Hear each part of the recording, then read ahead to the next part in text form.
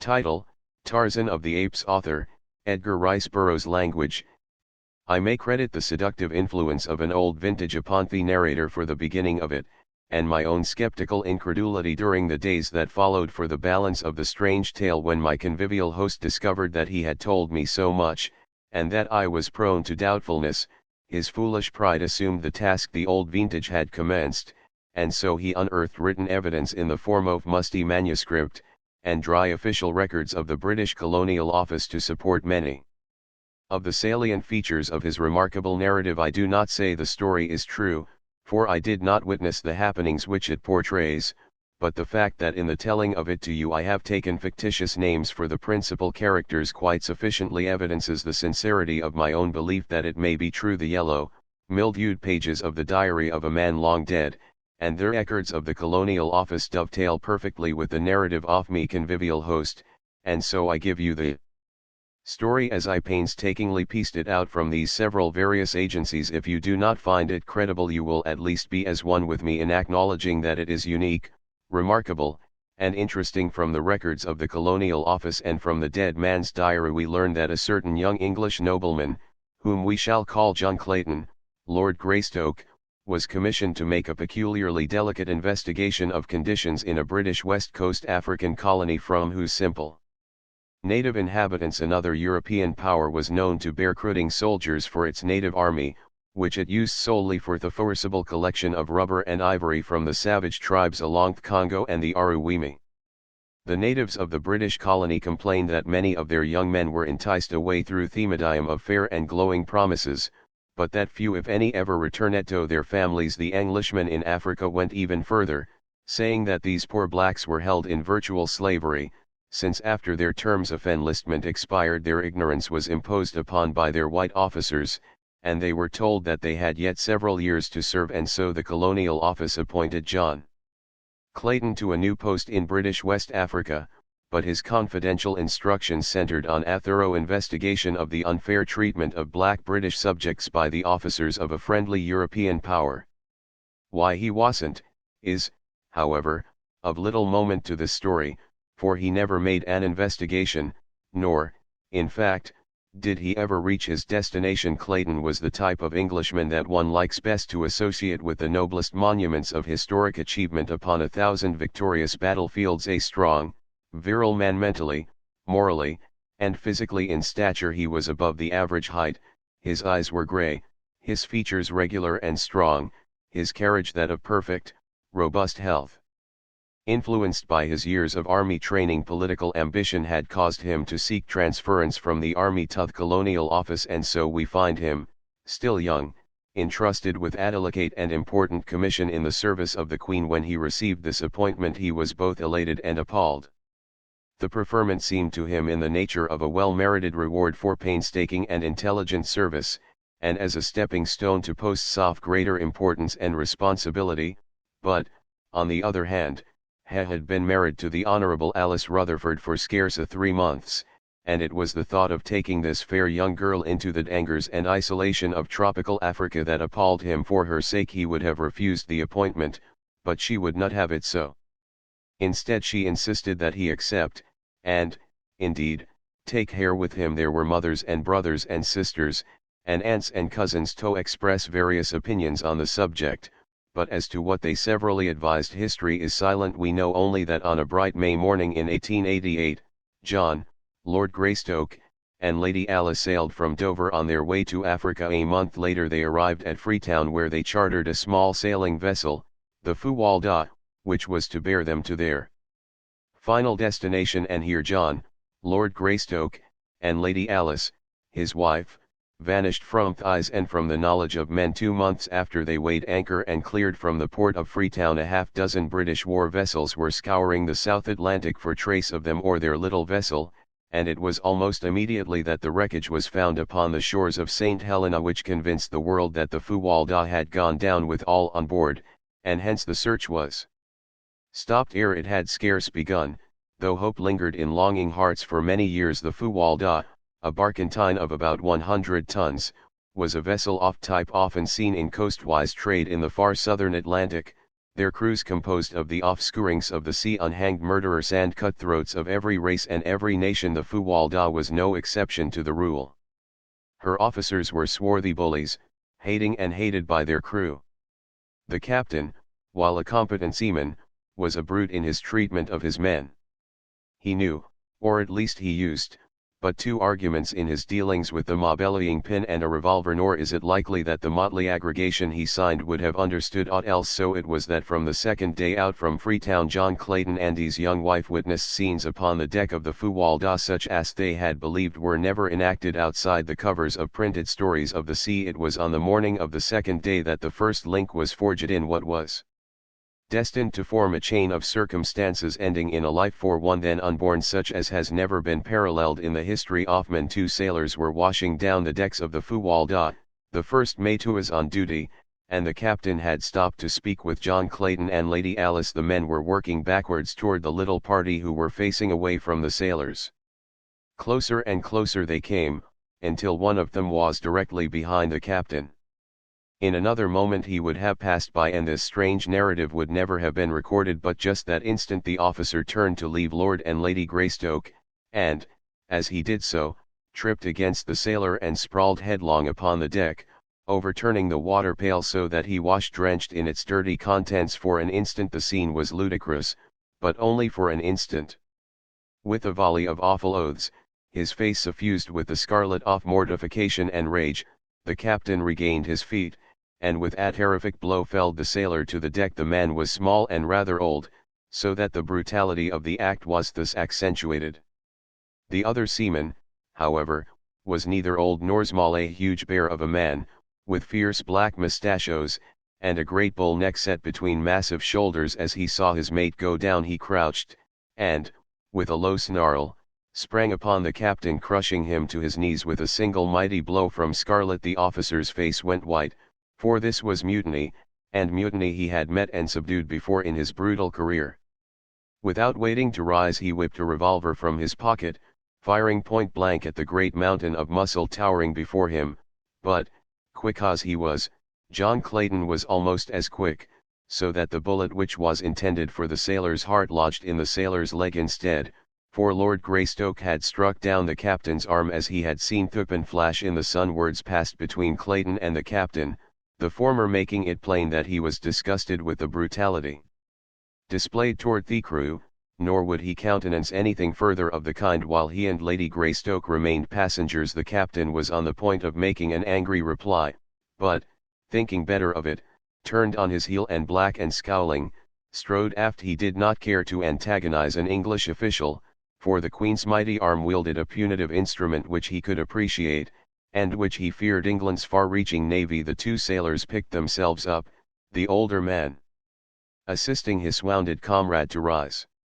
The big fellow, who was known among his mates as Black Michael, tried his leg gingerly, and, finding that it bore his weight, turned to Clayton with a word of gruff thanks. Though the fellow's tone was surly, his words were evidently well meant. Ere he had scarce finished his little speech he had turned and was limping off toward the forecastle with the very apparent intention of forestalling any further conversation. They did not see him again for several days, nor did the captain accord them more than the surliest of grunts when he was forced to speak to them. They took their meals in his cabin, as they had before the unfortunate occurrence, but the captain was careful to see that his duties never permitted him to eat at the same time. The other officers were coarse, illiterate fellows, but little above the villainous crew they bullied, and were only too glad to avoid social intercourse with the polished English noble and his lady, so that the Claytons were left very much to themselves. This in itself accorded perfectly with their desires, but it also rather isolated them from the life of the little ship, so that they were unable to keep in touch with the daily happenings which were to culminate so soon in bloody tragedy. There was in the whole atmosphere of the craft that undefinable something which presages disaster. Outwardly, to the knowledge of Thecla tons, all went on as before upon the little vessel, but that there was an undertow leading them toward some unknown danger both felt, though they did not speak of it to each other. On the second day after the wounding of Black Michael, Clayton came on deck just in time to see the limp body of one of the crew being carried below by four of his fellows, while the first mate, a heavy belaying pine in his hand, stood glowering at the little party of sullen Sailors Clayton asked no questions he did not need to, and the following day, as the great lines of a British battleship grew out of the distant horizon, he half determined to demand that he and Lady Alice be put aboard her, for his fears were steadily increasing that nothing but harm could result from remaining on the lowering, sullen Fuwalda. Toward noon they were within speaking distance of the British vessel, but when Clayton had nearly decided to ask the captain to put them aboard her, the obvious ridiculousness of such a request became suddenly apparent. What reason could he give the officer commanding Her Majesty's ship for desiring to go back in the direction from which had just come? What if he told them that two insubordinate seamen had been roughly handled by their officers? They would but laugh in their sleeves and attribute his reason for wishing to leave the ship to but one thing: cowardice. John Clayton, Lord Greystoke, did not ask to be transferred to the British man of war. Late in the afternoon he saw her upper works fade below the far horizon, but not before he learned that which confirmed his greatest fears, and caused him to curse the false pride which had restrained him from seeking safety for his young wife a few short hours before, when safety was within reach, a safety which was now gone forever. It was mid-afternoon that brought the little old sailor, who had been felled by the captain a few days before, to where Clayton and his wife stood by the ship's side, watching the ever-diminishing outlines of the great battleship. The old fellow was polishing brasses, and as he came edging along until close to Clayton he said, in an undertone, "Else to pay, sir, on this aircraft, and mark my word for it, sir, else to pay." "What do you mean, my good fellow?" asked Clayton. "Why, hasn't ye seen what's goin' on? Hasn't ye heard that devil's spawn of a captain and his mates knockin' the bloomin' lights out'n ARF the crew? 2 busted eads yesterday, and 3 today. Black Michael's as good as new agent, and he's not the bully to stand for it, not he, and mark my word for it, sir." "You mean, my man, that the crew contemplates mutiny?" asked Clayton. "Mutiny!" exclaimed the old fellow. "Mutiny! They means murder, sir, and mark my word for it, sir." "When?" "Hit's common, sir, hit's common, but I'm not a sayin' when, and I've a said too damned much now, but ye was a good sort t'other day and I thought it no more and right to warn ye. But keep a still tongue in your ead, and when ye hear shouldn't get below and stay there. That's all, only keep a still tongue in your ead, or they'll put a pill between your ribs, and mark my word for it, sir." And the old fellow went on with his polishing, which carried him away from where Clayton's were standing. "Deuced cheerful outlook, Alice," said Clayton. "You should warn the captain at once, John." "Possibly the trouble may yet be averted," she said. "I suppose I should, but yet from purely selfish motives I am almost prompted to keep a still tongue in my ead. Whatever they do now they will spare us in recognition of my stand for this fellow Black Michael, but should they find that I had betrayed them there would be no mercy shown us, Alice. You have but one duty, John, and that lies in the interest of vested authority. If you do not warn the captain you are as much a party to whatever follows as though you had helped to plot and carry it out with your own head and hands." "You do not understand, dear," replied Clayton. "It is of you I am thinking. There lies my first duty. The captain has brought this condition upon himself, so why then should I risk subjecting my wife to unthinkable horrors in a probably futile attempt to save him from his own brutal folly? You have no conception, dear, of what would follow were this pack of cutthroats to gain control of the Fuwalda. Duty is duty, John, and no amount of sophistries may change it. He would be a poor wife for an English lord were I to be responsible for his shirking a plain duty. I realize the danger which must follow, but I can face it with you." "Have it as you will then, Alice," he answered, smiling. "Maybe we are borrowing trouble. While I do not like the looks of things on board this ship, they may not be so bad after all, for it is possible that the ancient mariner was but voicing the desires of his wicked old heart rather than speaking of real facts. Mutiny on the high sea may have been common 100 years ago, but in this good year 1888 it is the least likely of happenings. But there goes the captain to his cabin now. If I am going to warn him I might as well get the beastly job over, for I have little stomach to talk with the brute at all." So saying, he strolled carelessly in the direction of the companionway through which the captain had passed, and a moment later was knocking at his door. "Come in," growled the deep tones of that surly officer, and when Clayton had entered, and closed the door behind him, "Well, I have come to report the gist of a conversation I heard today, because I feel that, while there may be nothing to it, it is as well that you be forearmed. In short, the men contemplate mutiny and murder." "It's a lie," roared the captain. "And if you have been interfering again with the discipline of this ship, or meddling in affairs thought to concern you, you can take the consequences, and be damned. I don't care whether you are an English lord or not. I'm captain of this here ship, and from now on you keep your meddling nose out of me business." The captain had worked himself up to such a frenzy of rage that he was fairly purple of face, and he shrieked the last words at the top of his voice, emphasizing his remarks by a loud thumping of the table with one huge fist, and shaking the other in Clayton's face. Greystoke never turned a hair, but stood eyeing the excited man with level gaze. "Captain Billings," he drawled finally, "if you will pardon my candor, I might remark that you are something of an ass." Whereupon he turned and left the captain with the same indifferent ease that was habitual with him, and which was more surely calculated to raise the ire of a man of Billings' class than a torrent of invective. So, whereas the captain might easily have been brought to regret his hasty speech had Clayton attempted to conciliate him, his temper was no irrevocably set in the mold in which Clayton had left it, and the last chance of their working together for their common good was gone.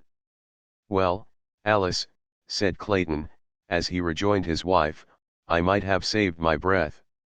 The fellow proved most ungrateful. Fairly jumped at me like a mad dog. He and his blasted old ship may hang, for aught I care, and until we're safely off the thing I shall spend my energies in looking after our own welfare.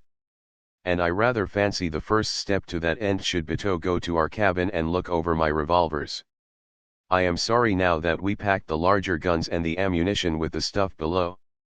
They found their quarters in a bad state of disorder. Clothing from their open boxes and bags strewed the little apartment, and even their beds had been torn to pieces. Evidently someone was more anxious about our belongings than we," said Clayton. "Let's have a look around, Alice, and see what's missing." A thorough search revealed the fact that nothing had been taken but Clayton's 2 revolvers and the small supply of ammunition he had saved out for them. "Those are the very things I most wish they had left us," said Clayton, "and the fact that they wished for them and them alone is most sinister." "What are we to do?" John asked his wife. "Perhaps you were right in that our best chance lies in maintaining a neutral position. If the officers are able to prevent a mutiny, we have nothing to fear, while if the mutineers are victorious our one slim hope lies in not being attempted to thwart or antagonize them." "Right you are, Alice. We'll keep in the middle of the road." As they started to straighten up their cabin, Clayton and his wife simultaneously noticed the corner of a piece of paper protruding from beneath the door of their quarters.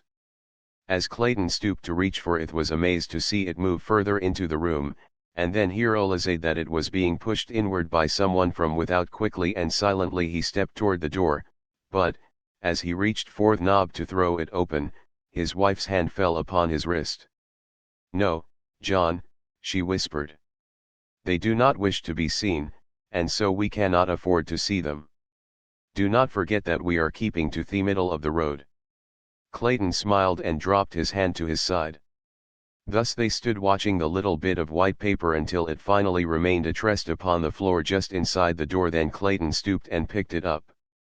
It was a bit of grimy, white paper roughly folded into a ragged square. Opening it, they found a crude message printed almost illegibly, and with many evidences of an unaccustomed task translated. It was a warning to the Claytons to refrain from reporting the loss of the revolvers, or from repeating what the old sailor had told them to refrain on pain of death. "I rather imagine we'll be good," said Clayton with a rueful smile.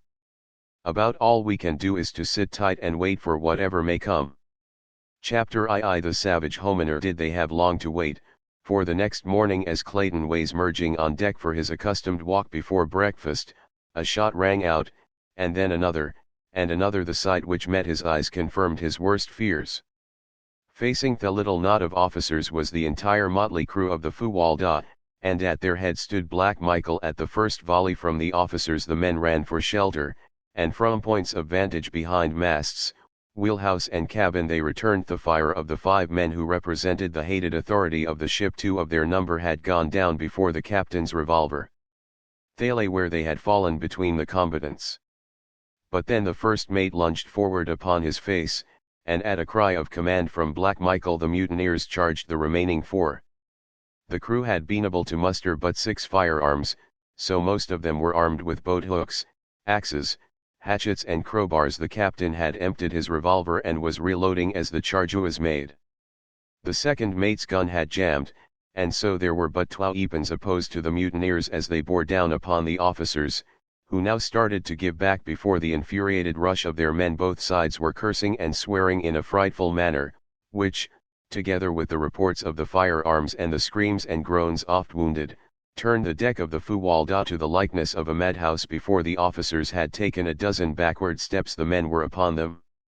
An axe in the hands of a burly negro cleft the captain from forehead to chin, and an instant later the others were down, dead or wounded from dozens of blows and bullet wounds. Short and grisly had been the work of the mutineers of the Fuwalda, and through it all John Clayton had stood leaning carelessly beside the companionway, puffing meditatively upon his pipe as though he had been but watching an indifferent cricket match. As the last officer went down he thought it was time that he returned to his wife lest some members of the crew find her alone below. Though outwardly calm and indifferent, Clayton was inwardly apprehensive and wrought up, for he feared for his wife's safety at the hands of these ignorant half-brutes into whose hands fate had so remorselessly thrown them. As he turned to descend the ladder he was surprised to see his wife standing on the steps almost at his side.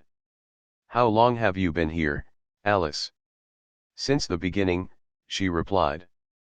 "How awful, John."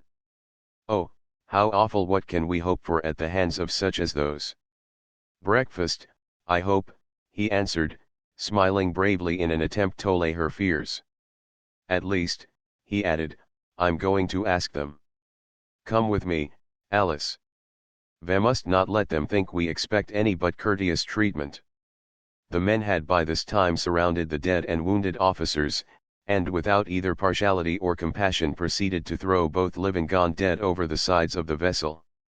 With equal heartlessness they disposed of their own dead and dying. Presently one of the crew spied the approaching Claytons, and with a cry of, "Here's 2 more for the fishes," rushed toward them with uplifted axe. But Black Michael was even quicker, so that the fellow went down with a bullet in his back before he had taken a half-dozen steps. With a loud roar, Black Michael attracted the attention of the others, and, pointing to Lord and Lady Greystoke, cried, "These here are my friends, and they are to be left alone. D'ye understand? I'm captain of this ship now, and what I says goes," he added, turning to Clayton. "Just keep to yourselves, and nobody ll harm ye," and hello okayed threateningly on his fellows. The Claytons heeded Black Michael's instructions so well that they saw but little of the crew and knew nothing of the plans the men were making. Occasionally they heard faint echoes of brawls and quarreling among the mutineers, and on 2 occasions the vicious bark of firearms rang out in the still air. But Black Michael was a fit leader for this band of cutthroats, and, withal held them in fair subjection to his rule. On the 5th day following the murder of the ship's officers, land was sighted by the lookout. Whether island or mainland, Black Michael did not know, but he announced to Clayton that if investigation showed that the place was habitable he and Lady Greystoke were to be put ashore with their belongings. "You'll be all right there for a few months," he explained, "and by that time we'll have been able to make an inhabited coast somewhere and scatter a bit. Then I'll see that your government's notified where you've been. They'll soon send a man o' war to fetch ye off. It would be a hard matter to land you in civilization without a lot o' questions being asked, and none o' us here has any very convincin' answers up our sleeves." Clayton remonstrated against the inhumanity of landing them upon an unknown shore to be left to the mercies of savage beasts. And, possibly, still more savage men. But his words were of no avail, and only tended to anger Black Michael, so he was forced to desist and make the best he could of a bad situation. About 3 o'clock in the afternoon they came about off a beautiful wooded shore opposite the mouth of what appeared to be a landlocked harbor. Black Michael sent a small boat filled with men to sound the entrance in an effort to determine if the Fuwalda could be safely worked through the entrance. In about an hour they returned and reported deep water through the passage as well as far into the little basin. Before dark the barkentine lay peacefully at anchor upon the bosom of still, mirror-like surface of the harbor. The surrounding shores were beautiful with semi-tropical verdure, while in the distance the country rose from the ocean in hill and tableland, almost uniformly clothed by primeval forest. No signs of habitation were visible, but that the land might easily support human life was evidenced by the abundant bird and animal life of which the watchers on the Fuwalda's deck caught occasional glimpses, as well as by the shimmer of a little river which emptied into the harbor, ensuring fresh water in plenitude. As darkness settled upon the earth, Clayton and Lady Alice still stood by the ship's rail in silent contemplation of their future abode. From the dark shadows of the mighty forest came the wild calls of savage beasts, the deep roar of the lion, and, occasionally, the shrill scream of a panther. The woman shrank closer to the man in terror-stricken anticipation of horrors lying in wait for them in the awful blackness of the nights to come, when they should be alone upon that wild and lonely shore. Later in the evening Black Michael joined them long enough to instruct them to make their preparations for landing on the morrow. They tried to persuade him to take them to some more hospitable coast near enough to civilization so that they might hope to fall into friendly hands, but no pleas, or threats, or promises of reward could move him. I am the only man aboard who would not rather see ye both safely dead, and, while I know that's the sensible way to make sure of our own yet Black Michael's not the man to forget a favor. Ye saved my life once, and in return I'm goin' to spare yours, but that's all I can do. The men won't stand for any more, and if we don't get ye landed pretty quick they may even change their minds about giving ye that much show. I'll put all your stuff ashore with ye as well as cooking utensils and some old sails for tents, and enough grub to last ye until ye can find fruit and game. With your guns for protection, ye ought to be able to live here easy enough until help comes. When I get safely hid away I'll see to it that the British government learns about where ye be. For the life of me I couldn't tell 'em exactly where, for I don't know myself. But they'll find ye all right. After he had left them they went silently below, each wrapped in gloomy forebodings. Clayton did not believe that Black Michael had the slightest intention of notifying the British government of their whereabouts, nor was Haney too sure but that some treachery was contemplated for the following day when they should be on shore with the sailors who would have to accompany them with their belongings. Once out of Black Michael's sight any of the men might strike them down, and still leave Black Michael's conscience clear, and even should they escape that fate was it not but to be faced with far graver dangers. Alone, he might hope to survive for years, for he was a strong, athletic man, but what of Alice, and that other little life so soon to be launched amidst the hardships and grave dangers of a primeval world? The man shuddered as he meditated upon the awful gravity, the fearful helplessness, of their situation. But it was a merciful providence which prevented him from foreseeing the hideous reality which awaited them in the grim depths of that gloomy wood. Early next morning their numerous chests and boxes were hoisted on deck and lowered to waiting small boats for transportation to shore. There was a great quantity and variety of stuff, as the Claytons had expected a possible 5 to 8 years' residence in their new home. Thus, in addition to the many necessities they had brought, there were also many luxuries. Black Michael was determined that nothing belonging to the Claytons should be left on board. Whether out of compassion for them, or in furtherance of his own self-interests, it would be difficult to say. There was no question but that the presence of property of a missing British official upon a suspicious vessel would have been a difficult thing to explain in any civilized port in the world. So zealous was he in his efforts to carry out his intentions that he insisted upon the return of Clayton's revolvers to him by the sailors in whose possession they were. Into the small boats were also loaded salt meats and biscuit, with a small supply of potatoes and beans, matches, and cooking vessels, a cast of tools, and the old sails which Black Michael had promised them. As though himself fearing the very thing which Clayton had suspected, Black Michael accompanied them to shore, and was the last to leave them when the small boats, having filled the ship's casks with fresh water, were pushed out toward the waiting Fuwalda as the boats moved slowly over the smooth waters of the bay.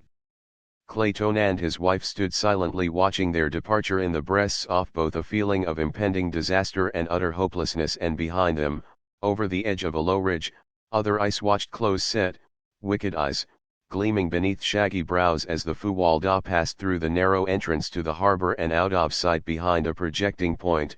Lady Alice threw her arms about Clayton's neck and burst into uncontrolled sobs. Bravely had she faced the dangers of the mutiny, with heroic fortitude she had looked into the terrible future, but now that the horror of absolute solitude was upon them, her overwrought nerves gave way, and reaction came. He did not attempt to check her tears. It were better that nature have her way in relieving these long-pent emotions, and it was many minutes before the girl, little more than a child she was, could again gain mastery of herself. "Oh, John," she cried at last, "the horror of it! What are we to do? What are we to do?" "There is but one thing to do, Alice," and he spoke as quietly as though they were sitting in their snug living room at home, "and that is work. Work must be our salvation. We must not give ourselves time to think, for in that direction lies madness. We must work and wait. I am sure that relief will come, and come quickly, when once it is apparent that the Fuwalda has been lost, even though Black Michael does not keep his word to us. But John, if it were only you and I," she sobbed, "we could endure it, I know, but—" "Yes, dear," he answered, gently, "I have been thinking of that, also, but we must face it, as we must face whatever comes, bravely and with utmost confidence in our ability to cope with circumstances whatever they may be. Hundreds of thousands of years ago our ancestors of the dim and distant past faced the same problems which we must face, possibly in these same primeval forests. That we are here today evidences their victory. What they did may we not do. And even better, for are we not armed with ages of superior knowledge, and have we not the means of protection, defense, and sustenance which science has given us, but of which they were totally ignorant? What they accomplished, Alice, with instruments and weapons of stone and bone, surely that may we accomplish also. Ah, John, I wish that I might be a man with a man's philosophy, but I am but a woman, seeing with my heart rather than my head, and all that I can see is too horrible, too unthinkable to put into words. I only hope you are right, John. I will do my best to be a brave primeval woman, a fit mate for the primeval man." Clayton's first thought was to arrange a sleeping shelter for the night, something which might serve to protect them from prowling beasts of prey. He opened the box containing his rifles and ammunition, that they might both be armed against possible attack while at work, and then together they sought a location for their first night's sleeping place. 100 yards from the beach was a little level spot, fairly free of trees.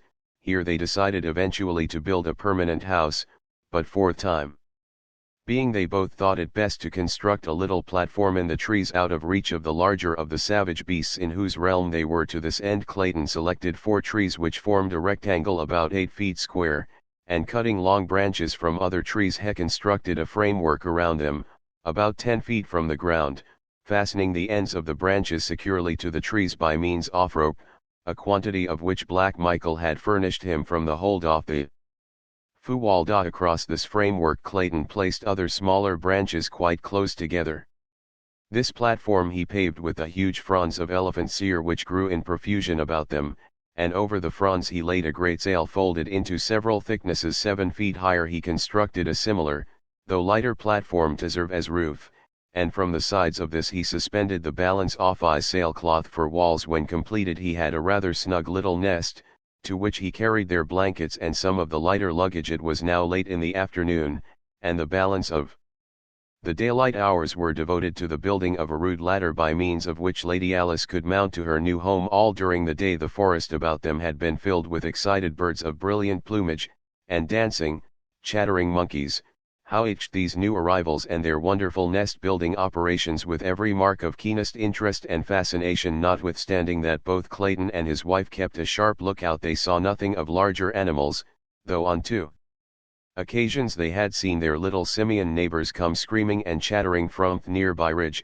casting frightened glances back over their little shoulders, and evincing as plainly as though by speech that they were fleeing some terrible thing which lay concealed there. Just before dusk Clayton finished his ladder, and, filling a great basin with water from the nearby stream, the two mounted to the comparative safety of their aerial chamber. As it was quite warm, Clayton had left the side curtains thrown back over the roof, and as they sat, like Turks, upon their blankets, Lady Alice, straining her eyes into the darkening shadows of the wood, suddenly reached out and grasped Clayton's arms.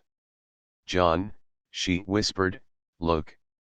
"What is it, a man?" As Clayton turned his eyes in the direction she indicated, he saw silhouetted dimly against the shadows beyond, a great figure standing upright upon the ridge. For a moment it stood as though listening, and then turned slowly, and melted into the shadows of the jungle. "What is it, John?" "I do not know, Alice," he answered gravely. "It is too dark to see so far, and it may have been but a shadow cast by the rising moon." "No, John, if it was not a man it was some huge and grotesque mockery of man." "Oh, I am afraid."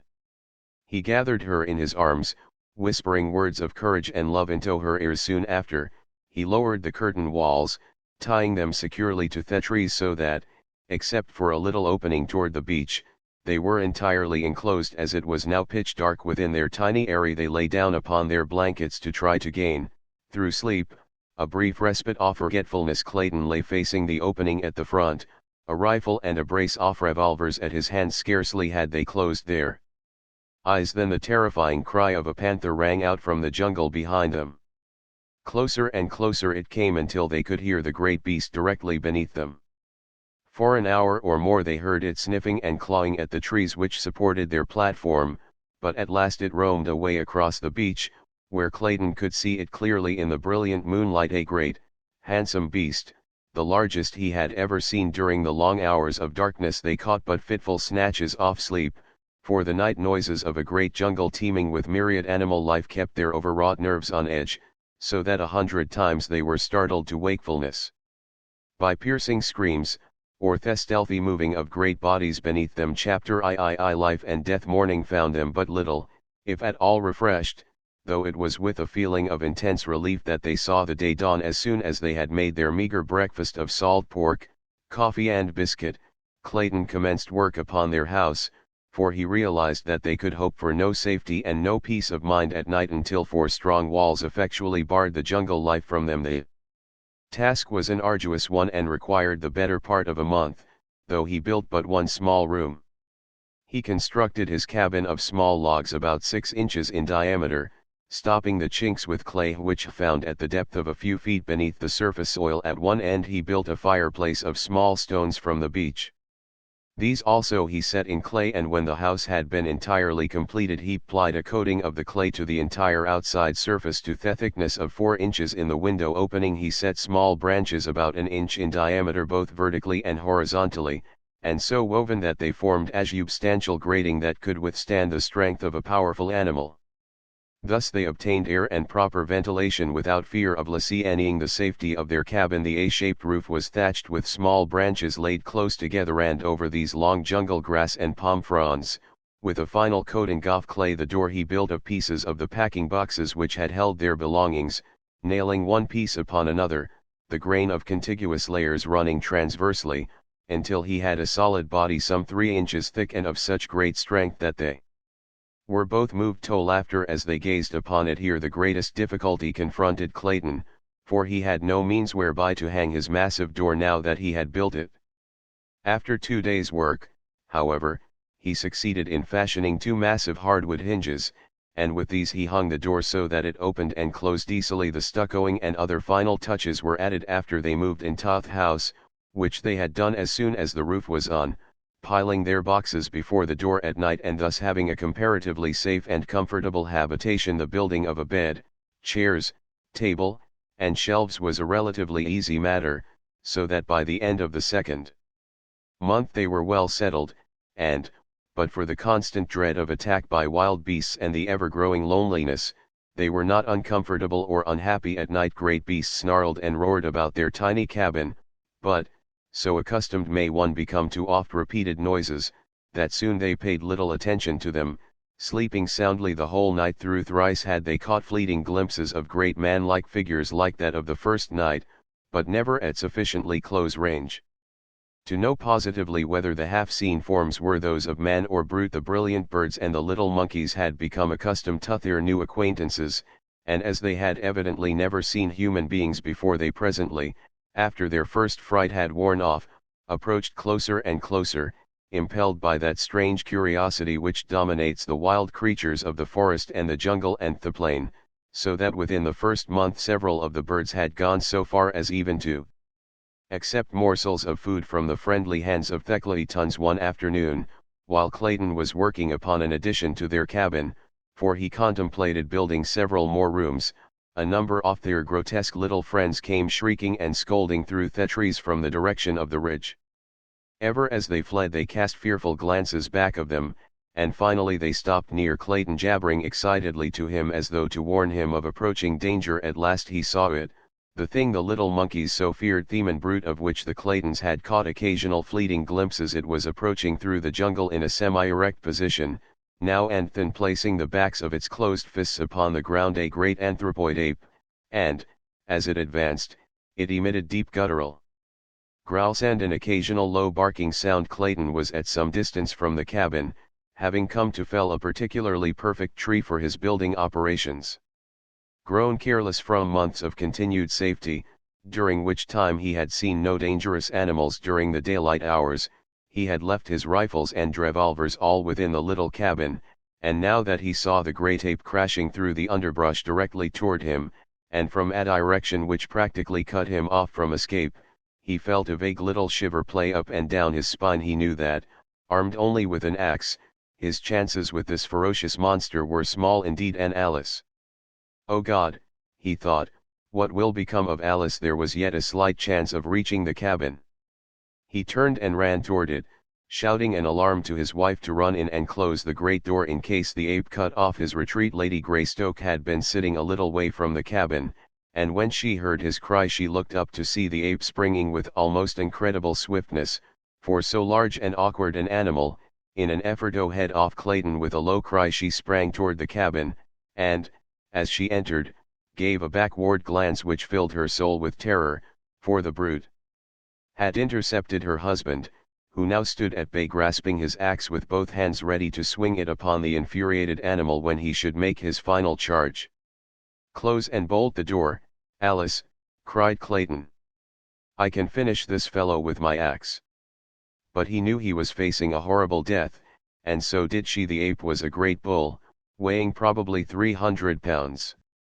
His nasty, close-set eyes gleamed hatred from beneath his shaggy brows, while his great canine fangs were bared in a horrid snarl. As he paused a moment before his prey over the brute's shoulder, Clayton could see the doorway of his cabin, not 20 paces distant, and a great wave of horror and fear swept over him as he saw his young wife emerge, armed with one of his rifles. She had always been afraid of firearms, and would never touch them, but now she rushed toward the ape with the fearlessness of a lioness protecting its young. "Back, Alice," shouted Clayton, "for God's sake, go back." But she would not heed, and just then the ape charged, so that Clayton could say no more. The man swung his axe with all his mighty strength, but the powerful brute seized it in those terrible hands, and tearing it from Clayton's grasp hurled it far to one side. With an ugly snarl he closed upon his defenseless victim, but ere his fangs had reached the throat they thirsted for, there was a sharp report and a bullet entered the ape's back between his shoulders, throwing Clayton to the ground. The beast turned upon his new enemy. There before him stood the terrified girl, vainly trying to fire another bullet into the animal's body, but she did not understand the mechanism of the firearm, and the hammer fell futilely upon an empty cartridge. Almost simultaneously Clayton regained his feet, and without thought of the utter hopelessness of it, he rushed forward to drag the ape from his wife's prostrate form. With little or no effort he succeeded, and the great bulk rolled inertly upon the turf before him. The ape was dead. The bullet had done its work. A hasty examination of his wife revealed no marks upon her, and Clayton decided that the huge brute had died the instant he had sprung toward Alice. Gently he lifted his wife's still unconscious form, and bore her to the little cabin, but it was fully 2 hours before she regained consciousness. Her first words filled Clayton with vague apprehension. For some time after regaining her senses, Alice gazed wonderingly about the interior of the little cabin, and then, with a satisfied sigh, said, "Oh, John, it is so good to be really home. I have had an awful dream, dear. I thought we were no longer in London, but in some horrible place where great beasts attacked us." "There, Alice," he said, stroking her forehead, "try to sleep again, and do not worry your head about bad dreams."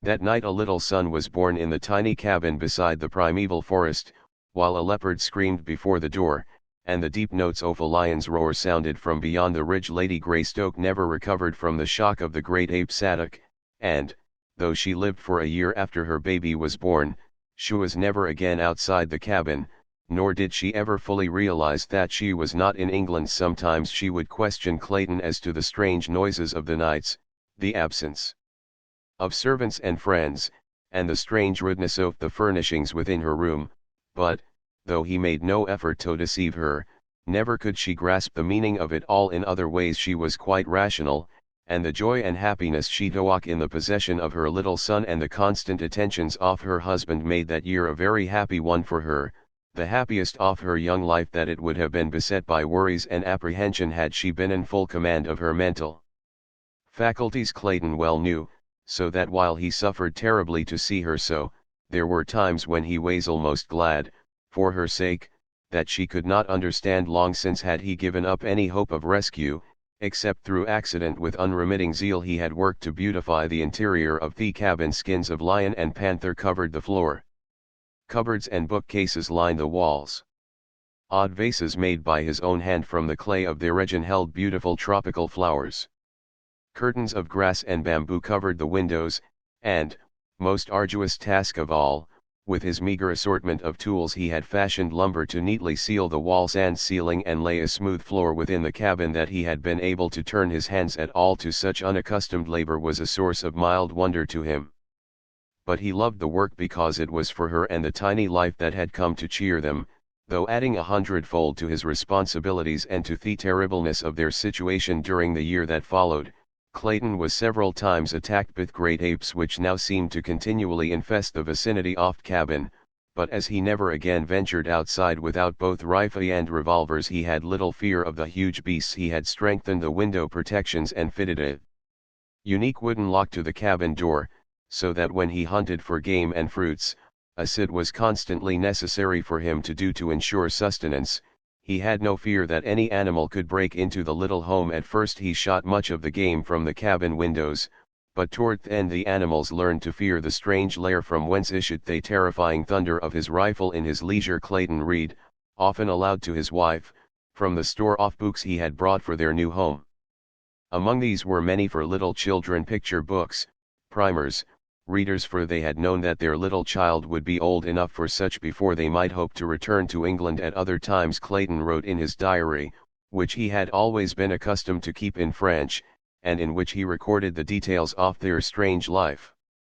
This book he kept locked in a little metal box. A year from the day her little son was born, Lady Alice passed quietly away in the night.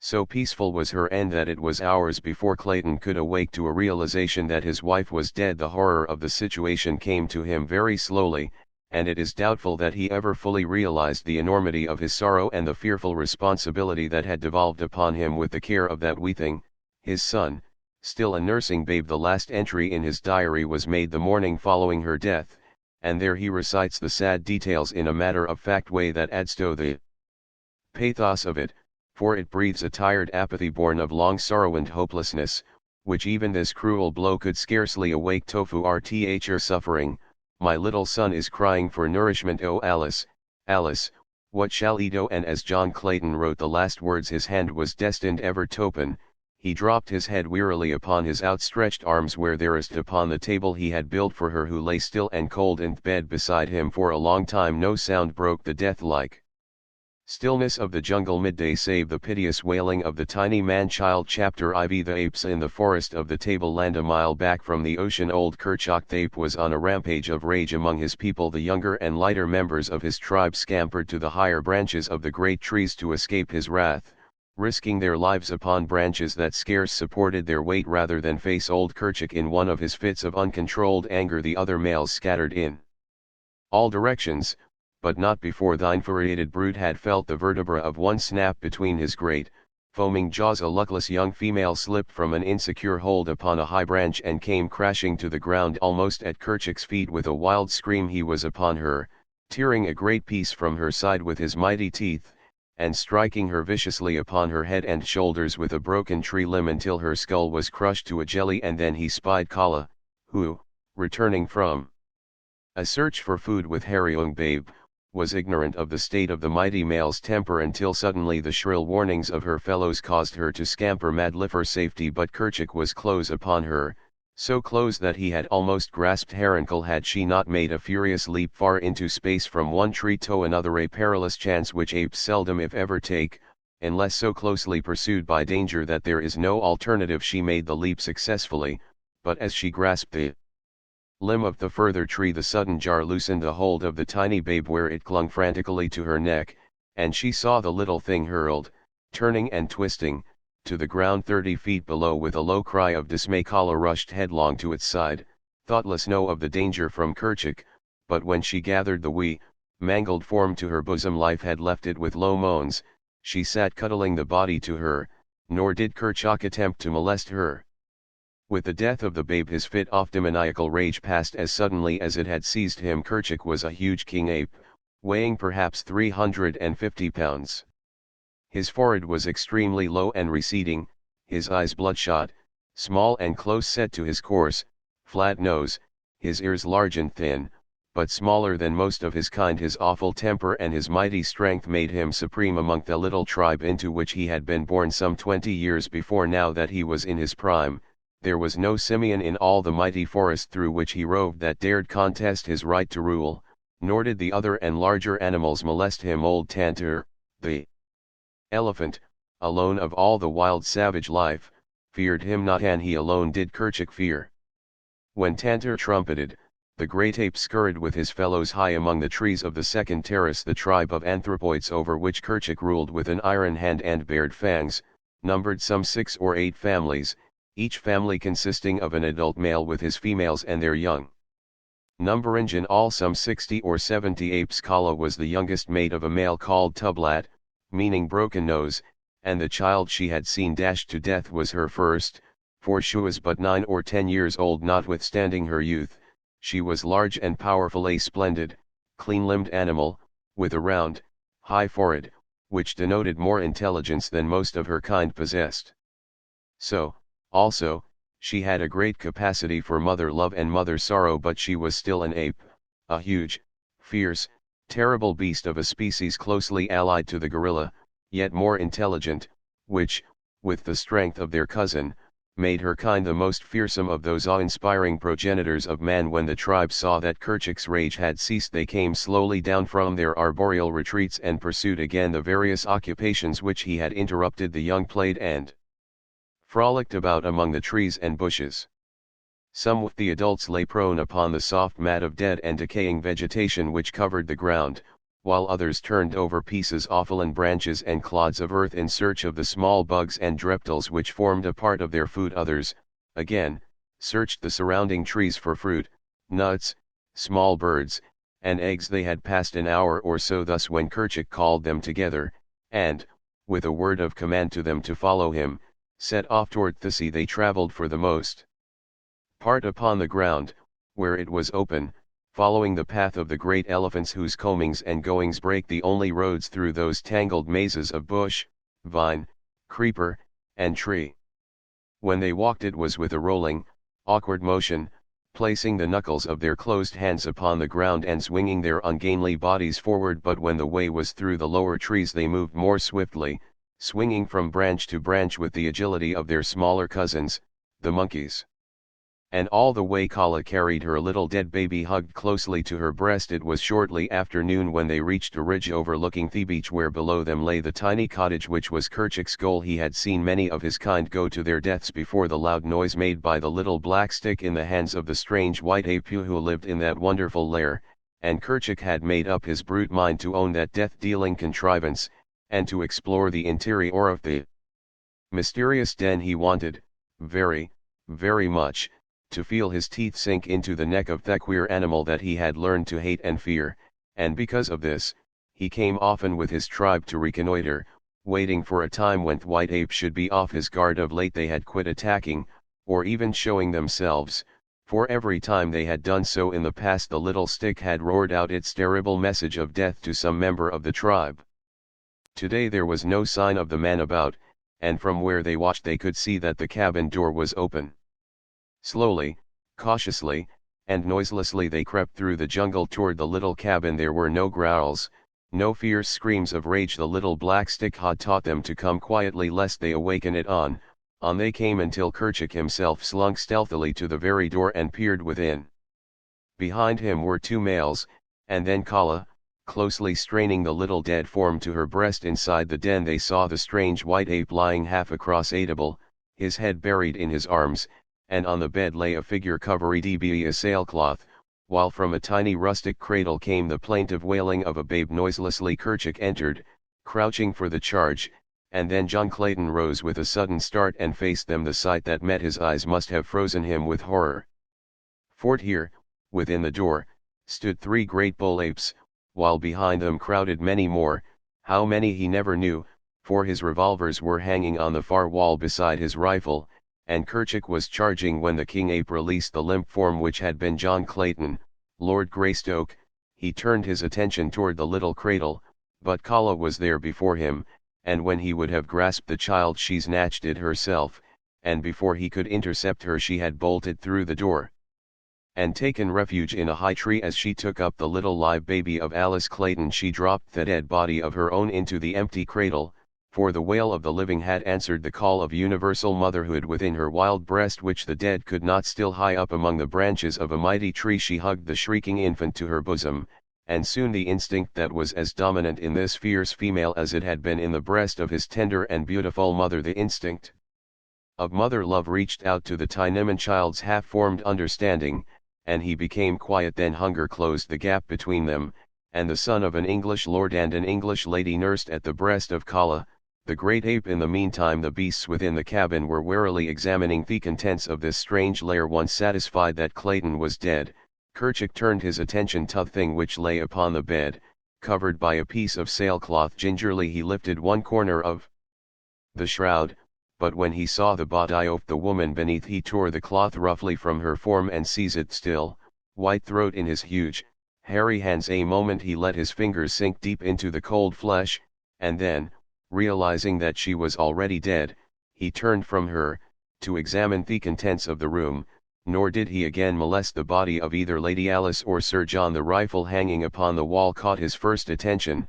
It was Forthy's strange, death-dealing thunderstick that he had yearned for months, but now that it was within his grasp he scarcely had the temerity to seize it. Cautiously he approached the thing, ready to flee precipitately should it speak in its deep roaring tones, as he had heard it speak before, the last words to those of his kind who, through ignorance or rashness, had attacked the wonderful white ape that had borne it. Deep in the beast's intelligence was something which assured him that thunderstick was only dangerous when in the hands of one who could manipulate it, but yet it was several minutes ere he could bring himself to touch it. Instead, he walked back and forth along the floor before it, turning his head so that never once did his eyes leave the object of his desire, using his long arms as a man uses crutches, and rolling his huge carcass from side to side with each stride. The great king ape paced to and fro, uttering deep growls, occasionally punctuated with the ear-piercing scream, than which there is no more terrifying noise. In all the jungle presently he halted before the rifle. Slowly he raised a huge hand until it almost touched the shining barrel, only to withdraw it once more and continue his hurried pacing. It was as though the great brute, by this show of fearlessness, and through the medium of his wild voice, was endeavoring to bolster up his courage to the point which would permit him to take the rifle in his hand. Again he stopped, and this time succeeded in forcing his reluctant hand to the cold steel, only to snatch it away almost immediately and resume his restless beat. Time after time this strange ceremony was repeated, but on each occasion with increased confidence, until, finally, the rifle was torn from its hook and lay in the grasp of the great brute. Finding that it harmed him not, Kerchak began to examine it closely. He felt of it from end to end, peered down the black depths of the muzzle, fingered the sights, the breech, the stock, and finally the trigger. During all these operations the apes who had entered sat huddled near the door watching their chief, while those outside strained and crowded to catch a glimpse of what transpired within. Suddenly Kerchak's finger closed upon the trigger. There was a deafening roar in the little room, and the apes at and beyond the door fell over one another in their wild anxiety to escape. Kerchak was equally frightened, so frightened, in fact, that he quite forgot to throw aside the author of that fearful noise, but bolted for the door with it tightly clutched in one hand. As he passed through the opening, the front sight of the rifle caught upon the edge of the inswung door with sufficient force to close it tightly after the fleeing ape. When Kerchak came to a halt a short distance from the cabin and discovered that he still held the rifle, he dropped it as he might have dropped a red-hot iron, nor did he again attempt to recover it. The noise was too much for his brute nerves, but he was now quite convinced that the terrible stick was quite harmless by itself if left alone. It was an hour before the apes could again bring themselves to approach the cabin to continue their investigations, and when they finally did so, they found to their chagrin that the door was closed and so securely fastened that they could not force it. The cleverly constructed latch which Clayton had made for the door had sprung as Kerchak passed out, nor could the apes find means of ingress through the heavily barred windows. After roaming about the vicinity for a short time, they started back for the deeper forests and the higher land from whence they had come. Kala had not once come to earth with her little adopted babe, but now Kerchak called to her to descend with the rest, and as there was none of anger in his voice, she dropped lightly from branch to branch and joined the others on their homeward march. Those of the apes who attempted to examine Kala's strange baby were repulsed with bared fangs and low menacing growls, accompanied by words of warning from Kala. When they assured her that they meant the child no harm, she permitted them to come close, but would not allow them to touch her charge. It was as though she knew that her baby was frail and delicate, and feared lest the rough hands of her fellows might injure the little thing. Another thing she did, and which made traveling an onerous trial for her. Remembering the death of her own little one, she clung desperately to the new babe, with one hand, whenever they were upon the march. The other young rode upon their mothers' backs, their little arms tightly clasping the hairy necks before them, while their legs were locked beneath their mother's armpits. Not so with Kala. She held the small form of the little Lord Greystoke tightly to her breast, where the dainty hands clutched the long black hair which covered that portion of her body. She had seen one child fall from her back to a terrible death, and she would take no further chances with this. Chapter V. The white ape. Tenderly Kala nursed her little waif, wondering silently why it did not gain strength and agility as did the little apes of other mothers.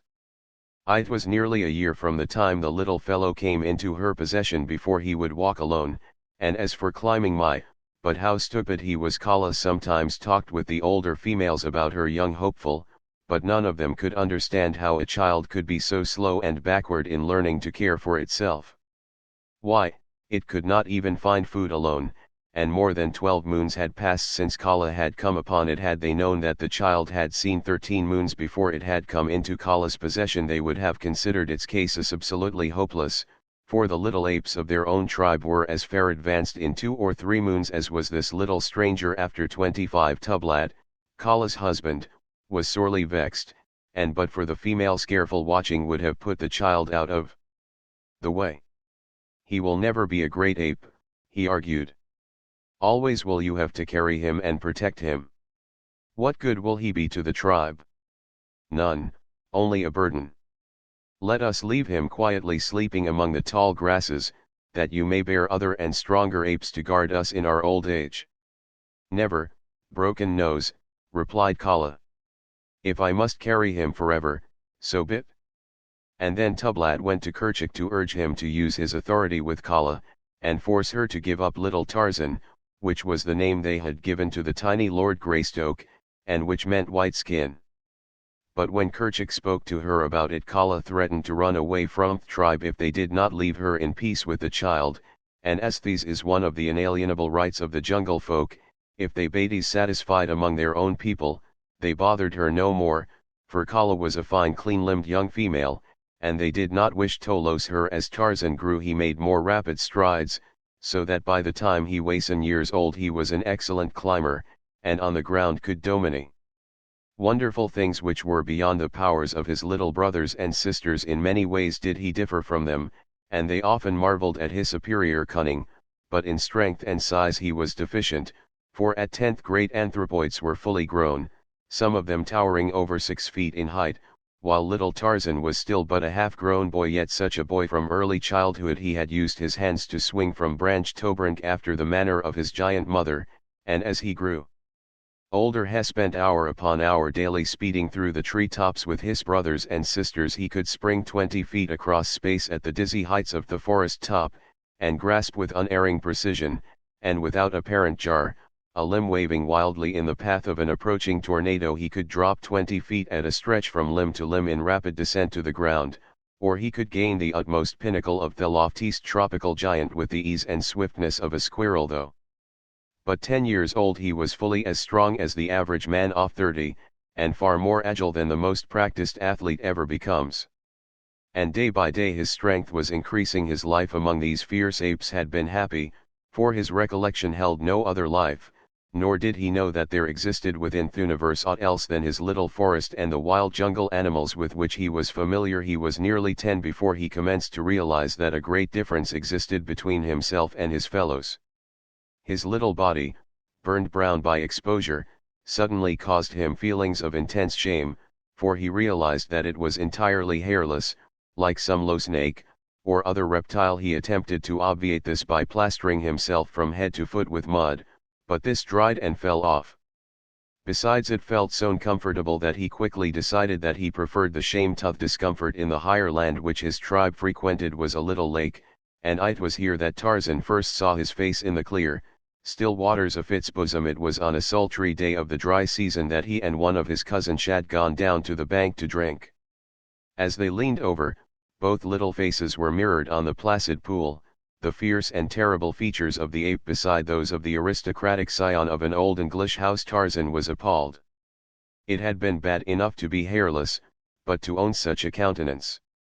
He wondered that the other apes could look at him at all. That tiny slit of a mouth and those puny white teeth, how they looked beside the mighty lips and powerful fangs of his more fortunate brothers, and the little pinched nose of his, so thin was it that it looked half-starved.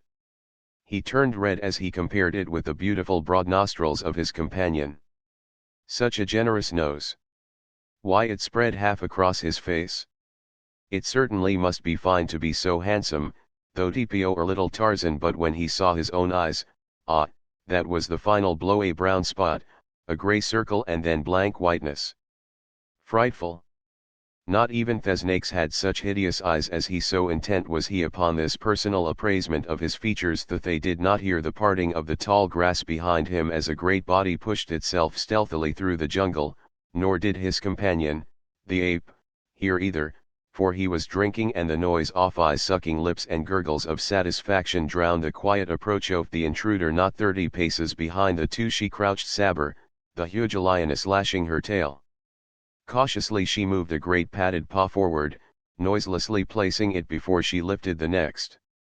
Thus she advanced, her belly low, almost touching the surface of the ground, a great cat preparing to spring upon its prey. Now she was within 10 feet of the two unsuspecting little playfellows. Carefully she drew her hind feet well up beneath her body, the great muscles rolling under the beautiful skin. So low she was crouching now that she seemed flattened to the earth except for the upward bend of the glossy back as it gathered for the spring. No longer the tail lashed quiet and straight behind her. It lay an instant. She paused thus, as though turned to stone, and then, with an awful scream, she sprang. Saber, the lioness, was a wise hunter. To one less wise the wild alarm of her fierce cry as she sprang would have seemed a foolish thing, for could she not more surely have fallen upon her victims had she but quietly leaped without that loud shriek? But Saber knew well the wondrous quickness of the jungle folk and their almost unbelievable powers of hearing. To them the sudden scraping of a blade of grass across another was as effectual a warning as her lutest cry, and Sabor knew that she could not make that mighty leap without a little noise. Her wild scream was not a warning.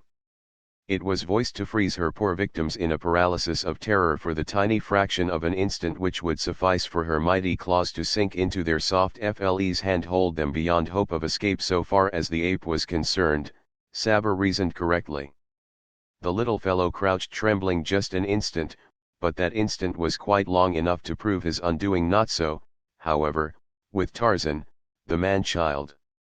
His life amidst the dangers of the jungle had taught him to meet emergencies with self-confidence, and his higher intelligence resulted in a quickness of mental action far beyond the powers of the apes. So the scream of Sabor, the lioness, galvanized the brain and muscles of little Tarzan into instant action. Before him lay the deep waters of the little lake, behind him certain death, a cruel death beneath tearing claws and rending fangs. Tarzan had always hated water except as a medium for quenching. Hist.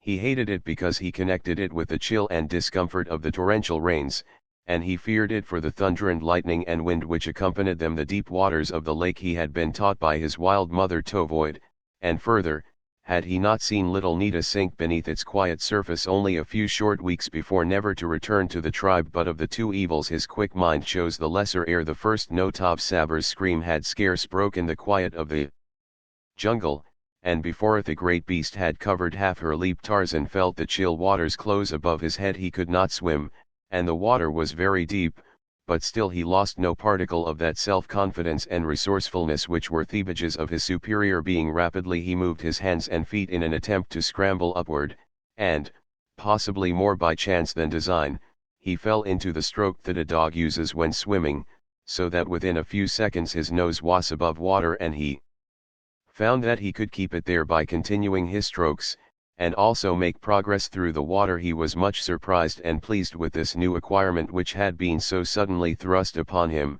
but he had no time for thinking much upon it. He was now swimming parallel to the bank, and there he saw the cruel beast that would have seized him crouching upon the still form of his little playmate. The lioness was intently watching Tarzan, evidently expecting him to return to shore, but this the boy had no intention of doing. Instead he raised his voice in the call of distress common to his tribe, adding to it the warning which would prevent would-be rescuers from running into the clutches of Sabor. Almost immediately there came an answer from the distance, and presently 40 or 50 great apes swung rapidly and majestically through the trees toward the scene of tragedy. In the lead was Kala, for she had recognized the tones of her best beloved, and with her was the mother of the little ape, who lay dead beneath cruel Sabor. Though more powerful and better equipped for fighting than the apes, the lioness had no desire to meet these enraged adults, and with a snarl of hatred she sprang quickly into the brush and disappeared. Tarzan now swam to shore and clambered quickly upon dry land.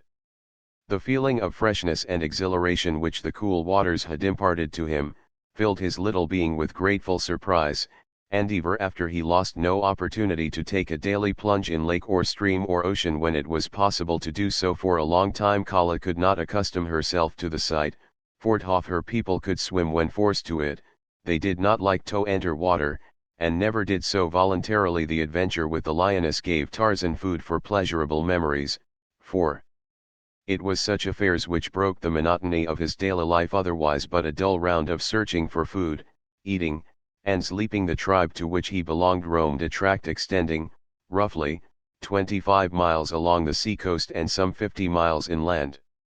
This they traversed almost continually, occasionally remaining for months in one locality, but as they moved through the trees with great speed they often covered the territory in a very few days. Much depended upon food supply, climatic conditions, and the prevalency of animals of the more dangerous species, though Kerchak often led them in long marches for no other reason than that he had tired of remaining in the same place at night. They slept where darkness overtook them, lying upon the ground, and sometimes covering their heads, and more seldom their bodies, with the great leaves of the elephant's ear.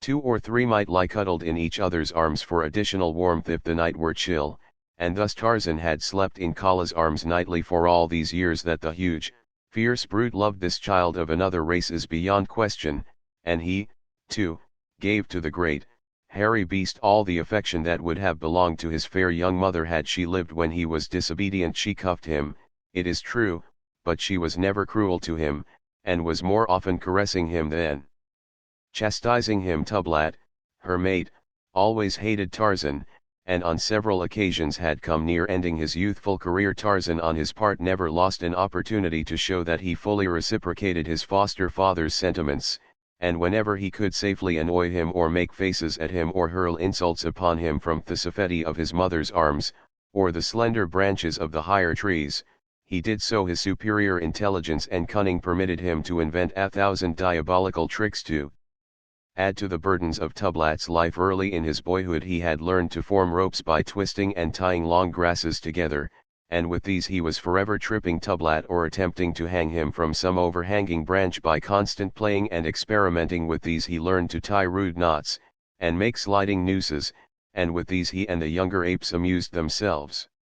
What Tarzan did they tried to do also, but he alone originated and became proficient. One day while playing thus Tarzan had thrown his rope at one of his fleeing companions, retaining the other end in his grasp. By accident the noose fell squarely about the running ape's neck, bringing him to a sudden and surprising halt. Ah, here was a new game, a fine game, thought Tarzan, and immediately he attempted to repeat the trick. And thus, by painstaking and continued practice, he learned the art of roping. Now, indeed, was the life of Tublat a living nightmare. In sleep, upon the march, night or day, he never knew when that quiet noose would slip about his neck and nearly choke the life out of him. Kala punished, Tublat swore dire vengeance, and old Kerchak took notice and warned and threatened, but all to no avail. Tarzan defied them all, and the thin, strong noose continued to settle about Tublat's neck whenever he least expected it. The other apes derived unlimited amusement from Tublat's discomfiture, for Broken Nose was a disagreeable old fellow, whom no one liked. Anyway, in Tarzan's clever little mind many thoughts revolved, and back oft his was his divine power of reason. If he could catch his fellow apes with his long arm of many grasses, why not Saber, the lioness? It was the germ of a thought, which, however, was destined to mull around in his conscious and subconscious mind until it resulted in magnificent achievement, but that came in later years. Chapter VI Jungle Battles. The wanderings of the tribe brought them often near the closed and silent cabin by the little landlocked harbor. To Tarzan this was always a source of never-ending mystery and pleasure. He would peek into the curtained windows, or, climbing upon the roof, peer down the black depths of the chimney in vain endeavor to solve the known wonders that lay within those strong walls. His childlike imagination pictured wonderful creatures within, and the very impossibility of forcing entrance added 1,000-fold to his desire to do so. He could clamber about the roof and windows for hours attempting to discover means of ingress, but to the door he paid little attention, for this was apparently as solid as the walls. It was in the next visit to the vicinity, following the adventure with old Saber, that, as he approached the cabin, Tarzan noticed that from a distance the door appeared to be an independent part of the wall in which it was set, and for the first time it occurred to him that this might prove the means of entrance which had so long eluded him. He was alone, as was often the case when he visited the cabin. For Theopes had no love for it. The story of the Thunderstick, having lost nothing in the telling during these 10 years, had quite surrounded Thu Heitman's deserted abode with an atmosphere of weirdness and terror. For the simians the story of his own connection with the cabin had never been told him. The language of the apes had so few words that they could talk but little of what they had seen in the cabin, having no words to accurately describe either the strange people or their belongings, and so, long before Tarzan was old enough to understand, the subject had been forgotten by the tribe. Only in a dim, vague way had Kala explained to him that his father had been a strange white ape, but he did not know that Kala was not his own mother on this day. Then, he went directly to the door and spent hours examining it and fussing with the hinges, the knob and the latch. Finally he stumbled upon the right combination, and the door swung creakingly open before his astonished eyes. For some minutes he did not dare venture within, but finally, as Hyses became accustomed to the dim light of the interior, he slowly and cautiously entered. In the middle of the floor lay a skeleton, every vestige of flesh gone from the bones, to which still clung the mildewed and mouldered remnants of what had once been clothing. Upon the bed lay a similar gruesome thing, but smaller, while in a tiny cradle nearby was a third, a wee mite of a skeleton. To none of these evidences of a fearful tragedy of a long dead day did little Tarzan give but passing heed. His wild jungle life had inured him to the sight of dead and dying animals, and had he known that he was looking upon the remains of his own father and mother, he would have been no more greatly moved. The furnishings and other contents of the room it was which riveted his attention. He examined many things minutely, strange tools and weapons, books, paper, clothing, what little had withstood the ravage soft time in the humid atmosphere of the jungle coast. He opened chests and cupboards, such as did not baffle his small experience, and in these he found the contents much better preserved. Among other things he found a sharp hunting knife, on the keen blade of which he immediately proceeded to cut his finger. Undaunted, he continued his experiments, finding that he could hack and hew splinters off wood from the table and chairs with this new toy. For a long time this amused him, but finally tiring, he continued his explorations. In a cupboard filled with books he came across one with brightly colored pictures. It was a child's illustrated alphabet. A is for archer who shoots with a bow. B is for boy, his first name is Joe. The pictures interested him greatly. There were many apes with faces similar to his own, and further over in the book he found, under M, some little monkeys such as he saw daily flitting through the trees of his primeval forest. But nowhere was pictured any of his own people. In all the book was none that resembled Kerchak, or Tublat, or Kala. At first he tried to pick the little figures from the leaves, but he soon saw that they were not real, though he knew not what they might be, nor had he any words to describe them. The boats, and trains, and cows and horses were quite meaningless to him, but not quite so baffling as the odd little figures which appeared beneath and between the colored pictures. Some strange kind of bug. He thought they might be, for many of them had legs, though nowhere could find one with eyes and a mouth. It was his first introduction to the letters of the alphabet, and he was over 10 years old. Of course he had never before seen print, or ever had spoken with any living thing which had the remotest idea that such a thing as a written language existed, nor ever had he seen anyone reading. So what wonder that the little boy was quite at a loss to guess the meaning of these strange figures. Near the middle of the book he found his old enemy, Saber, the lioness, and further on, coiled Hista, the snake. Oh! It was most engrossing. Never before in all his 10 years had he enjoyed anything so much. So absorbed was he that he did not note the approaching dusk, until it was quite upon him and the figures were blurred. He put the book back in the cupboard and closed the door, for he did not wish anyone else to find and destroy his treasure, and as he went out into the gathering darkness he closed the great door of the cabin behind him as it had been before he discovered the secret of its lock. But before he left he had noticed the hunting knife lying where he had thrown it upon the floor, and this he picked up and took with him to show to his fellows. He had taken scarce a dozen steps toward the jungle when a great form rose up before him from the shadows of a low bush. At first he thought it was one of his own people, but in another instant he realized that it was Balgani, the huge gorilla. So close was he that there was no chance for flight, and little Tarzan knew that he must stand and fight for his life, for these great beasts were the deadly enemies of his tribe, and neither one nor the other ever asked or gave quarter. Had Tarzan been a full-grown bull ape of the species of his tribe he would have been more than a match for the gorilla, but being only a little English boy, though enormously muscular for such, he stood knockins against his cruel antagonist.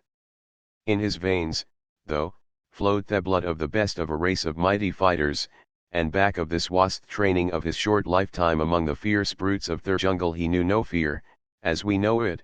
His little heart beat the faster but from the excitement and exhilaration of adventure. Had the opportunity presented itself he would have escaped, but solely because his judgment told him he was no match for the great thing which confronted him. And since reason showed him that successful flight was impossible, he met the gorilla squarely and bravely without a tremor of a single muscle, or any sign of panic. In fact, he met the brute midway in its charge, striking its huge body with his closed fists and as futilely as he had been a fly attacking an elephant. But in one hand he still clutched the knife he had found in the cabin of his father, and as the brute, striking and biting, closed upon him, the boy accidentally turned the point toward the hairy breast. As the knife sank deep into its body the gorilla shrieked in pain. Andrage, but the boy had learned in that brief second a use for his sharp ends hining toy, so that, as the tearing, striking beast dragged him to earth. He plunged the blade repeatedly and to the hilt into its breast. The gorilla, fighting after the manner of its kind, struck terrific blows with its open hand, and tore the flesh at the boy's throat and chest with its mighty tusks. For a moment they rolled upon the ground in the fierce frenzy of combat. More and more weakly the torn and bleeding arm struck home with the long sharp blade, then the little figure stiffened with a spasmodic jerk, and Tarzan, the young Lord Greystoke, rolled unconscious upon the dead and decaying vegetation which carpeted his jungle home. A mile back in the forest the tribe had heard the fierce challenge of gorilla, and, as was his custom when any danger threatened, Kerchuk called his people together, partly for mutual protection against a common enemy, since this gorilla might be but one of a party of several, and also to see that all members of the tribe were accounted for. It was soon discovered that Tarzan was missing, and Tublat was strongly opposed to sending assistance. Kerchuk himself had no liking for the strange little waif, so he listened to Tublat, and, finally, with a shrug of his shoulders, turned back to the pile of leaves on which he had made his bed. But Kala was of a different mind. In fact, she had not waited but to learn that Tarzan was absent ere she was fairly flying through the matted branches toward the point from which the cries of the gorilla were still plainly audible. Darkness had now fallen, and an early moon was sending its faint light to cast strange, grotesque shadows among the dense foliage of the forest. Here and there the brilliant rays penetrated to earth, but for the most part they only served to accentuate the Stygian blackness of their jungle's depths. Like some huge phantom, Kala swung noiselessly from tree to tree, now running nimbly along a great branch, now swinging through space at the end of another, only to grasp that of a farther tree in her rapid progress toward the scene of the tragedy her knowledge of jungle life told her was being enacted a short distance before her. The cries of the gorilla proclaimed that it was in mortal combat with some other denizen of the fierce wood. Suddenly these cries ceased, and the silence of death reigned throughout the jungle. Kala could not understand, for the voice of Balgani had at last been raised in the agony of suffering and death, but no sound had come to her by which she possibly could determine the nature of his antagonist. That her little Tarzan could destroy a great bull gorilla she knew to be improbable, and so, as she neared the spot from which the sounds of struggle had come, she moved more warily and at last slowly. And with extreme caution she traversed the lowest branches, peering eagerly into the moon-splashed blackness for a sign of the combatants. Presently she came upon them, lying in a little open space full under the brilliant light of the moon. Little Tarzan's torn and bloody form, and beside it a great bull gorilla, stone dead. With a low cry Kala rushed to Tarzan's side, and gathering the poor, blood-covered body to her breast, listened for a sign of life. Faintly she heard it, the weak beating of the little heart. Tenderly she bore him back through the inky jungle to where the tribelli, and for many days and nights she sat guard beside him, bringing him food and water, and brushing the flies and other insects from his cruel wounds. Of medicine or surgery the poor thing knew nothing. She could but lick the wounds, and thus she kept them cleansed, that healing nature might more quickly do her work. At first Tarzan would eat nothing, but rolled and tossed in a wild delirium of fever. All he craved was water, and this she brought him in the only way she could, bearing it in her own mouth. No human mother could have shown more unselfish and sacrificing devotion than did this poor, wild brute for the little orphaned waif whom fate had thrown into her keeping. At last the fever abated and the boy commenced to mend. No word of complaint passed his tight-set lips, though the pain of his wounds was excruciating. A portion of his chest was laid bare to the ribs, 3 of which had been broken by the mighty blows of the gorilla. One arm was nearly severed by the giant fangs, and a great piece had been torn from his neck, exposing his jugular vein, which the cruel jaws had missed. But by a miracle, with the stoicism of the brutes who had raised him, he endured his suffering quietly, preferring to crawl away from the others and lie huddled in some clump of tall grasses rather than to show his misery before their eyes. Kala, alone, he was glad to have with him, but now that he was better she was gone longer at a time, in search of food, for the devoted animal had scarcely eaten enough to support her own life while Tarzan had been so low, and was in consequence, reduced to a mere shadow of her former self. Chapter VII. The light of knowledge. After what seemed an eternity to the little sufferer he was able to wake once more, and from then on his recovery was so rapid that in another month he was as strong and active as ever. During his convalescence he had gone over in his mind many times the battle with the gorilla, and his first thought was to recover the wonderful little weapon which had transformed him from a hopelessly outclassed weakling to the superior of the mighty terror of the jungle. Also, he was anxious to return to the cabin and continue his investigations of its wondrous contents, so, early one morning, he set forth alone upon his quest.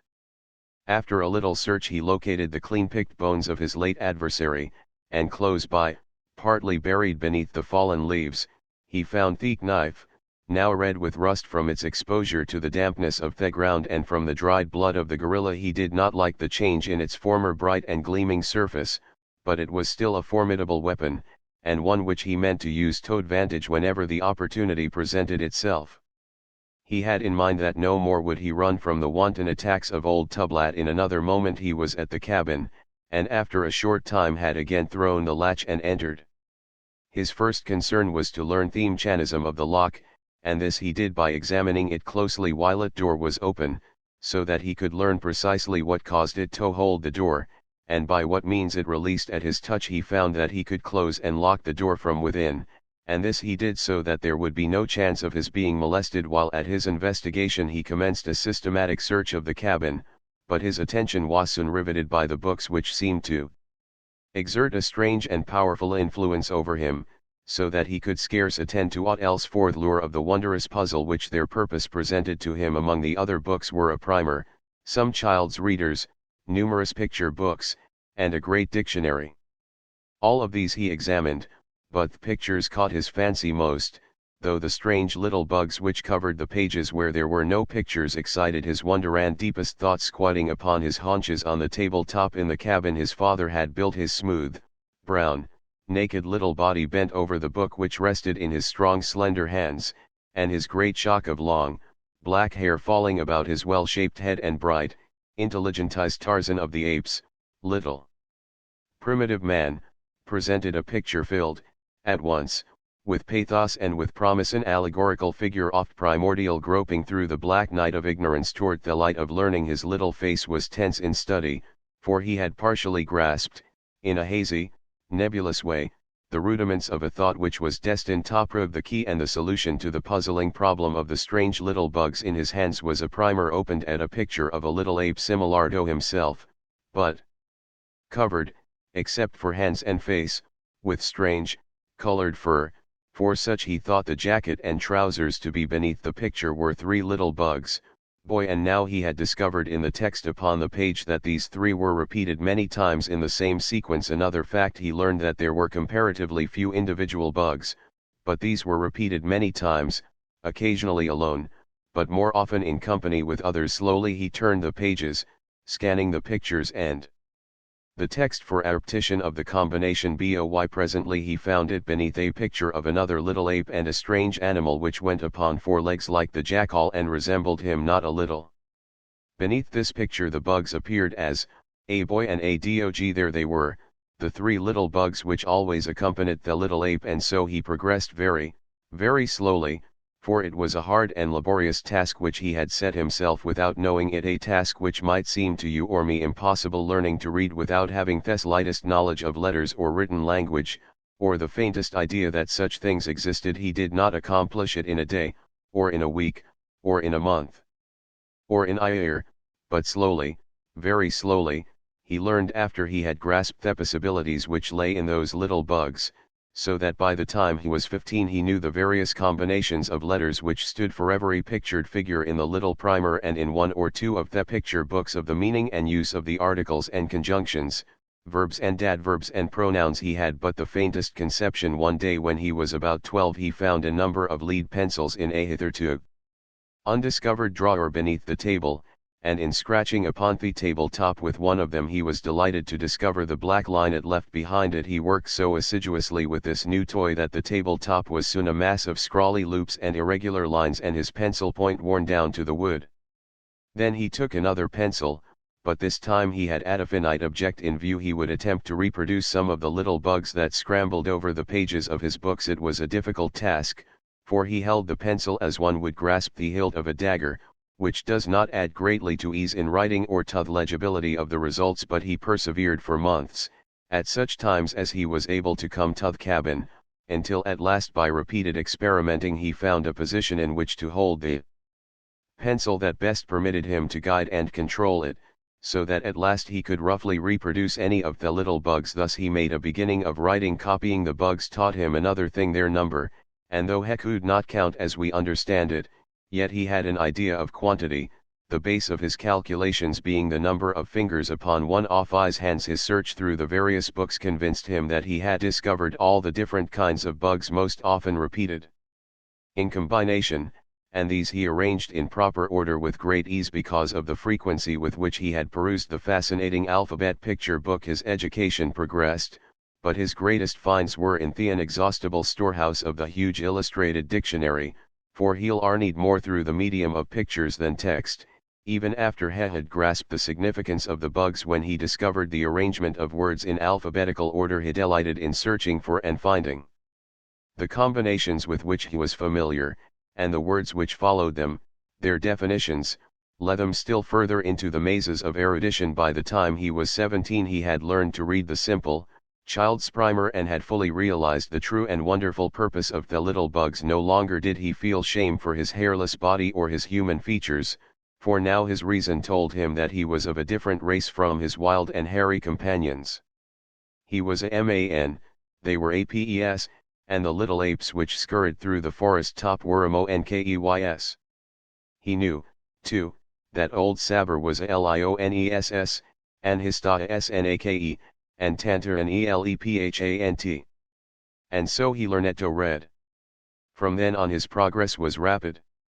With the help of the great dictionary and the active intelligence of a healthy mind endowed by inheritance with more than ordinary reasoning powers, he shrewdly guessed at much which he could not really understand, and more often than not his guesses were close to the mark of truth. There were many breaks in his education, caused by the migratory habits of his tribe, but even when removed from his books his active brain continued to search out the mysteries of his fascinating avocation. Pieces of bark and flat leaves and even smooth stretches of bare earth provided him with copy books whereon to scratch with the point of his shunting knife the lessons he was learning. Nor did he neglect the sterner duties of life while following the bent of his inclination toward the solving of the mystery of his library. He practiced with his rope and played with his sharp knife, which he had learned to keep keen by whetting upon flat stones. The tribe had grown larger since Tarzan had come among them, for under the leadership of Kerchak they had been able to frighten the other tribes from their part of the jungle, so that they had plenty to eat and little or no loss from predatory incursions of neighbors. Hence the younger males as they became adult found it more comfortable to take mates from their own tribe, or if they captured one of another tribe to bring her back to Kerchak's band and live in amity with him rather than attempt to set up new establishments of their own, or fight with the redoubtable Kerchak. For supremacy at home occasionally one more ferocious than his fellows would attempt this latter alternative, but none had come yet who could wrest the palm of victory from the fierce and brutal ape. Tarzan held a peculiar position in the tribe. They seemed to consider him one of them and yet in some way different. The older males either ignored him entirely or else hated him so vindicatively that but for his wondrous agility and speed and the fierce protection of the huge Kala he would have been dispatched at an early age. Tublat was his most consistent enemy, but it was through Tublat that, when he was about 13, the persecution of his enemies suddenly ceased and he was left severely alone, except on the occasions when one of them ran amok in the throes of one of those strange, wild fits of insane rage, which attacks the males of many of the fiercer animals of jungle. Then none was safe. On the day that Tarzan established his right to respect, the tribe was gathered about a small natural amphitheater which the jungle had left free from its entangling vines and creepers in a hollow among some low hills. The open space was almost circular in shape. Upon every hand rose the mighty giants of the untouched forest, with the matted undergrowth banked so closely between the huge trunks that the only opening in the little, level arena was through the upper branches of the trees. Here, safe from interruption, the tribe often gathered. In the center of the amphitheater was one of those strange earthen drums which the anthropoids build for the queer rites, the sounds of which men have heard in the fastnesses of the jungle, but which none has ever witnessed. Many travelers have seen the drums of the great apes, and some have heard the sounds of their beating and the noise of the wild, Weird revelry of these first lords of the jungle, but Tarzan, Lord Greystoke, is, doubtless, the only human being who ever joined in the fierce, mad, intoxicating revel of the dum-dum. From this primitive function has arisen, unquestionably, all the forms and ceremonials of modern church and state, for through all the countless ages, back beyond the uttermost ramparts of a dawning humanity, our fierce, hairy forebears danced out the rites of Thejumdum to the sound of their earthen drums, beneath the bright light of a tropical moon in the depth of a mighty jungle which stands unchanged today as it stood on that long-forgotten night in the dim, unthinkable vistas of the long-dead past, when our first shaggy ancestor swung from a swaying bough and dropped lightly upon the soft turf off first meeting place on the day that Tarzan won his emancipation from the persecution that followed him remorselessly for 12 of his 13 years off life. The tribe, now a full 100 strong, trooped silently through a lower terrace of the jungle trees and dropped noiselessly upon the floor of the amphitheater. The rites of the dum-dum marked important events in the life of the tribe: a victory, the capture of a prisoner, the killing of some large fierce denizen of the jungle, the death or accession of a king, and were conducted with set ceremonialism. Today it was the killing of a giant ape, a member of another tribe, and as the people of Kerchak entered the arena, 2 mighty bulls were seen bearing the body of the vanquished between them. They laid their burden before the earthen drum and then squatted there beside it as guards, while the other members of the community curled themselves in grassy nooks to sleep until the rising moon should giveth a signal for the commencement of their savage orgy. For hours absolute quiet reigned in the little clearing, except as it was broken by the discordant notes of brilliantly feathered parrots, or the screeching and twittering of the 1,000 jungle birds flitting ceaselessly amongst the vivid orchids and flamboyant blossoms which festooned the myriad, moss-covered branches of the forest kings. At length, as darkness settled upon the jungle, the apes commenced to bestir themselves, and soon they formed a great circle about the earthen drum. The females and young squatted in a thin line at the outer periphery of the circle, while just in front of them ranged the adult males. Before the drum sat 3 old females, each armed with a knotted branch 15 or 18 inches in length. Slowly and softly they began tapping upon the resounding surface of the drum as the first faint rays of the ascending moon silvered the encircling tree tops. As the light in the amphitheater increased, the females augmented the frequency and force of their blows until presently a wild, rhythmic din pervaded the great jungle for miles in every direction.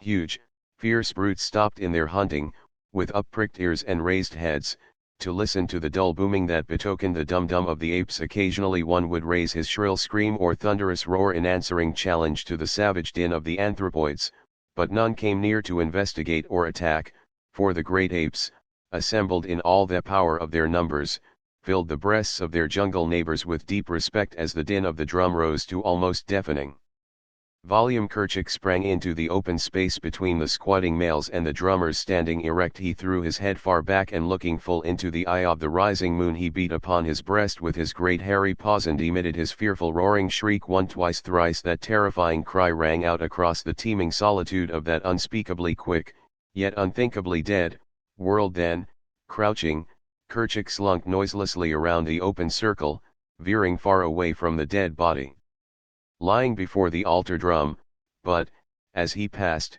keeping his little, fierce, wicked, red eyes upon the corpse, another male then sprang into the arena, and, repeating the horrid cries of his king, followed stealthily in his wake.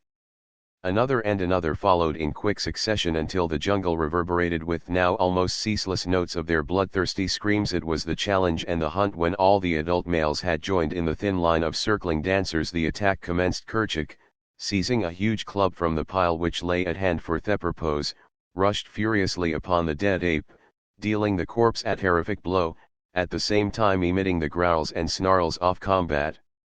The din of the drum was now increased, as well as the frequency of the blows, and the warriors, as each approached the victim of the hunt and delivered his bludgeon blow, joined in the mad whirl of death dance. Tarzan was one of the wild, leaping horde. His brown, sweat-streaked, muscular body, glistening in the moonlight, shone supple and graceful among the uncouth, awkward, hairy brutes about him. None was more stealthy in the mimic hunt, none more ferocious than hind the wild ferocity of the attack, none who leaped so high into the air in the dance of death. As the noise and rapidity of the drum beats increased, the dancers apparently became intoxicated with the wild rhythm and the savage yells. Their leaps and bounds increased, their bared fangs dripped saliva, and their lips and breasts were flecked with foam. For half an hour the weird dance went on, until, at a sign from Kerchak, the noise of the drums ceased, the female drummers scampering hurriedly through the line of dancers toward the outer rim of squatting spectators. Then, as one, the males rushed headlong upon the thing which their terrific blows had reduced to a mass of hairy pulp. Flesh seldom came to their jaws in satisfying quantities, so a fitful to their wild revel was a taste of fresh killed meat, and it was to the purpose of devouring their late enemy that they now turned their attention. Great fangs sunk into the carcass, tearing away huge hunks, the mightiest of the apes obtaining the choicest morsels, while the weaker circled the outer edge of the fighting, snarling pack, awaiting their chance to dodge in and snatch a dropped tidbit or filch a remaining bone before all was gone. Tarzan, more than the apes, craved and needed flesh. Descended from a race of meat-eaters, never in his life, he thought, had he once satisfied his appetite for animal food, and so now his agile little body wormed its way far into the mass of struggling, rending apes in an endeavor to obtain a share which his strength would have been unequal to. The task of winning. For him at his side hung the hunting knife of his unknown father in a sheath self-fashioned in copy of one he had seen among the pictures of his treasure books. At last he reached the fast disappearing feast, and with his sharp knife slashed off a more generous portion than he had hoped for, an entire hairy forearm, where it protruded from beneath the feet of the mighty Kerchak, who was so busily engaged in perpetuating the royal prerogative of gluttony that he failed to note the act of lace majeste. So little Tarzan wriggled out from beneath the struggling mass, clutching his grisly prize close to his breast. Among those circling futilely the outskirts of the banqueters was old Tublat. He had been among the first at the feast, but had retreated with a goodly share to eat in quiet, and was now forcing his way back for more. So it was that he spied Tarzan as the boy emerged from the clawing, pushing throng with that hairy forearm hugged firmly to his body. Tublat's little, close-set, bloodshot, pig eyes shot wicked gleams off hat as they fell upon the object of his loathing. In them, too, wash grid for the toothsome dainty the boy carried. But Tarzan saw his arch-enemy as quickly, and divining what the great beast would do, he leaped nimbly away toward the females and the young, hoping to hide himself among them. Tublat, however, was close upon his heels, so that he had no opportunity to seek a place of concealment, but saw that he would be put to it to escape at all. Swiftly he sped toward the surrounding trees, and with an agile bound gained a lower limb with one hand, and then, transferring his burden to his teeth, he climbed rapidly upward, closely followed by Tublat. Up he went to the waving pinnacle of a lofty monarch of the forest, where his heavy pursuer dared not follow him. There he perched, hurling taunts and insults at the raging, foaming beast 50 feet below him, and then Tublat went mad with horrifying screams and roars. He rushed to the ground, among the females and young, sinking his great fangs into a dozen tiny necks and tearing great pieces from the backs and breasts of the females who fell into his clutches. In the brilliant moonlight Tarzan witnessed the whole mad carnival outrage. He saw the females and the young scamper to the safety of the trees. Then the great bulls in the center of the arena felt the mighty fangs of their demented fellow, and with one accord they melted in tough black shadows of the overhanging forest. There was but one in the amphitheater beside Tublat, a belated female running swiftly toward the tree where Tarzan perched, and close behind her came the awful Tublat. It was Kala, and as quickly as Tarzan saw that Tublat was gaining on her, he dropped with the rapidity of a falling stone, from branch to branch, toward his foster mother. Now she was beneath the overhanging limbs, and close above her crouched Tarzan, waiting the outcome of the race. She leaped into the air grasping a low-hanging branch, but almost over the head of Tublat, so nearly had he distanced her. She should have been safe now, but there was a rending, tearing sound. The branch broke and precipitated her full upon the head of Tublat, knocking him to the ground. Both were up in an instant, but as quick as they had been Tarzan had been quicker, so that the infuriated bull found himself facing the man-child who stood between him and Kala. Nothing could have suited the fierce beast better, and with a roar of triumph he leaped upon the little Lord Greystoke. But his fangs never closed in that nut-brown flesh. A muscular hand shot out and grasped the hairy throat, and another plunged a keen hunting knife a dozen times into the broad breast. Like lightning the blows fell, and only ceased when Tarzan felt the limp form crumple beneath him as the body rolled to the ground. Tarzan of the Apes placed his foot upon the neck of his lifelong enemy and, raising his eyes to the full moon, threw back his fierce young head and voiced the wild and terrible cry of his people. One by one the tribes swung down from their arboreal retreats and formed a circle about Tarzan and his vanquished foe. When they had all come, Tarzan turned toward them. "I am Tarzan," he cried. "I am a great killer. Let all respect Tarzan of the Apes and Kala, his mother. There be none among you as mighty as Tarzan. Let his enemies beware." Looking full into the wicked, red eyes of Kerchak, the young Lord Greystoke beat upon his mighty breast and screamed out once more his shrill cry of defiance. Chapter VIII. The Treetop Hunter. The morning after the Dum-Dum, the tribe started slowly back through the forest toward the coast. The body of Tublat lay where it had fallen, for the people of Kerchak do not eat their own dead. The march was but a leisurely search for food.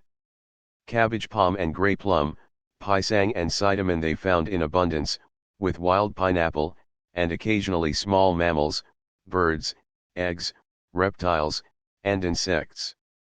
The nuts they cracked between their powerful jaws, or, if too hard, broke by pounding between stones. Once old Saber, crossing their path, sent them scurrying to the safety of the higher branches, for if she respected their number and their sharp fangs, they on their part held her cruel and mighty ferocity in equal esteem. Upon a low-hanging branch sat Tarzan directly above the majestic, supple body as it forged silently through the thick jungle.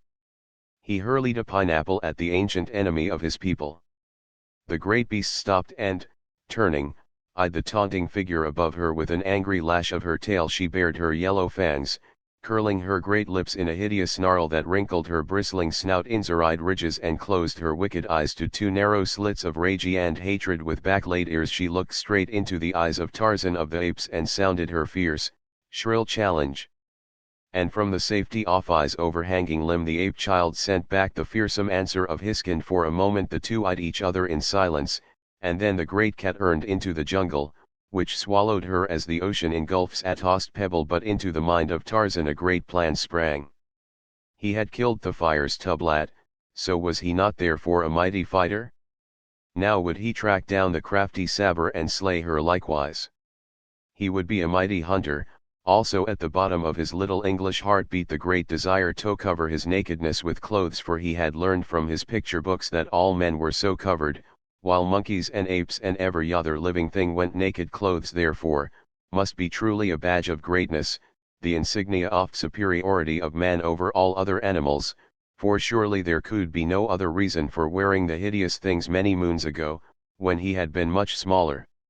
He had desired the skin of Saber, the lioness, or Numa, the lion, or Sheeta, the leopard, to cover his hairless body that he might no longer resemble hideous Hista, the snake, but now he was proud of his sleek skin, for it betokened his descent from a mighty race, and the conflicting desires to go naked in prideful proof of his ancestry, or to conform to the customs of his own kind and wear hideous and uncomfortable apparel, found first one and then the other in the ascendancy as the tribe continued their slow way through the forest. After the passing of Saber, Tarzan's head was filled with his great scheme for slaying his enemy, and for many days thereafter he thought of little else. On this day, however, he presently had other and more immediate interests to attract his attention. Suddenly it became as midnight, the noises of the jungle ceased, the trees stood motionless as though in paralyzed expectancy of some great and imminent disaster. All nature waited, but not for long. Faintly, from a distance, came a low, sad moaning. Nearer and nearer it approached, mounting louder and louder in volume. The great trees bent in unison as though pressed earthward by a mighty hand. Farther and farther toward the ground they inclined, and still there was no sound save the deep and awesome moaning of the wind. Then, suddenly, the jungle giants whipped back, lashing their mighty tops in angry and deafening protest. A vivid and blinding light flashed from the whirling, inky clouds above. The deep cannonade of roaring thunder belched forth its fearsome challenge. The deluge came, all hell broke loose upon the jungle. The tribe, shivering from the cold rain, huddled at the bases of great trees. The lightning, darting and flashing through the blackness, showed wildly waving branches, whipping streamers and bending trunks. Now and again some ancient patriarch of the woods, rent by a flashing bolt, would crash in 1,000 pieces among the surrounding trees, carrying down numberless branches and many smaller neighbors to add to the tangled confusion of the tropical jungle. Branches, great and small, torn away by the ferocity of the tornado, hurtled through the wildly waving verdure, carrying death and destruction to countless unhappy denizens of the thickly peopled world below. For hours the fury of the storm continued without surcease, and still the tribe huddled close in shivering fear. In constant danger from falling trunks and branches and paralyzed by the vivid flashing of lightning and the bellowing of thunder, they crouched in pitiful misery until the storm passed. The end was as sudden as the beginning. The wind ceased, the sun shone forth, nature smiled once more, the dripping leaves and branches, and the moist petals of gorgeous flowers glistened in the splendor of the returning day. And, so as nature forgot, her children forgot also. Busy life went on as it had been before the darkness and the fright, but to Tarzan a dawning light had come to explain the mystery of Clothes. How snug he would have been beneath the heavy coat of Sabr, and so was added a further incentive to the adventure. For several months the tribe hovered near the beach where stood Tarzan's cabin, and his studies took up the greater portion of his time, but always when journeying through the forest he kept his rope in readiness, and many were the smaller animals that fell into the snare of the quick-thrown noose. Once it fell about the short neck of Horta, the boar, and his mad longing for freedom toppled Tarzan from the overhanging limb where he had lain in wait, and from whence he had launched his sinuous coil. The mighty tusker turned at the sound of his falling body, and, seeing only the easy prey of a young ape, he lowered his head and charged madly at the surprised youth. Tarzan, happily, was uninjured by the fall, alighting cat-like upon all fours far outspread to take up the shock. He was on his feet in an instant, and, leaping with the agility of the monkey he gained safety of a low limb as Horta, the boar, rushed futilely beneath. Thus it was that Tarzan learned by experience the limitations as well as the possibilities of his strange weapon. He lost a long rope on this occasion, but he knew that had it been Sabr who had thus dragged him from his perch, the outcome might have been very different, for he would have lost his life, doubtless.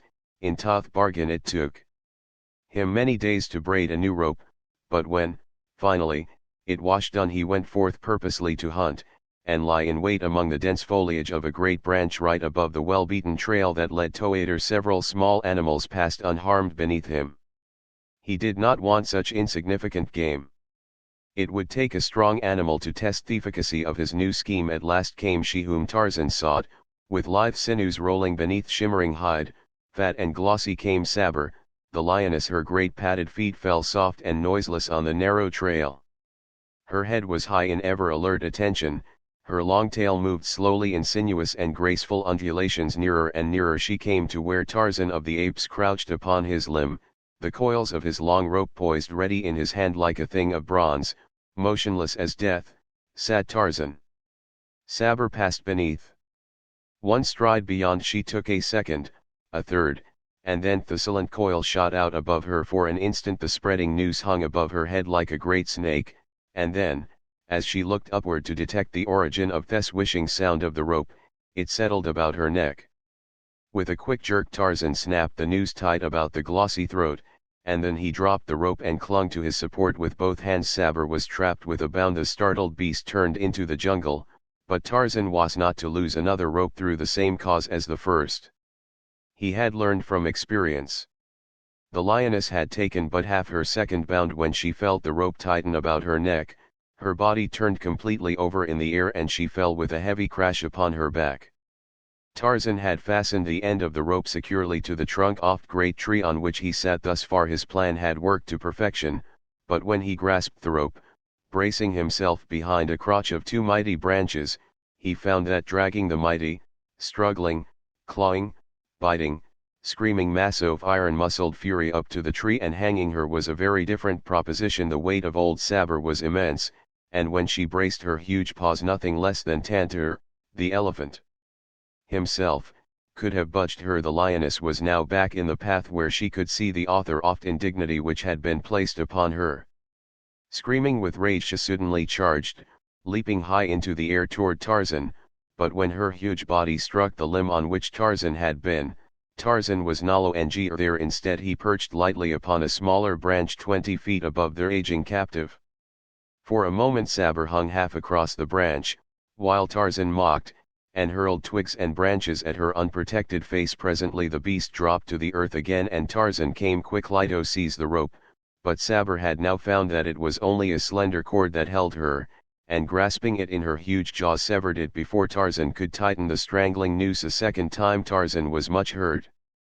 His well-laid plan had come to naught, so he sat there screaming at the roaring creature beneath him and making mocking grimaces at it. Sabr paced back and forth beneath the tree for hours, 4 times she crouched and sprang at the dancing sprite above her, but might as well have clutched at the elusive wind that murmured through the tree tops. At last Tarzan tired of the sport, and with a parting roar of challenge and a well-aimed ripe fruit that spread soft and sticky over the snarling face of his enemy, he swung rapidly through the trees, 100 feet above the ground, and in a short time was among the members of his tribe. Here he recounted the details of his adventure, with swelling chest and so considerable swagger that he quite impressed even his bitterest enemies, while Kala fairly danced for joy and pride. Chapter IX Man and Man. Tarzan of the Apes lived on in his wild, jungle existence with little change for several years, only that he grew stronger and wiser, and earned from his books more and more of the strange worlds which lay somewhere outside his primeval forest. To him life was never monotonous or stale. There was always Paisa, the fish, to be caught in the many streams and the little lakes, and Sabr, with her ferocious cousins to keep one ever on the alert and give zest to every instant that one spent upon the ground. Often they hunted him, and more often he hunted them, but though they never quite reached him with those cruel, sharp claws of theirs, yet here were times when one could scarce have passed a thick leaf between their talons and his smooth hide. Quick was Sabr, the lioness, and quick were Numa and Sheeta, but Tarzan of the Apes was lightning with Tantor, the elephant. He made friends. How? Ask not. But this is known to the denizens of the jungle, that on many moonlight nights Tarzan of the Apes and Tantor, the elephant, walked together, and whereth way was clear Tarzan rode, perched high upon Tantor's mighty back. Many days during these years he spent in the cabin of his father, where still lay, untouched, the bones of his parents and the skeleton of Kala's baby. At 18 he read fluently and understood nearly all he read in the many and varied volumes on the shelves. Also could he write, with printed letters, rapidly and plainly, but script he had not mastered, for though there were several copy books among his treasure, there was so little written English in the cabin that he saw no use for bothering with this other form of writing, though he could read it, laboriously. Thus, at 18, we find him, an English lordling, who could speak no English, and yet who could read and write his native language. Never had he seen a human being other than himself, for the little area traversed by his tribe was watered by no greater river to bring down he savage natives of the interior. High hills shut it off on 3 sides, the ocean on the 4th. It ways alive with lions and leopards and poisonous snakes. Its untouched mazes of matted jungle had as yet invited no hardy pioneer from the human beasts beyond its frontier. But as Tarzan of the Apes sat one day in the cabin of his father delving into the mysteries of a new book, the ancient security of his jungle was broken forever. At the far eastern confine a strange cavalcade strung, in single file, over the brow of a low hill. In advance were 50 black warriors armed with slender wooden spears with ends hard baked over slow fires, and long bows and poisoned arrows. On their backs were oval shields, in their noses huge rings, while from the kinky wool of their heads protruded tufts of gay feathers. Across their foreheads were tattooed 3 parallel lines of color, and in each breast 3 concentric circles. Their yellow teeth were filed to sharp points, and their great protruding lips added still further to the low and bestial brutishness of their appearance. Following them were several hundred women and children, the former bearing upon their heads great burdens of cooking pots, household utensils and ivory.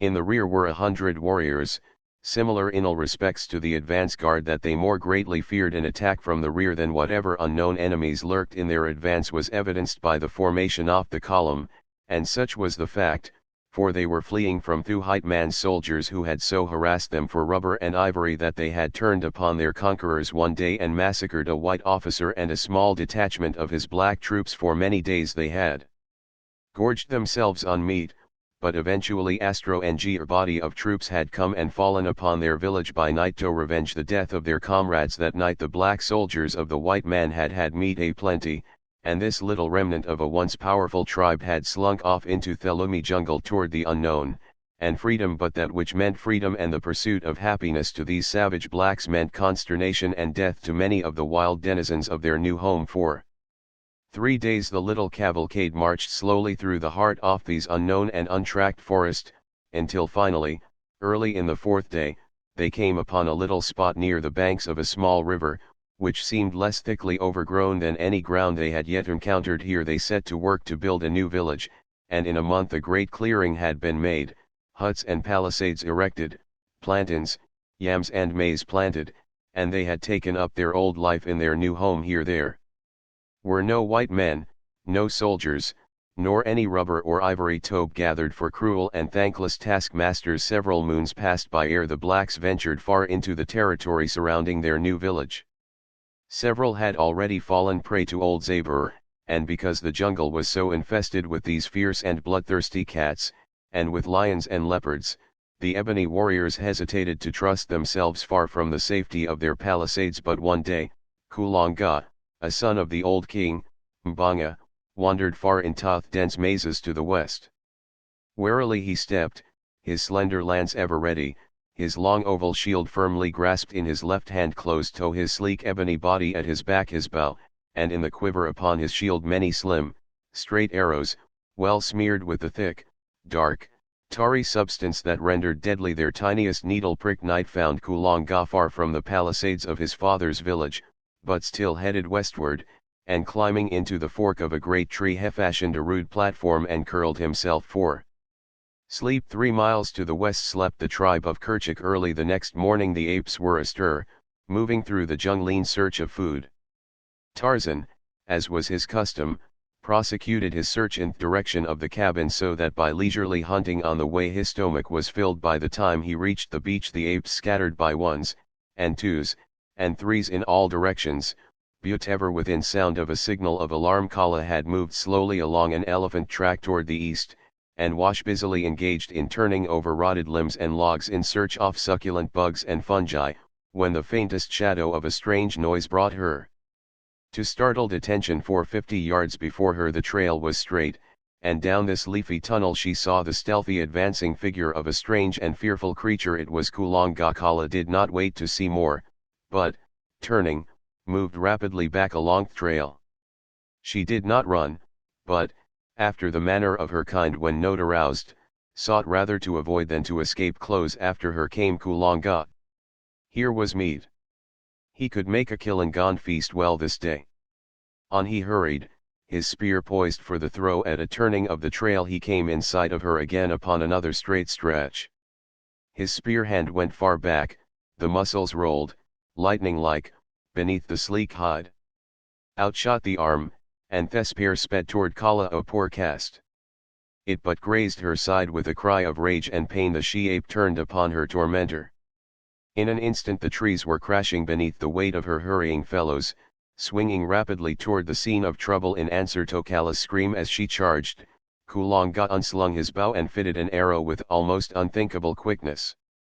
Drawing the shaft far back he drove the poisoned missile straight into the heart of the great anthropoid. With a horrid scream Kala plunged forward upon her face before the astonished members of her tribe. Roaring and shrieking the apes dashed toward Kulonga, but that wary savage was fleeing down the trail like a frightened antelope. He knew something of the ferocity of these wild, hairy men, and his one desire was to put as many miles between himself and them as he possibly could. They followed him, racing through the trees, for a long distance, but finally one by one they abandoned the chase and returned to the scene of the tragedy. None of them had ever seen a man before, other than Tarzan, and so they wondered vaguely what strange manner of creature it might be that had invaded their jungle. On the far beach by the little cabin Tarzan heard the faint echoes of conflict, and knowing that something was seriously amiss among the tribe he hastened rapidly toward the direction of the sound. When He found the entire tribe gathered jabbering about the dead body of his slain mother. Tarzan's grief and anger were unbounded. He roared out his hideous challenge time and again. He beat upon his great chest with his clenched fists, and then he fell upon the body of Kala and sobbed out the pitiful sorrowing of his lonely heart to lose the only creature in all his world who ever had manifested love and affection for him was the greatest tragedy he had ever known. What though Kala was a fierce and hideous ape? To Tarzan she had been kind, she had been beautiful. Upon her he had lavished, unknown to himself, all the reverence and respect and love that a normal English boy feels for his own mother. He had never known another, and so to Kala was given, though mutely, all that would have belonged to the fair and lovely Lady Alice had she lived. After the first outburst of grief Tarzan controlled himself, and questioning the members of the tribe who had witnessed the killing of Kala he learned all that their meager vocabulary could convey. It was enough, however, for his needs. It told him of a strange, hairless, black ape with feathers growing upon its head, who launched death from a slender branch, and then ran, with the fleetness of Bara, the deer, toward the rising sun. Tarzan waited no longer, but leaping into the branches of the tree sped rapidly through the forest. He knew the windings of the elephant trail along which Kala's murderer had flown, and so he cut straight through the jungle to intercept the black warrior who was evidently following the tortuous detours of the trail. At his side was the hunting knife of his unknown sire, and across his shoulders the coils of his own long rope. In an hour he struck the trail again, and coming to earth examined the soil minutely. In the soft mud on the bank of a tiny rivulet he found footprints such as he alone in all the jungle had ever made, but much larger than his heart beat fast. Could it be that he was trailing a man, one of his own race? There were two sets of imprints pointing in opposite directions. So his quarry had already passed on his return along the trail. As he examined the newer spoor, a tiny particle of earth toppled from the outer edge of one of the footprints to the bottom of its shallow depression. The trail was very fresh, his prey must have but scarcely passed. Tarzan swung himself to the trees once more, and with swift noiselessness sped along. High above the trail he had covered barely a mile when he came upon the black warrior standing in a little open space. In his hand was his slender bow to which he had fitted one of his death-dealing arrows. Opposite him across the little clearing stood Horta, the boar, with lowered head and foam-flecked tusks, ready to charge. Tarzan looked with wonder upon the strange creature beneath him, so like him in form and yet so different in face and color. His books had portrayed the Negro, but how different had been the dull, dead print of the sleek thing of ebony, pulsing with life as the man stood there with taut drawn bow. Tarzan recognized him not so much the Negro as the archer of his picture book. A stands for archer. How wonderful! Tarzan almost betrayed his presence in the deep excitement of his discovery, but things were commencing to happen below him. The sinewy black arm had drawn the shaft far back, Horta, the boar, was charging, and then Black released the little poisoned arrow, and Tarzan saw it fly with the quickness of thought and lodge in the bristling neck of the boar. Scarcely had the shaft left his bow ere Kulonga had fitted another to it, but Horta, the boar, was upon him so quickly that he had no time to discharge it. With a bound the black leaped entirely over the rushing beast and turning with incredible swiftness planted a second arrow in Horta's back. Then Kulonga sprang into a nearby tree. Horta wheeled to charge his enemy once more. A dozen steps he took, then he staggered and fell upon his side. For a moment his muscles stiffened and relaxed convulsively, then he lay still. Kulonga came down from his tree with a knife that hung at his side. He cut several large pieces from the boar's body, and in the center of the trail he built a fire, Kukungand eating as much as he wanted. The rest he left where it had fallen. Tarzan was an interested spectator. His desire to kill burned fiercely in his wild breast, but his desire to learn was even greater. He would follow this savage creature for a while and know from whence he came. He could kill him at his leisure later, when the bow and deadly arrows were laid aside. When Kulonga had finished his repast and disappeared beyond a near turning of the path, Tarzan dropped quietly to the ground. With his knife he severed many strips of meat from Horta's carcass, but he did not cook them. He had seen fire, but only when Ara, the lightning, had destroyed some great tree. That any creature of the jungle could produce their and yellow fangs which devoured wood and left nothing but fine dust surprised Tarzan greatly, and why the black warrior had ruined his delicious repast by plunging it into the blighting heat was quite beyond him.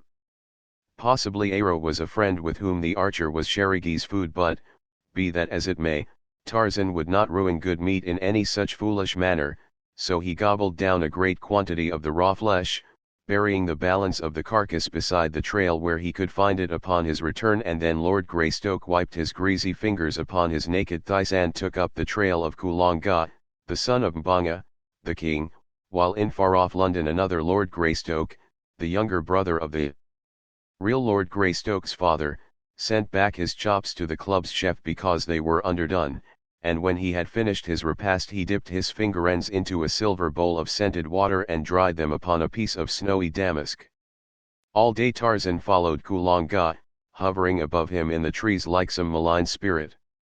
Twice more he saw him hurl his arrows off destruction, once at Dango, the hyena, and again at Manu, the monkey. In each instance the animal died almost instantly, for Kulonga's poison was very fresh and very deadly. Tarzan thought much on this wondrous method of slaying as he swung slowly along at a safe distance behind his quarry.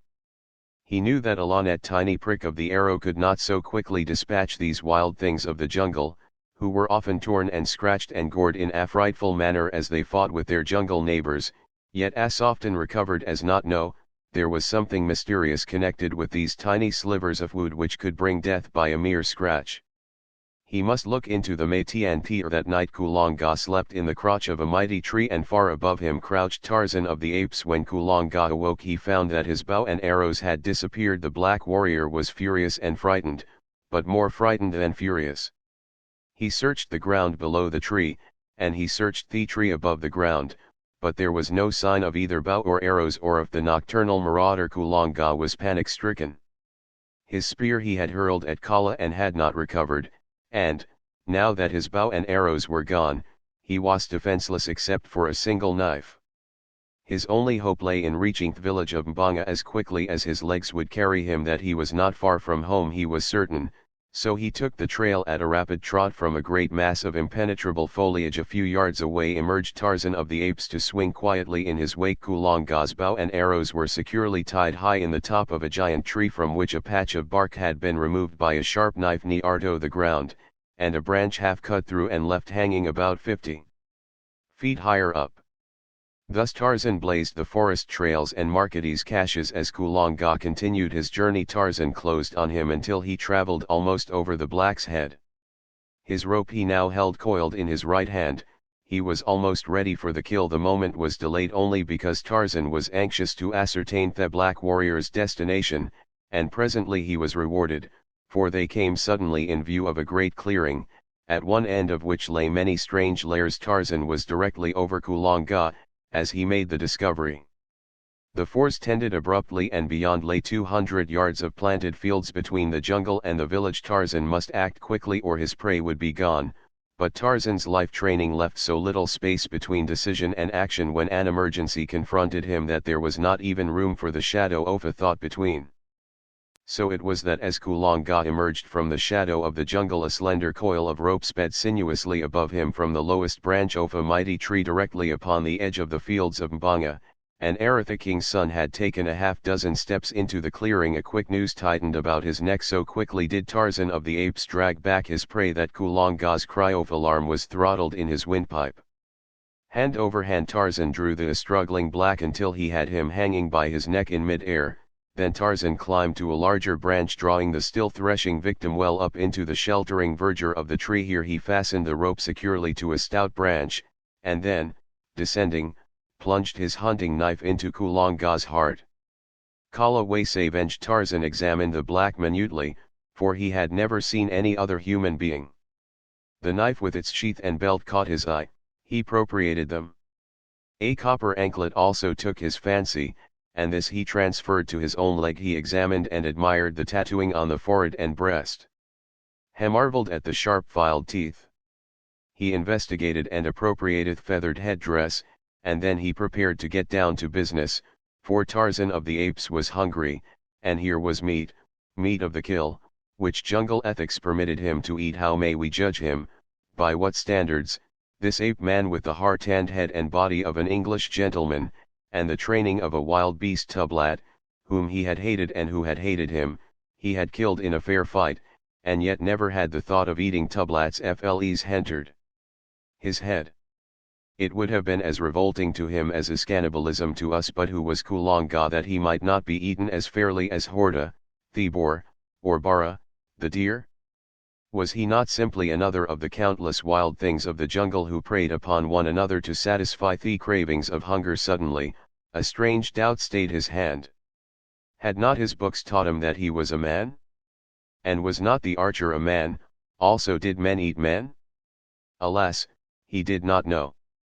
Why, then, this hesitancy? Once more he essayed the effort, but a qualm of nausea overwhelmed him. He did not understand. All he knew was that he could not eat the flesh of this black man, and this hereditary instinct, ages old, usurped the functions of his untaught mind and saved him from transgressing a worldwide law of whose every existence he was ignorant. Quickly he lowered Kulonga's body to the ground, removed the noose, and took to the trees again. Chapter X The Fear Phantom. From a lofty perch, Tarzan viewed the village of thatched huts across intervening plantation. He saw that at one point the forest touched the village, and to this spot he made his way, lured by a fever of curiosity to behold animals of his own kind, and to learn more of their ways and view the strange lairs in which they lived. His savage life among the fierce wild brutes of the jungle left no opening for any thought that these could be aught else than enemies. Similarity of form led him into no erroneous conception of the welcome that would be accorded him should he be discovered by these,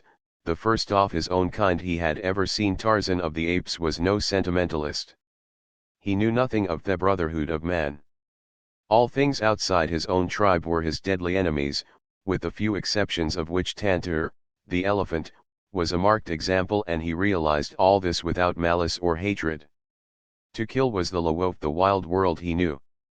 Few were his primitive pleasures, but the greatest of these was to hunt and kill, and so he accorded to others the right to cherish the same desires as he, even though he himself might be the object of their hunt. His strange life had left him neither morose nor bloodthirsty. That he joyed in killing, and that he killed with a joyous laugh upon his handsome lips, betokened no innate cruelty. He killed for food most often, but, being a man, he sometimes killed for pleasure, a thing which no other animal does, for it has remained for man alone among all creatures to kill senselessly and wantonly for the mere pleasure of inflicting suffering and death. And when he killed for revenge, or in self-defense, he did that also without hysteria, for it was a very business-like proceeding which admitted of no levity. So it was that now, as he cautiously approached the village of Mbanga, he was quite prepared either to kill or be killed should he be discovered. He proceeded with unwonted stealth, for Kulonga had taught him great respect for the little sharp splinters of wood which dealt death so swiftly and unerringly. At length he came to a great tree, heavy laden with thick foliage and loaded with pendant loops of giant creepers. From this almost impenetrable bower above the village he crouched, looking down upon the scene below him, wondering over every feature of this new, strange life. There were naked children running and playing in the village street. There were women grinding dried plantain in crude stone mortars, while others were fashioning cakes from the powdered flour. Out in the fields he could see still other women hoeing, weeding, or gathering. All wore strange protruding girdles of dried grass about their hips, and many were loaded with brass and copper anklets, armlets and bracelets. Around many a dusky neck hung curiously coiled strands of wire, while several were further ornamented by huge nose rings. Tarzan of the Apes looked with growing wonder at these strange creatures. Dozing in the shade he saw several men, while at the extreme outskirts of the clearing he occasionally caught glimpses of armed warriors apparently guarding the village against surprise from an intoxicating enemy. He noticed that the women alone worked. Nowhere was there evidence of a man tilling the fields or performing any of the homely duties of the village. Finally his eyes rested upon a woman directly beneath him. Before her was a small cauldron standing over a low fire, and in it bubbled a thick, reddish, tarry mass. On one side of her lay a quantity of wooden arrows, the points of which she dipped into the seething substance, then laying them upon a narrow rack of boughs which stood upon her other side. Tarzan of the Apes was fascinated. Here was the secret of the terrible destructiveness of the archer's tiny missiles. He noted the extreme care which the woman took that none of the matter should touch her hands, and once when a particle spattered upon one of her fingers he saw her plunge the member into a vessel of water and quickly rub that stain away with a handful of leaves. Tarzan knew nothing of poison, but his shrewd reasoning told him that it was this deadly stuff that killed, and not the little arrow, which was merely the messenger that carried it into the body of its victim. How he should like to have more of those little death-dealing slivers. If the woman would only leave her work for an instant, he could drop down, gather up a handful, and be back in the tree again before she drew 3 breaths. As he was trying to think out some plan to distract her attention, he heard a wild cry from across the clearing. He looked and saw a black warrior standing beneath the very tree in which he had killed the murderer of Kala an hour before. The fellow was shouting and waving his spear above his head. Now and again he would point to something on the ground before him. The village was in an uproar instantly. Armed men rushed from the interior of many a hut and raced madly across the clearing toward the excited sentry. After them trooped the old men, and the women and children until, in a moment, the village was deserted. Tarzan of the Apes knew that they had found the body of his victim, but that interested him far less than the fact that no one remained in the village to prevent his taking a supply of the arrows which lay bellowing. Quickly and noiselessly he dropped to the ground beside the cauldron of poison. For a moment he stood motionless, his quick, bright eyes scanning the interior of the palisade. No one was in sight. His eyes rested upon the open doorway of a nearby hut. He would take a look within, thought Tarzan, and so, cautiously, he approached the low thatched building. For a moment he stood without, listening intently. There was no sound, and he glided into the semi-darkness of the interior. Weapons hung against the walls: long spears, strangely shaped knives, a couple of narrow shields. In the center of the room was a cooking pot, and at the far end a litter of dry grasses covered by woven mats which evidently served the owners as beds and bedding. Several human skulls lay upon the floor. Tarzan of the Apes felt of each article, hefted the spears, smelled of them, for he saw largely through his sensitive and highly trained nostrils. He determined to own one of these long, pointed sticks, but he could not take one on this trip because of the arrows he meant to carry. As he took each article from the walls, he placed it in a pile in the center of the room. On top of all he placed the cooking pot, inverted, and on top of this he laid one of the grinning skulls, upon which he fastened the headdress of the dead Kulonga. Then he stood back, surveyed his work, and grinned. Tarzan of the Apes enjoyed a joke, but now he heard, outside, the sounds of many voices, and long mournful howls, and mighty wailing. He was startled. Had he remained too long? Quickly he reached the doorway and peered down the village street toward the village gate. The natives were not yet in sight, though he could plainly hear them approaching across the plantation. They must be very near. Like a flash he sprang across the opening to the pile of arrows. Gathering up all he could carry under one arm, he overturned the seething cauldron with a kick, and disappeared into the foliage above just as the first of the returning natives entered the gate at the far end of the village street. Then he turned to watch the proceeding below, poised like some wild bird ready to take swift wing at the first sign of danger. The natives filed up the street, 4 of them bearing the dead body of Kulonga. Behind trailed the women, uttering strange cries and weird lamentation. On they came to the portals of Kulonga's hut, the very one in which Tarzan had wrought his depredations. Scarcely had half a dozen entered the building ere they came rushing out in wild, jabbering confusion. The others hastened to gather about. There was much excited gesticulating, pointing, and chattering. Then several of the warriors approached and peered within. Finally an old fellow with many ornaments of metal about his arms and legs, and a necklace of dried human hands depending upon his chest, entered the hut. It was Mbanga, the king, father of Kulonga. For a few moments all was silent. Then Mbanga emerged, a look of mingled wrath and superstitious fear writ upon his hideous countenance. He spoke a few words to the assembled warriors, and in an instant the men were flying through the little village, searching minutely every hut and corner within the palisade. Scarcely had the search commenced than the overturned cauldron was discovered, and with it the theft of the poisoned arrows. Nothing more they found, and it was a thoroughly awed and frightened group of savages which huddled around their king. A few moments later Mbanga could explain nothing of the strange events that had taken place.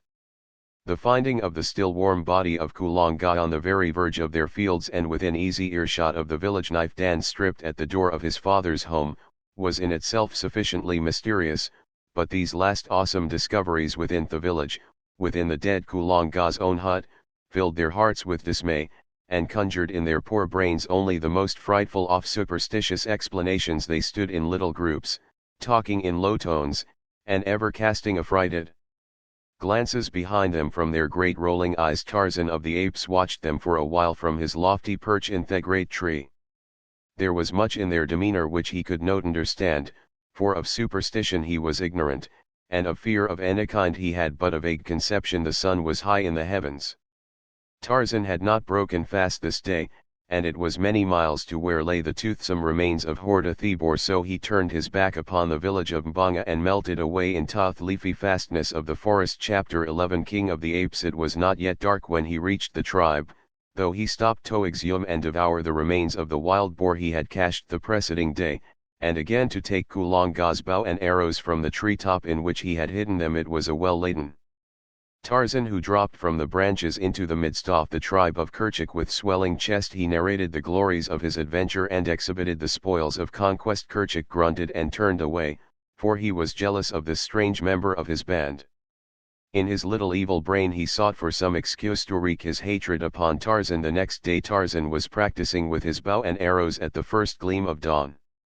At first he lost nearly every bolt he shot, but finally he learned to guide the little shafts with fair accuracy, and ere a month had passed he was no mean shot, but his proficiency had cost him nearly his entire supply of arrows. The tribe continued to find the hunting good in the vicinity of the beach, and so Tarzan of the Apes varied his archery practice with further investigation of his father's choice though little store of books. It was during this period that the young English lord found hidden in the back of one of the cupboards in the cabin a small metal box.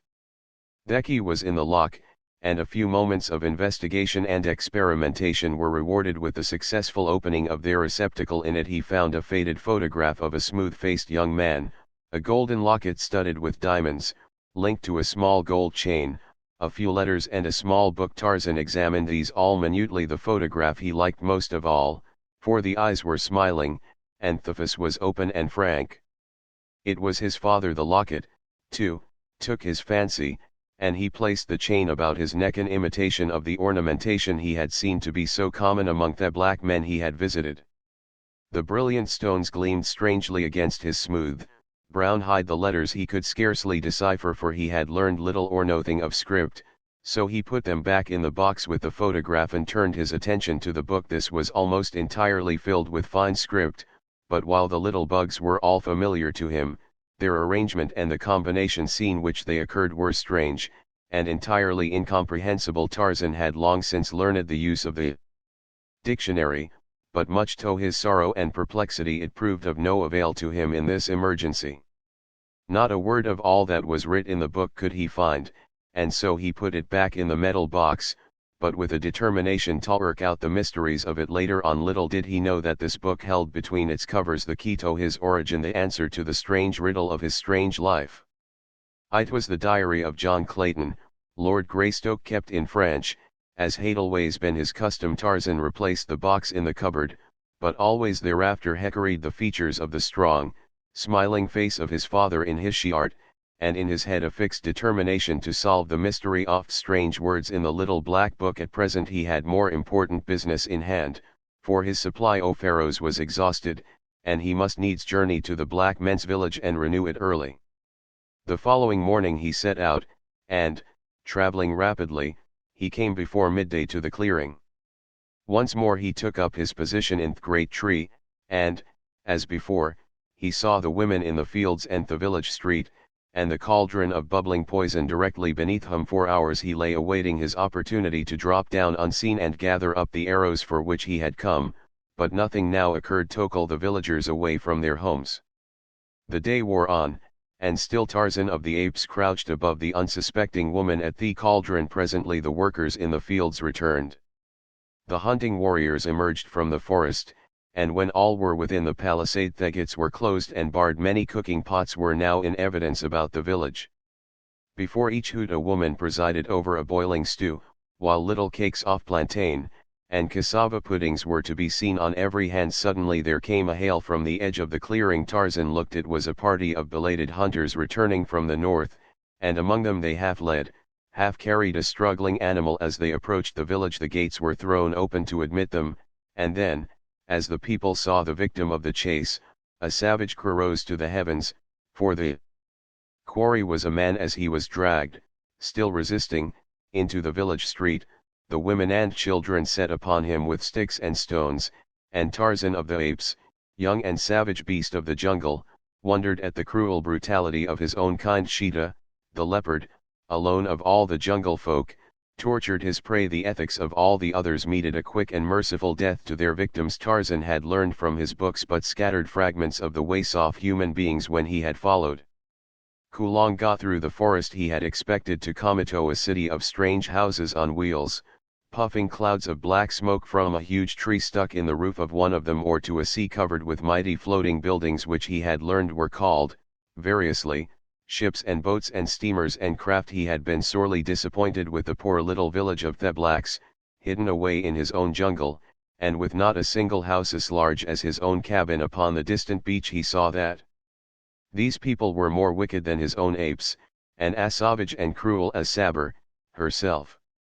Tarzan began to hold his own kind in low esteem. Now they had tied their poor victim to a great post near the center of the village, directly before Mbonga's hut, and here they formed a dancing, yelling circle of warriors about him, alive with flashing knives and menacing spears. In a larger circle squatted the women, yelling and beating upon drums. It reminded Tarzan of the dum-dum, and so he knew what to expect.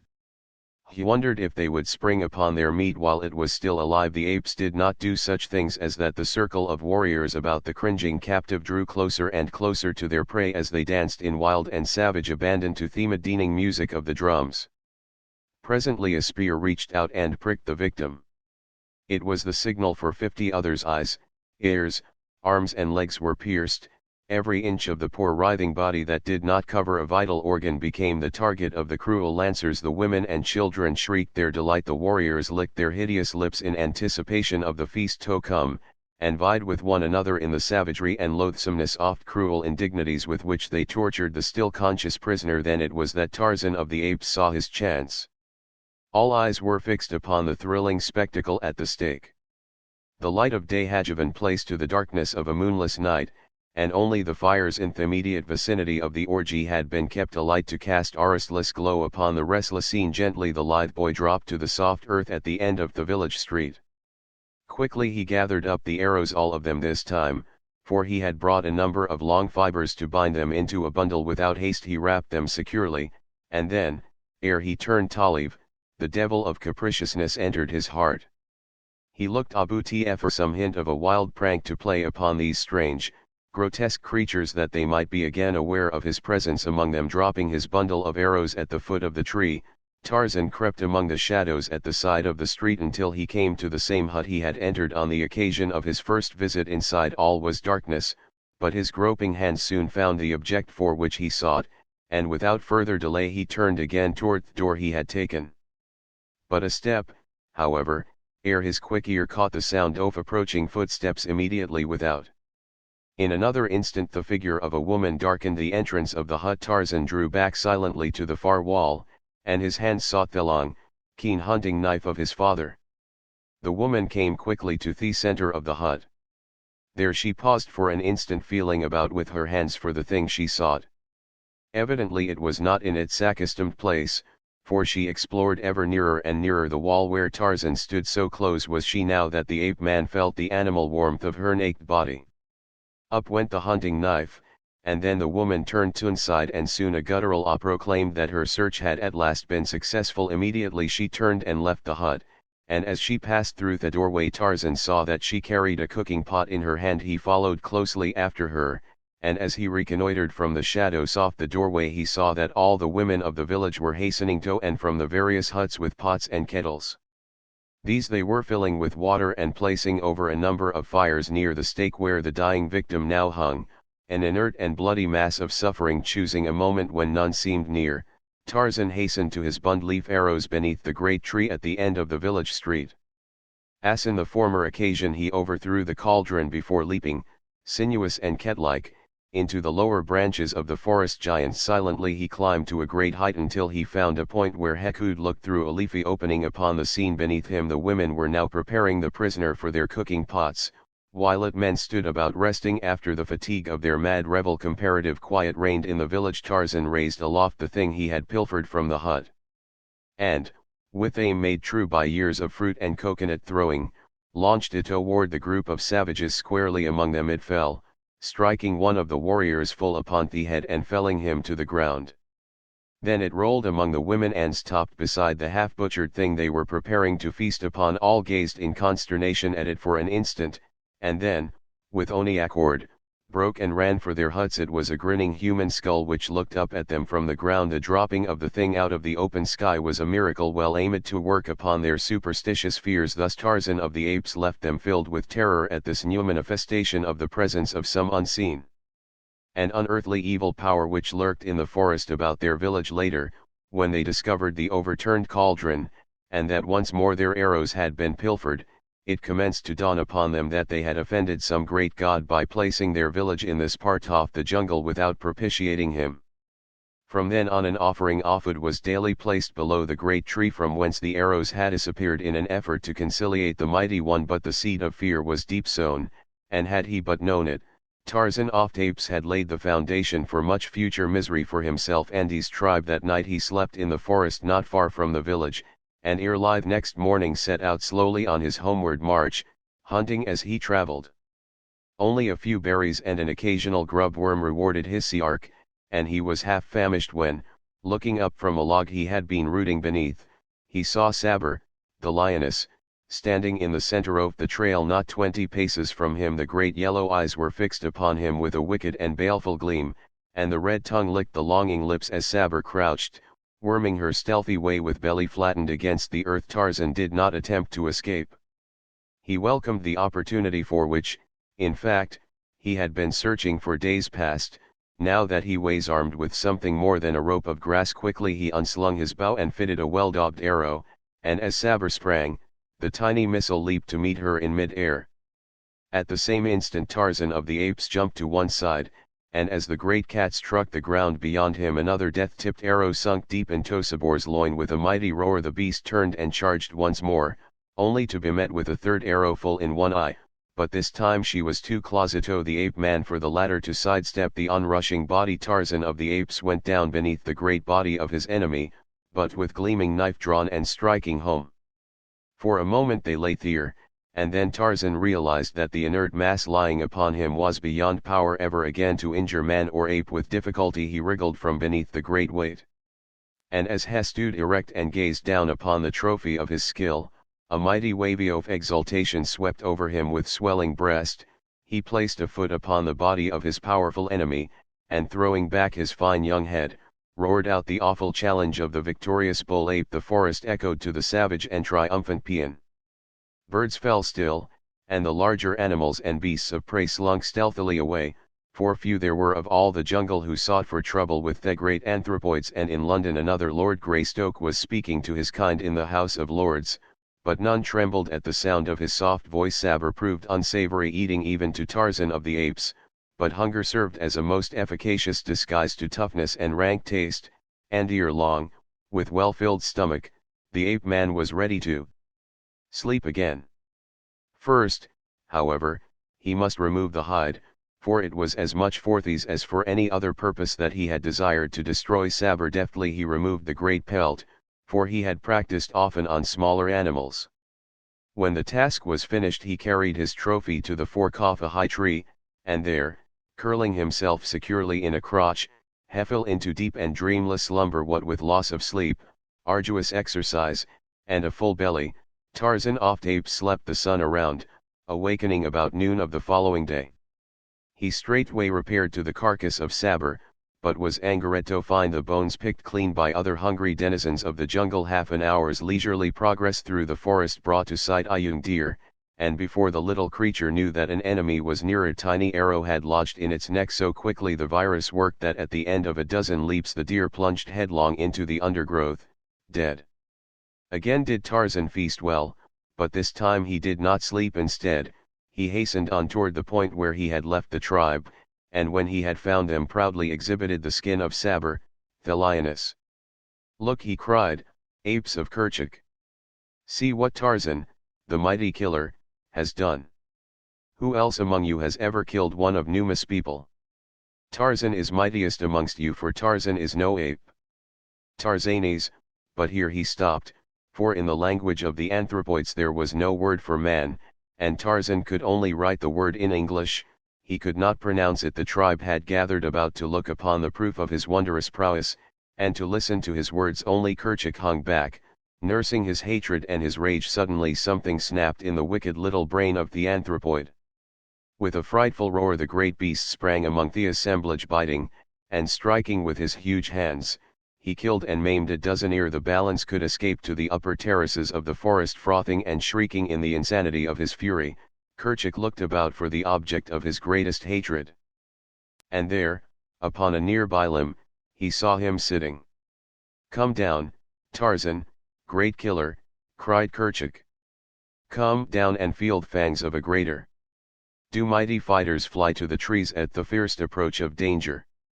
And then Kerchak emitted the volleying challenge of his kind. Quietly Tarzan dropped to the ground. Breathlessly the tribe watched from their lofty perches as Kerchak, still roaring, charged their relatively puny figure. Nearly 7 feet stood Kerchak on his short legs. His enormous shoulders were bunched and rounded with huge muscles. The back of his horse neck was as a single lump of iron sinew which bulged beyond the base of his skull, so that his head seemed like a small ball protruding from a huge mountain of flesh. His back drawn, snarling lips exposed his great fighting fangs, and his little, wicked, bloodshot eyes gleamed in horrid reflection of his madness. Awaiting him stood Tarzan, himself a mighty muscled animal, but his 6 feet of height and his great rolling sinews seemed pitifully inadequate to the ordeal which awaited them. His bow and arrows lay some distance away where he had dropped them while showing Sabur's hide to his fellow apes, so that he confronted Kerchak now with only his hunting knife and his superior intellect to offset the ferocious strength of his enemy. As his antagonist came roaring toward him, Lord Greystoke tore his long knife from its sheath, and with an answering challenge as horrid and blood-curdling as that of the beast he faced, rushed swiftly to meet the attack. He was too shrewd to allow those long hairy arms to encircle him, and just as their bodies were about to crash together, Tarzan of the Apes grasped one of the huge wrists of his assailant, and, springing lightly to one side, drove his knife to the hilt into Kerchak's body, below the heart. Before he could wrench the blade free again, the bull's quick lunge to seize him in those awful arms had torn the weapon from Tarzan's grasp. Kerchak aimed a terrific blow at the ape-man's head with the flat-off eyes hand, a blow which, had it landed, might easily have crushed in the side of Tarzan's skull. The man was too quick, and, ducking beneath it, himself delivered a mighty one, with clenched fist, in the pit of Kerchak's stomach. The ape was staggered, and what with the mortal wound in his side had almost collapsed, when, with one mighty effort he rallied for an instant, just long enough to enable him to wrest his arm free from Tarzan's grasp and close in a terrific clinch with his wiry opponent. Straining the ape-man close to him,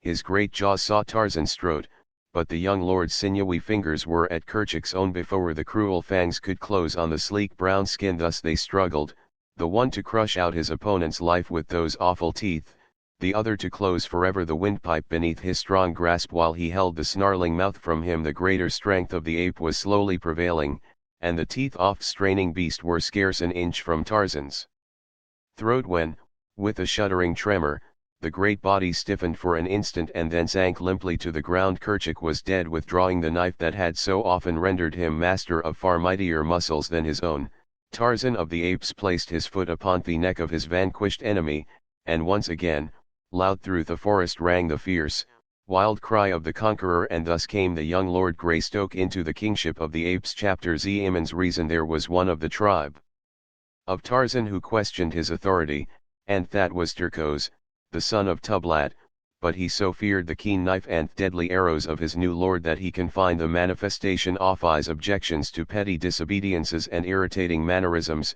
Tarzan knew, however, that he but waited his opportunity to wrest the kingship from him by some sudden stroke of treachery, and so he was ever on his guard against surprise. For months the life of the little band went on much as it had before, except that Tarzan's greater intelligence and his ability as a hunter were the means of providing for them more bountifully than ever before. Most of them, therefore, were more than content with the change in rulers. Tarzan led them by night to the fields of the black men, and there, warned by their chief's superior wisdom, they ate only what they required, nor ever did they destroy what they could not eat, as is the way of Manu, the monkey, and of most apes. So, while the blacks were wroth at the continued pilfering of their fields, they were not discouraged in their efforts to cultivate the land, as would have been the case had Tarzan permitted his people to totally waste the plantation wantonly. During this period Tarzan paid many nocturnal visits to the village, where he often renewed his supply of arrows. He soon noticed the food always standing at the foot of the tree which was his avenue into the palisade, and after a little, he commenced to eat whatever the blacks put there. When the awestruck savages saw that the food disappeared overnight, they were filled with consternation and dread, for it was one thing to put food out to propitiate a god or a devil, but quite another thing to have the spirit really come into the village and eat it. Such a thing was unheard of, and it clouded their superstitious minds with all manner of vague fears. Nor was this all. The periodic disappearance of their arrows, and the strange pranks perpetrated by unseen hands, had wrought them to such a state that life had become a veritable burden in their new home, and now it was that Mbonga and his head men began to talk of abandoning the village and seeking a site farther on in the jungle. Presently the black warriors began to strike farther and farther south into the heart of the forest. When they went to hunt, looking for a site for a new village, more often was the tribe of Tarzan disturbed by these wandering huntsmen. Now was the quiet, fierce solitude of the primeval forest broken by new, strange cries. No longer was there safety for bird or beast. Man had come, other animals passed up and down the jungle by day and benight fierce, cruel beasts, but their weaker neighbors only fled from their immediate vicinity to return again when the danger was past. With man it is different. When he comes, many of the larger animals instinctively leave the district entirely, seldom if ever to return, and thus it has always been with the great anthropoids. They flee as man flees a pestilence. For a short time the tribe of Tarzan lingered in the vicinity of the beach because their new chief hated the thought of leaving the treasured contents of the little cabin forever. But when one day a member of the tribe discovered the blacks in great numbers on the banks of a little stream that had been their watering place for generations, and in the act of clearing a space in the jungle and erecting many huts, the apes would remain no longer, and so Tarzan led them inland for many marches to a spot as yet undefiled by the foot of a human being. Once every moon Tarzan would go swinging rapidly back through the swaying branches to have a day with his books, and to replenish his supply of arrows. This latter task was becoming more and more difficult, for the blacks had taken to hiding their supply away at night in granaries and living huts. This necessitated watching by day on Tarzan's part to discover where arrows were being concealed. Twice had he entered huts at night while the inmates lay sleeping upon their mats, and stolen the arrows from the very sides of the warriors, but this method he realized to be too fraught with danger, and so he commenced picking up solitary hunters with his long, deadly noose, stripping them of weapons and ornaments and dropping their bodies from a high tree into the village street during the still watches of the night. These various escapades again so terrorized the blacks that, had it not been for the monthly respite between Tarzan's visits, in which they had opportunity to renew hope that each fresh incursion would prove the last, they soon would have abandoned their new village. The blacks had not as yet come upon Tarzan's cabin on the distant beach. But the ape man lived in constant dread that, while he was away with the tribe, they would discover and despoil his treasure. So it came that he spent more and more time in the vicinity of his father's last home, and less with the tribe. Presently the members of his little community began to suffer on account of his neglect, for disputes and quarrels constantly arose which only the king might settle peaceably. At last some of the older apes spoke to Tarzan on the subject, and for a month thereafter he remained constantly with the tribe. The duties of kingship among the anthropoids are not many or arduous. In the afternoon comes Thaka, possibly, to complain that old Mungo has stolen his new wife. Then must Tarzan summon all before him, and if he finds that the wife prefers her new lord, he commands that matters remain as they are, or possibly that Mungo give Thaka one of his daughters in exchange. Whatever his decision, The apes accept it as final, and return to their occupations satisfied. Then comes Tana, shrieking and holding tight her side from which blood is streaming. Gunto, her husband, has cruelly bitten her. And Gunto, summoned, says that Tana is lazy and will not bring him nuts and beetles, or scratch his back for him. So Tarzan scolds them both and threatens Gunto with a taste of the death-bearing slivers if he abuses Tana further, and Tana, for her part, is compelled to promise better attention to her wifely duties. And so it goes, little family differences for the most part, which, if left unsettled, would result finally in greater factional strife, and the eventual dismemberment of the tribe. But Tarzan, tired of it, as he found that kingship meant the curtailment of his liberty. He longed for the little cabin and the sun-kissed sea, for the cool interior of the well-built house, and for the never-ending wonders of the many books. As he had grown older, he found that he had grown away from his people. Their interests and his were far removed. They had not kept pace with him, nor could they understand aught of the many strange and wonderful dreams that passed through the active brain of their human king. So limited was their vocabulary that Tarzan could not even talk with them of the many new truths, and the great fields of thought that his reading had opened up before his longing eyes, or make known ambitions which stirred his soul. Among the tribe he no longer had friends as of old. A little child may find companionship in many strange and simple creatures, but to a grown man there must be some semblance of equality in intellect as the basis for agreeable association. Had Kala lived, Tarzan would have sacrificed all else to remain near her, but now that she was dead, and the playful friends of his childhood grown into fierce and surly brutes, he felt that he much preferred the peace and solitude of his cabin to the irksome duties of leadership amongst a horde of wild beasts. The hatred and jealousy of Turcos, son of Tublat, did much to counteract the effect of Tarzan's desire to renounce his kingship among the apes, for, stubborn young Englishman that he was, he could not bring himself to retreat in the face of so malignant an enemy. That Turcos would be chosen leader in his stead he knew full well, for time and again the ferocious brute had established his claim to physical supremacy over the few bull apes who had dared resent his savage bullying. Tarzan would have liked to subdue the ugly beast without recourse to knife or arrows.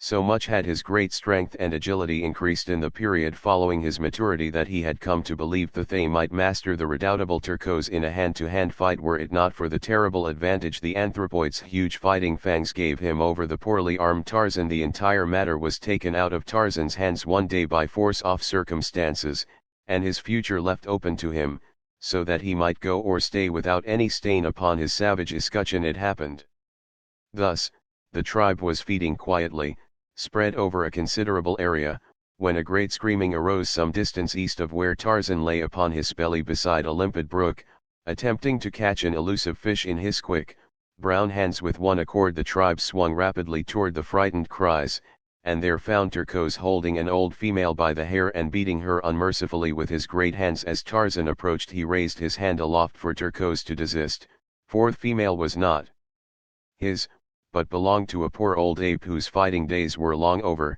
and who, therefore, could not protect his family. Turcos knew that it was against the laws of his kind to strike this woman of another, but being a bully, he had taken advantage of the weakness of the female's husband to chastise her because she had refused to give up to him a tender young rodent she had captured. When Turcos saw Tarzan approaching without his arrows, he continued to belabor the poor woman in a studied effort to affront his hated chieftain. Tarzan did not repeat his warning signal, but instead rushed bodily upon the waiting Turcos. Never had the ape-man fought so terrible a battle since that long gone day when Balgani, the great king gorilla, had so horribly manhandled Hymera. The new-found knife had, by accident, pricked the savage heart. Tarzan's knife on the present occasion but barely offset the gleaming fangs of Turcos, and what little advantage the ape had over the man in brute strength was almost balanced by the latter's wonderful quickness and agility. In the sum total of their points, however, the anthropoid had a shade better of the battle, and had there been no other personal attribute to influence the final outcome, Tarzan of the Apes, the young Lord Greystoke, would have died as he had lived, an unknown savage beast in equatorial Africa. But there was that which had raised him far above his fellows of the jungle, that little spark which spells the whole vast difference between man and brute: reason. This it was which saved him from death beneath the iron muscles and tearing fangs of Turcos. Scarcely had they fought a dozen seconds ere they were rolling upon the ground, striking, tearing and rending two great savage beasts battling to the death. Turcos had a dozen knife wounds on head and breast, and Tarzan was torn and bleeding, his scalp in one place half torn from his head so that a great piece hung down over one eye, obstructing his vision. But so far the young Englishman had been able to keep those horrible fangs from his jugular, and now, as they fought less fiercely for a moment, to regain their breath, Tarzan formed a cunning plan. He would work his way to the other's back and, clinging there with tooth and nail, drive his knife home until Turcos was no more. The maneuver was accomplished more easily than he had hoped, for the stupid beast, not knowing what Tarzan was attempting, made no particular effort to prevent the accomplishment of the design. But when, finally, he realized that his antagonist was fastened to him where his teeth and fists alike were useless against him, Turcos hurled himself about upon the ground so violently that Tarzan could but cling desperately to the leaping, turning, twisting body, and ere he had struck a blow the knife was hurled from his hand by a heavy impact against the earth, and Tarzan found himself defenseless during the rollings and squirmings of the next few minutes. Tarzan's hold was loosened a dozen times until finally an accidental circumstance of those swift and ever-changing evolutions gave him a new hold with his right hand, which he realized was absolutely unassailable. His arm was passed beneath Turcos' arm from behind, and his hand and forearm encircled the back of Turcos' neck. It was the half-Nelson of modern wrestling which the untaught ape man had stumbled upon, but superior reason showed him in an instant the value of the thing he had discovered. It was the difference to him between life and death, and so he struggled to encompass a similar hold with the left hand, and in a few moments Turcos' bull neck was creaking beneath a full Nelson. There was no more lunging about now.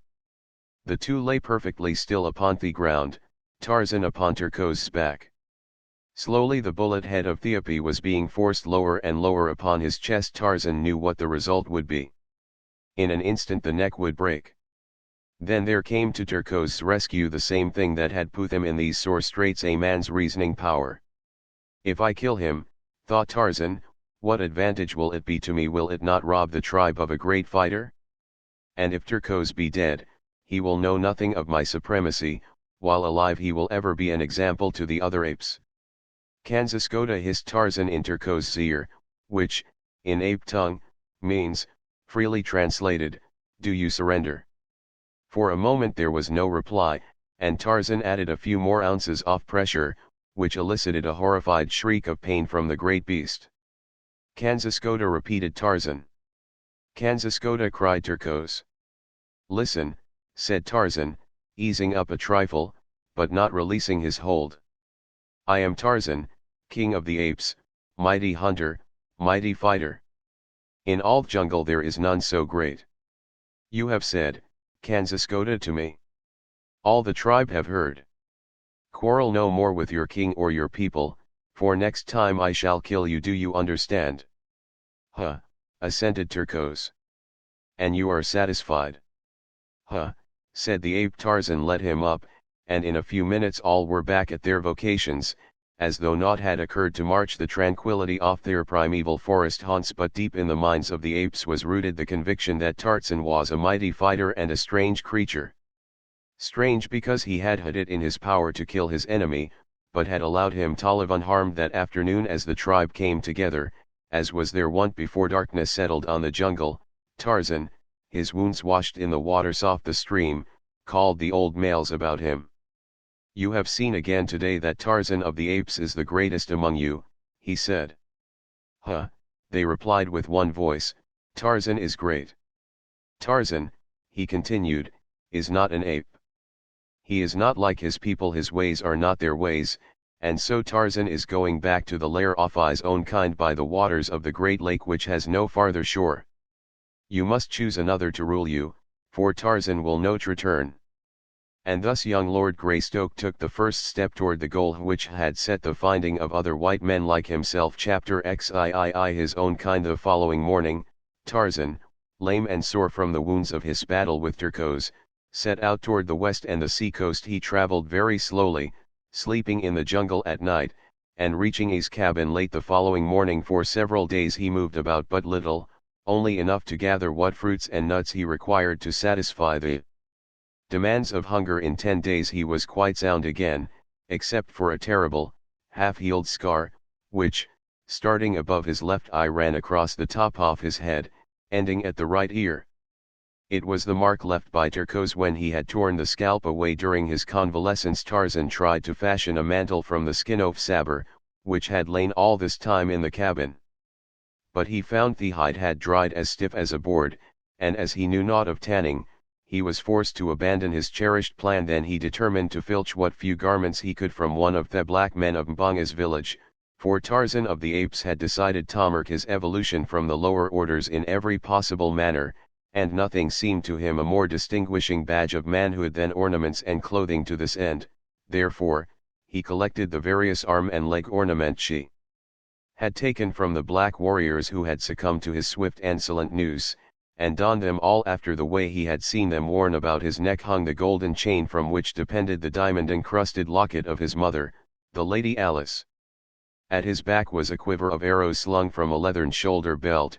Another piece oflowed from some vanquished black. About his waist was a belt of tiny strips of rawhide fashioned by himself as a support for the homemade scabbard in which hung his father's hunting knife.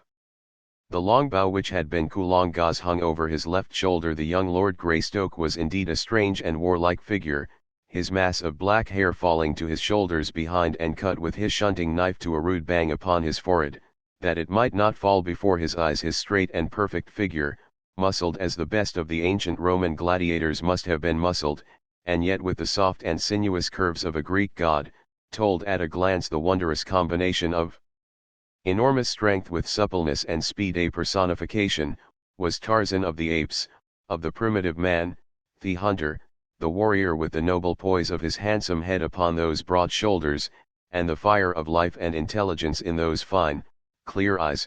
He might readily have typified some demigod of a wild and warlike bygone people of his ancient forest, but of these things Tarzan did not think. He was worried because he had not clothing to indicate to all the jungle folks that he was a man and not an ape, and grave doubt often entered his mind as to whether he might not yet become an ape. Was not hair commencing to grow upon his face? All the apes had hair upon theirs, but the black men were entirely hairless, with very few exceptions. True, he had seen pictures in his books of men with great masses of hair upon lip and cheek and chin, but, nevertheless, Tarzan was afraid. Almost daily he whetted his keen knife and scraped and whittled at his young beard to eradicate this degrading emblem of apehood, and so he learned to shave rudely and painfully, it is true, but, nevertheless, effectively. When he felt quite strong again, after his bloody battle with Turcos, Tarzan set off one morning towards Mbanga's village. He was moving carelessly along a winding jungle trail, instead of making his progress through the trees, when suddenly he came face to face with a black warrior. The look of surprise on the savage face was almost comical, and before Tarzan could unsling his bow the fellow had turned and fled down the path, crying out in alarm as though to others before him. Tarzan took to the trees in pursuit, and in a few moments came in view of the men desperately striving to escape. There were 3 of them, and they were racing madly in single file through the dense undergrowth. Tarzan easily distanced them, nor did they see his silent passage above their heads, nor note the crouching figure squatted upon a low branch ahead of them beneath which the trail led them. Tarzan let the first 2 pass beneath him, but as the third came swiftly on, the quiet noose dropped about the black throat. A quick jerk drew it taut. There was an agonized scream from the victim, and his fellows turned to see his struggling body rise as by magic slowly into the dense foliage of the trees above. With frightened shrieks they wheeled once more and plunged on in their efforts to escape. Tarzan dispatched his prisoner quickly and silently, removed weapons and ornaments, and the greatest joy of all, a handsome deerskin breechcloth, which he quickly transferred to his own person. Now indeed was he dressed as a man should be. None there was who could now doubt his high origin. How he should have liked to have returned to the tribe to parade before their envious gaze this wondrous finery. Taking the body across his shoulder, he moved more slowly through the trees toward the little palisade village, for he again needed arrows. As he approached quite close to the enclosure he saw an excited group surrounding the 2 fugitives, who, trembling with fright and exhaustion, were scarce able to recount the uncanny details of their adventure. Mirando, they said, who had been ahead of them a short distance, had suddenly come screaming toward them, crying that a terrible white and naked warrior was pursuing him. The three of them had hurried toward the village as rapidly as their legs would carry them. Again Mirando's shrill cry of mortal terror had caused them to look back, and there they had seen the most horrible sight, their companion's body flying upwards into the trees, his arms and legs beating the air and his tongue protruding from his open mouth. Neither sound did he utter, nor was there any creature in sight about him. The villagers were worked up into a state of fear bordering on panic, but wise old Mbanga affected to feel considerable skepticism regarding tale, and attributed the whole fabrication to their fright in the face of some real danger. "You tell us this great story," he said, "because you do not dare to speak the truth. You do not dare admit that when the lion sprang upon Mirando you ran away and left him. You are cowards."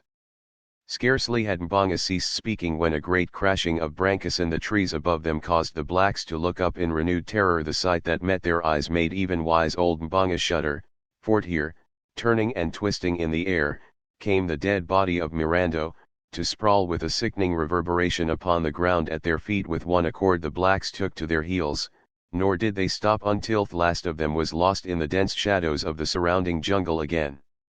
Tarzan came down into the village and renewed his supply of pharaohs and ate of the offering of food which the blacks had made to appease his wrath. Before he left he carried the body of Mirando to the gate of the village, and propped it up against the palisade in such a way that the dead face seemed to be peering around the edge of the gatepost down the path which led to the jungle. Then Tarzan returned, hunting, always hunting, to the cabin by the beach. It took a dozen attempts on the part of the thoroughly frightened blacks to re-enter their village, past the horrible, grinning face of their dead fellow, and when they found the food and arrows gone they knew, what they had only too well feared, that Mirando had seen the evil spirit of the jungle. That now seemed to them the logical explanation.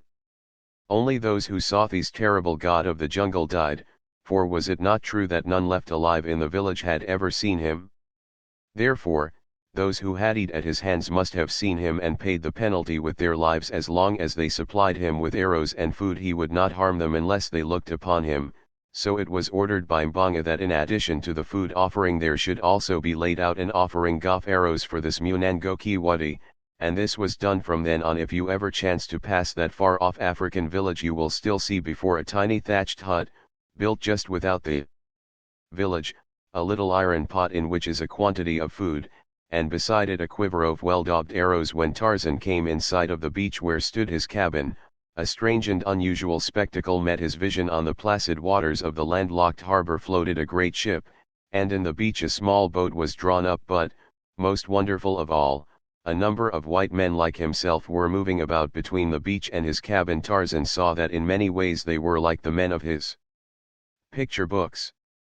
He crept closer through the trees until he was quite close above them. There were 10 men, swarthy, suntanned, villainous-looking fellows. Now they had congregated by the boat and were talking in loud, angry tones, with much gesticulating and shaking of fists. Presently one of them, a little, mean-faced, black-bearded fellow with a countenance which reminded Tarzan of Pamba, the rat, laid his hand upon the shoulder of a giant who stood next him, and with whom all the others had been arguing and quarreling. The little man pointed inland, so that the giant was forced to turn away from the others to look in the direction indicated.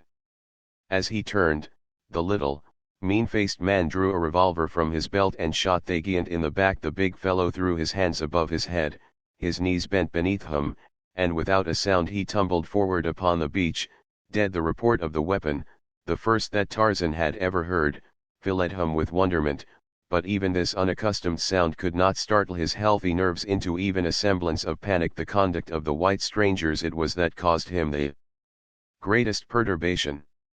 He puckered his brows into a frown of deep thought. It was well, thought he, that he had not given way to his first impulse to rush forward and greet these white men as brothers. They were evidently no different from the black men, no more civilized than the apes, no less cruel than Saber. For a moment the others stood looking at the little, mean-faced man and giant lying dead upon the beach. Then one of them laughed and slapped the little man upon the back. There was much more talk and gesticulating, but less quarreling. Presently they launched the boat and all jumped into it and rowed away toward the great ship, where Tarzan could see other figures moving about upon the deck. When they had clambered aboard, Tarzan dropped to earth behind a great tree and crept to his cabin, keeping it always between himself and the ship. Slipping in at the door, he found that everything had been ransacked. His books and pencils strewed the floor. His weapons and shields and their little store of treasures were littered about. As he saw what had been done, a great wave of anger surged through him, and the new-made scar upon his forehead stood suddenly out, a bar of inflamed crimson against his tawny hide. Quickly he ran to the cupboard and searched in the far recess of the lower shelf. Ah! He breathed a sigh of relief as he drew out the little tin box, and, opening it, found his greatest treasures undisturbed: the photograph of the smiling, strong-faced young man, and the little black puzzle book were safe. What was that? His quick ear had caught a faint but unfamiliar sound. Running to the window, Tarzan looked toward the harbor, and there he saw that a boat was being lowered from the great ship beside the O'Neill, ready in the water. Soon he saw many people clambering over the sides of the larger vessel and dropping into the boats.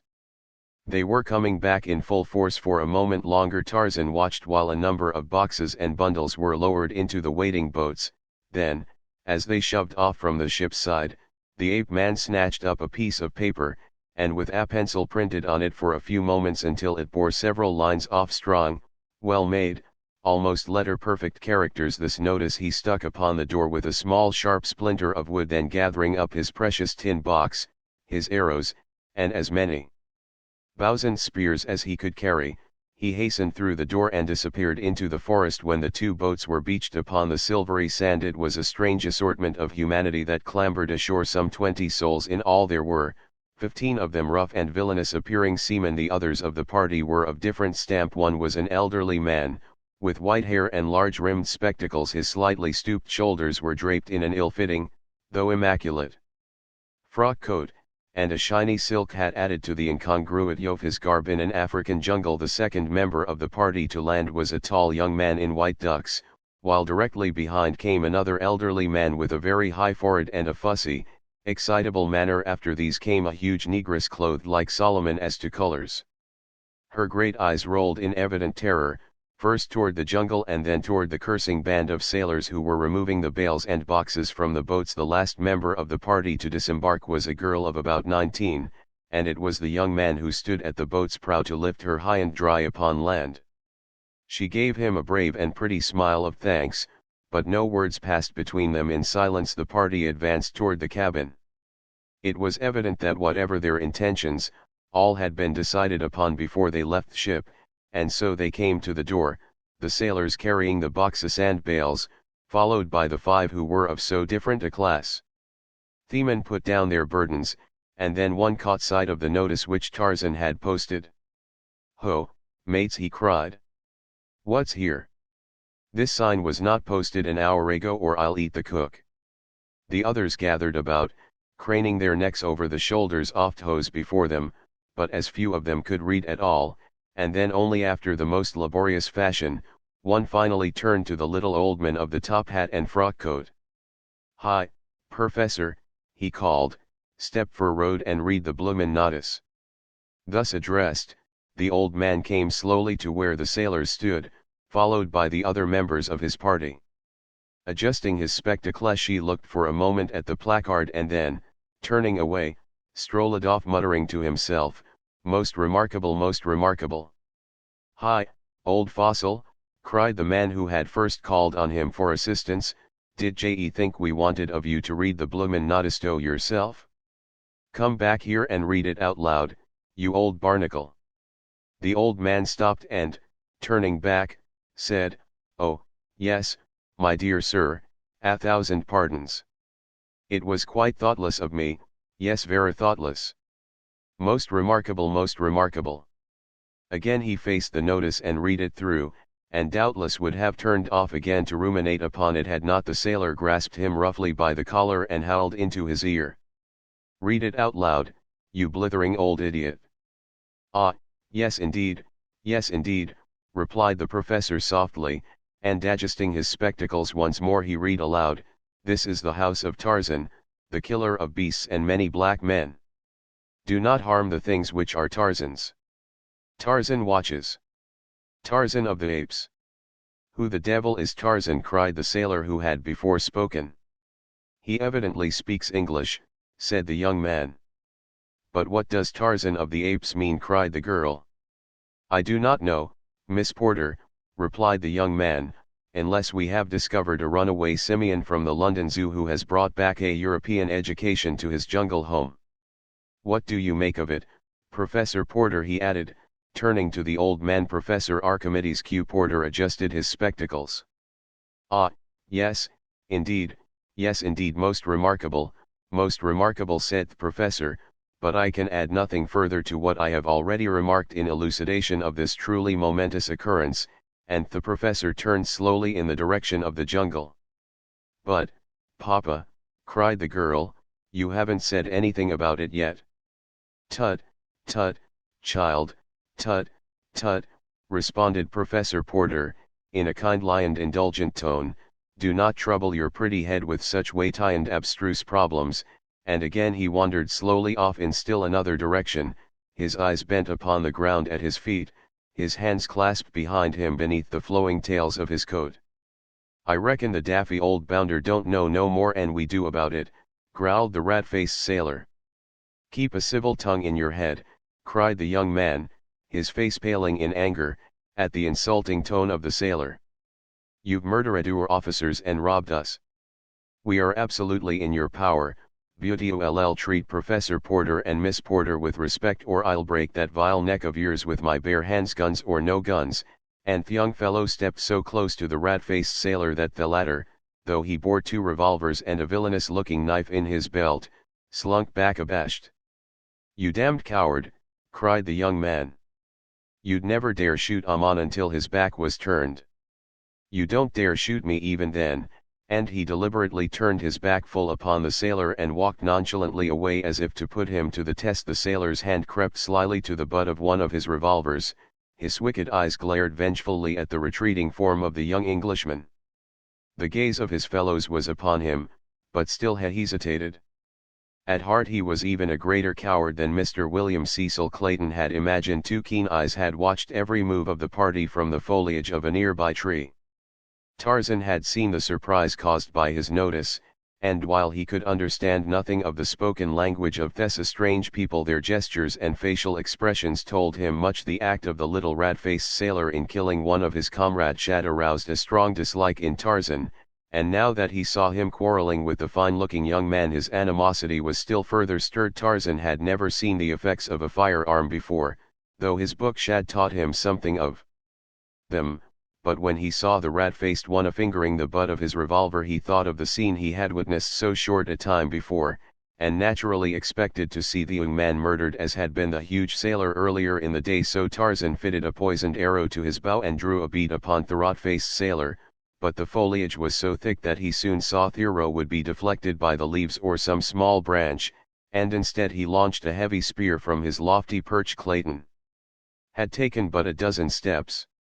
The rat-faced sailor had half drawn his revolver, the other sailors stood watching the scene intently. Professor Porter had already disappeared into the jungle, whither he was being followed by the fussy Samuel T. Philander.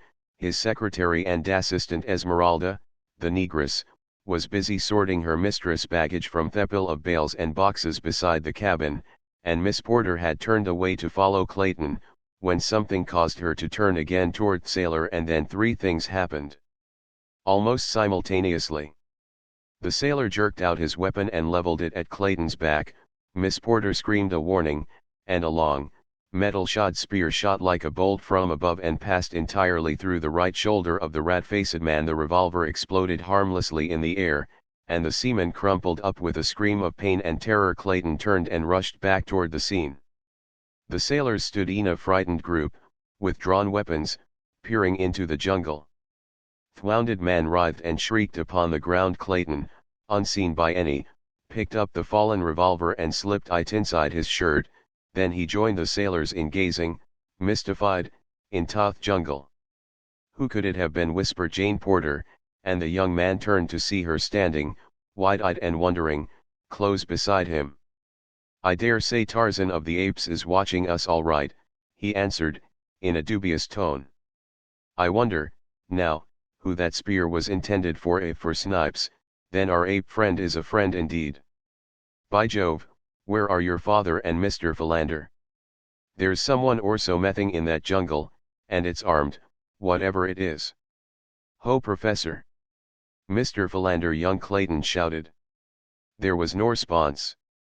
What's to be done, Miss Porter, continued the young man, his face clouded by a frown of worry and indecision.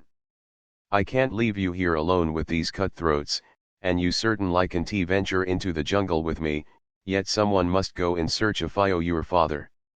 He is more than apt to wandering off aimlessly, regardless of danger or direction, and Mr. Philander is only a trifle less impractical than he. You will pardon my bluntness, but our lives are all in jeopardy here, and when we get your father back something must be done to impress upon him the dangers to which he exposes you as well as himself by his absent-mindedness. I quite agree with you, replied the girl, and I am not offended at all. Dear old papa would sacrifice his life for me without an instant's hesitation, provided one could keep his mind on so frivolous a matter for an entire instant. There is only one way to keep him in safety, and that is to chain him to a tree. The poor dear is so impractical. I have it, suddenly exclaimed Clayton. You can use a revolver, can't you? Yes. Why? I have one. With it you and Esmeralda will be comparatively safe in this cabin while I am searching for your father and Mr. Philander. Come, call the woman and I will hurry on. They can't have gone far. Jane did as he suggested, and when he saw the door close safely behind them, Clayton turned toward the jungle. Some of the sailors were drawing the spear from their wounded comrade, and, as Clayton approached, he asked if he could borrow a revolver from one of them while he searched the jungle for the professor. The rat-faced one, finding he was not dead, had regained his composure, and with a volley of oaths directed at Clayton refused in the name of his fellows to allow the young man any firearms. This man, Snipes, had assumed the role of chief since he had killed their former leader, and so little time had elapsed that none of his companions had as yet questioned his authority. Clayton's only response was a shrug of the shoulders, but as he left them he picked up the spear which had transfixed Snipes, and thus primitively armed, the son of the then Lord Greystoke strode into the dense jungle. Every few moments he called aloud the names of the wanderers. Thatchers in the cabin by the beach heard the sound of his voice growing ever fainter and fainter, until at last it was swallowed up by the myriad noises of the primeval wood. When Professor Archimedes Q. Porter and his assistant, Samuel T. Philander, after much insistence on the part of the latter, had finally turned their steps toward camp, they were as completely lost in the wild and tangled labyrinth of the matted jungle as two human beings well could be, though they did not know it. It was by the merest caprice of fortune that they headed toward the west coast of Africa, instead of toward Zanzibar on the opposite side of the dark continent. When in a short time they reached the beach, only to find no camp in sight, Philander was positive that they were north of their proper destination, while, as a matter of fact, they were about 200 yards south of it. It never occurred to either of these impractical theorists to call aloud on the chance of attracting their friends' attention. Instead, with all the assurance that deductive reasoning from a wrong premise induces in one, Mr. Samuel T. Philander grasped Professor Archimedes Q. Porter firmly by the arm and hurried the weakly protesting old gentleman off in the direction of Cape Town, 1,500 miles to the south. When Jane and Esmeralda found themselves safely behind the cabin door, the negress's first thought was to barricade the portal from the inside. With this idea in mind she turned to search for some means of putting it into execution, but her first view of the interior of the cabin brought a shriek of terror to her lips, and like a frightened child the huge woman ran to bury her face on her mistress' shoulder. Jane, turning at the cry, saw the cause of it lying prone upon the floor before them, the whitened skeleton of a man. A further glance revealed a second skeleton upon the bed. "What horrible place are we in?" murmured the awestruck girl. But here was no panic in her fright. At last, disengaging herself from the frantic clutch of the still shrieking Esmeralda, Jane crossed the room to look into the little cradle, knowing what she should see there even before the tiny skeleton disclosed itself in all its pitiful and pathetic frailty. What an awful tragedy these poor mute bones proclaimed. The girl shuddered at thought of the eventualities which might lie before herself and her friends in this ill-fated cabin, the haunt of mysterious, perhaps hostile, beings. Quickly, with an impatient stamp of her little foot, she endeavored to shake off the gloomy forebodings, and turning to Esmeralda bade her cease her wailing. "Stop, Esmeralda, stop it this minute," she cried. "You are only making it worse." She ended lamely, a little quiver in her own voice as she thought of 3 men, upon whom she depended for protection, wandering in the depth of that awful forest. Soon the girl found that the door was equipped with a heavy wooden bar upon the inside, and after several efforts the combined strength of Thetwo enabled them to slip it into place, the first time in 20 years. Then they sat down upon a bench with their arms about one another, and waited Chapter XIV at the mercy of the jungle. After Clayton had plunged into the jungle, the sailors' mutineers off Arrow fell into a discussion of their next step, but on one point all were agreed that they should hasten to put off to the anchored Arrow, where they could at least be safe from the spears of their unseen foe. And so, while Jane Porter and Esmeralda were barricading themselves within the cabin, the cowardly crew of cutthroats were pulling rapidly for their ship in the 2 boats that had brought them ashore. So much had Tarzan seen that day that his head was in a whirl of wonder. But the most wonderful sight of all, to him, was the face-off beautiful white girl. Here at last was one of his own kind, of that he was positive. And the young man and the 2 old men, they, too, were much as he had pictured his own people to be, but doubtless they were as ferocious and cruel as other men he had seen. The fact that they alone of all the party were unarmed might account for the fact that they had killed no one. They might be very different if provided with weapons. Tarzan had seen the young man pick up the fallen revolver of Wounded Snipes and hide it away in his breast, and he had also seen him slip it cautiously to the girl as she entered the cabin door. He did not understand anything of the motives behind all that he had seen, but, somehow, intuitively he liked the young man and the 2 old men, and for the girl he had a strange longing which he scarcely understood. As for the big black woman, she was evidently connected in some way to the girl, and so he liked her. Also for the sailors, and especially Snipes, he had developed a great hatred. He knew by their threatening gestures and by the expression upon their evil faces that they were enemies of the others of the party, and so he decided to watch closely. Tarzan wondered why the men had gone into the jungle, nor did it ever occur to him that one could become lost in that maze of undergrowth which to him was as simple as is the main street of your own hometown to you. When he saw the sailors row away toward the ship, and knew that Thagirl and her companion were safe in his cabin, Tarzan decided to follow the young man into the jungle and learn what his errand might be.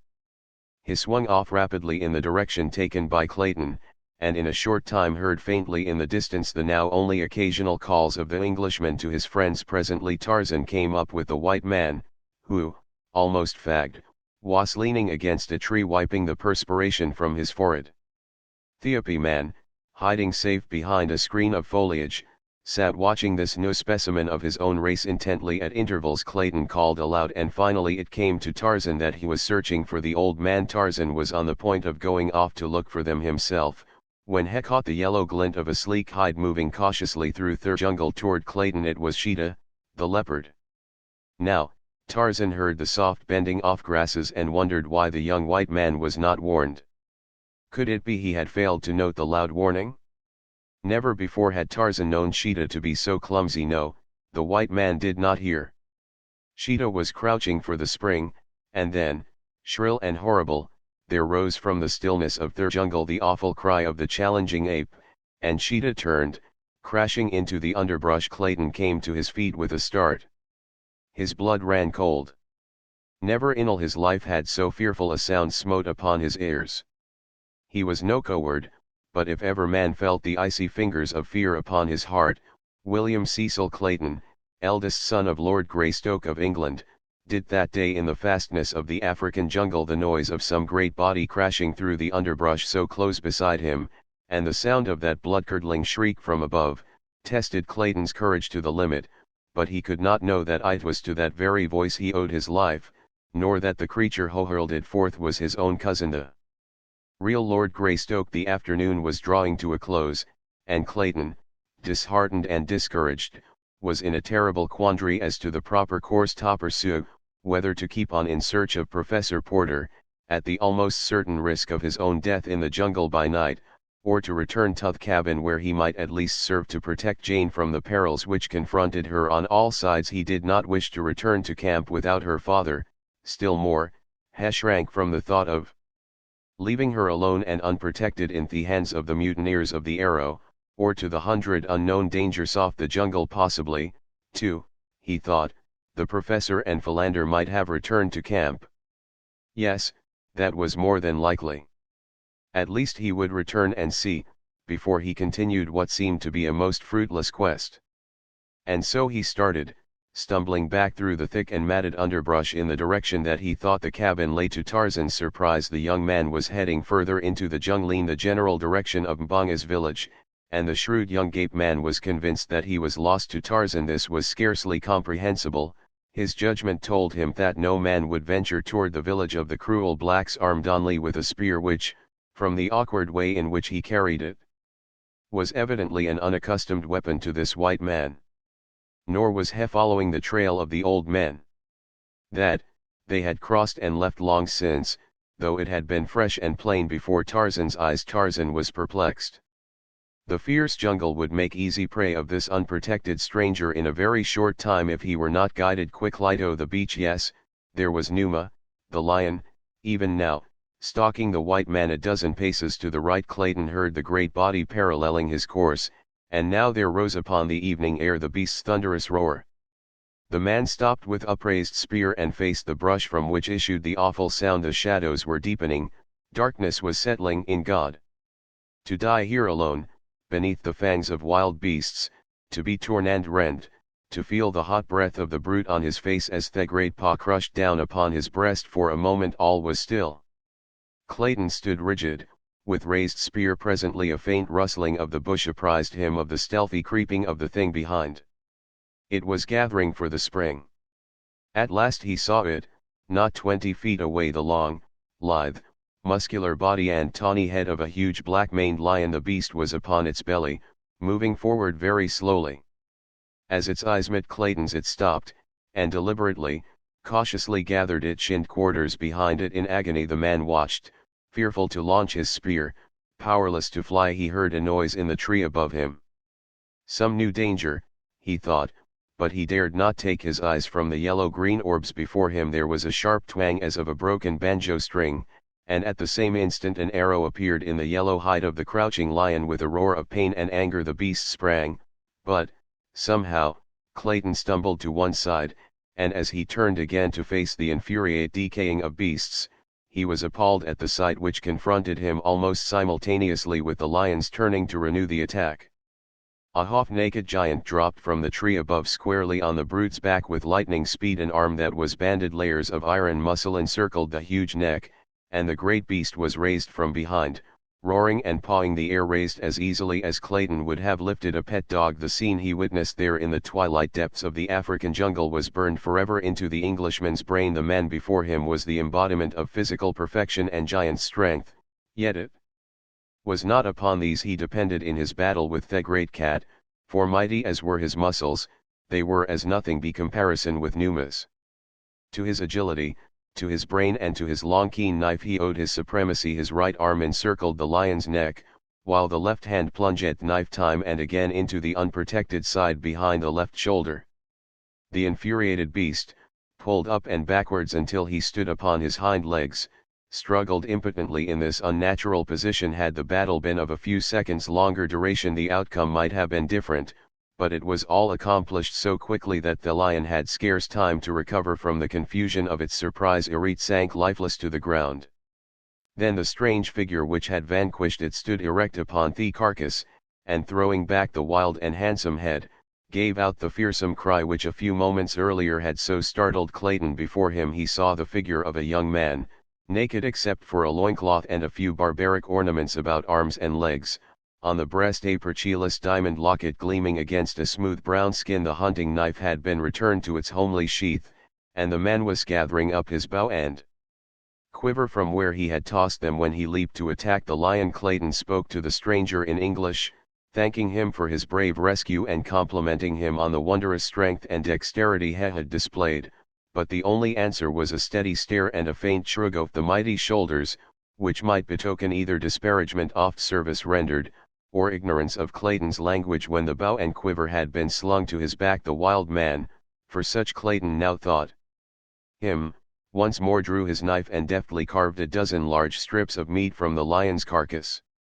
Then, squatting upon his haunches, he proceeded to eat, first motioning Clayton to join him. The strong white teeth sank into the raw and dripping flesh in apparent relish of the meal, but Clayton could not bring himself to share the cooked meat with his strange host. Instead he watched him, and presently there dawned upon him the conviction that this was Tarzan of the Apes, whose notice he had seen posted upon the cabin door that morning. If so, he must speak English again. Clayton attempted speech with the ape man, but the replies, now vocal, were in a strange tongue, which resembled the chattering of monkeys mingled with the growling of some wild beast. No, this could not be Tarzan of the Apes, for it was very evident that they was an utter stranger to English. When Tarzan had completed his repast he rose and, pointing a very different direction from that which Clayton had been pursuing, started off through the jungle toward the point he had indicated. Clayton, bewildered and confused, hesitated to follow him, for he thought he was but being led more deeply into the mazes of the forest. But the ape man, seeing him disinclined to follow, returned, and, grasping him by the coat, dragged him along until he was convinced that Clayton understood what was required of him.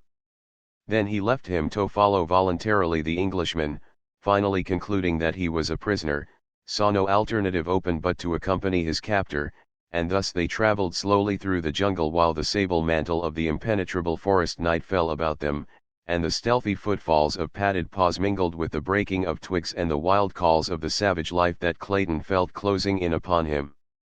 Suddenly Clayton heard the faint report of a firearm, a single shot, and then silence in the cabin by the beach. Two thoroughly terrified women clung to each other as they crouched upon the low bench in the gathering darkness. The negress sobbed hysterically, bemoaning the evil day that had witnessed her departure from her dear Maryland, while the white girl, dry-eyed and outwardly calm, was torn by inward fears and forebodings. She feared not more for herself than for the three men whom she knew to wandering in the abysmal depths of the savage jungle, from which she now heard issuing the almost incessant shrieks and roars, barkings and growlings of its terrifying and fearsome denizens as they sought their prey. And now there came the sound of a heavy body brushing against the side of the cabin.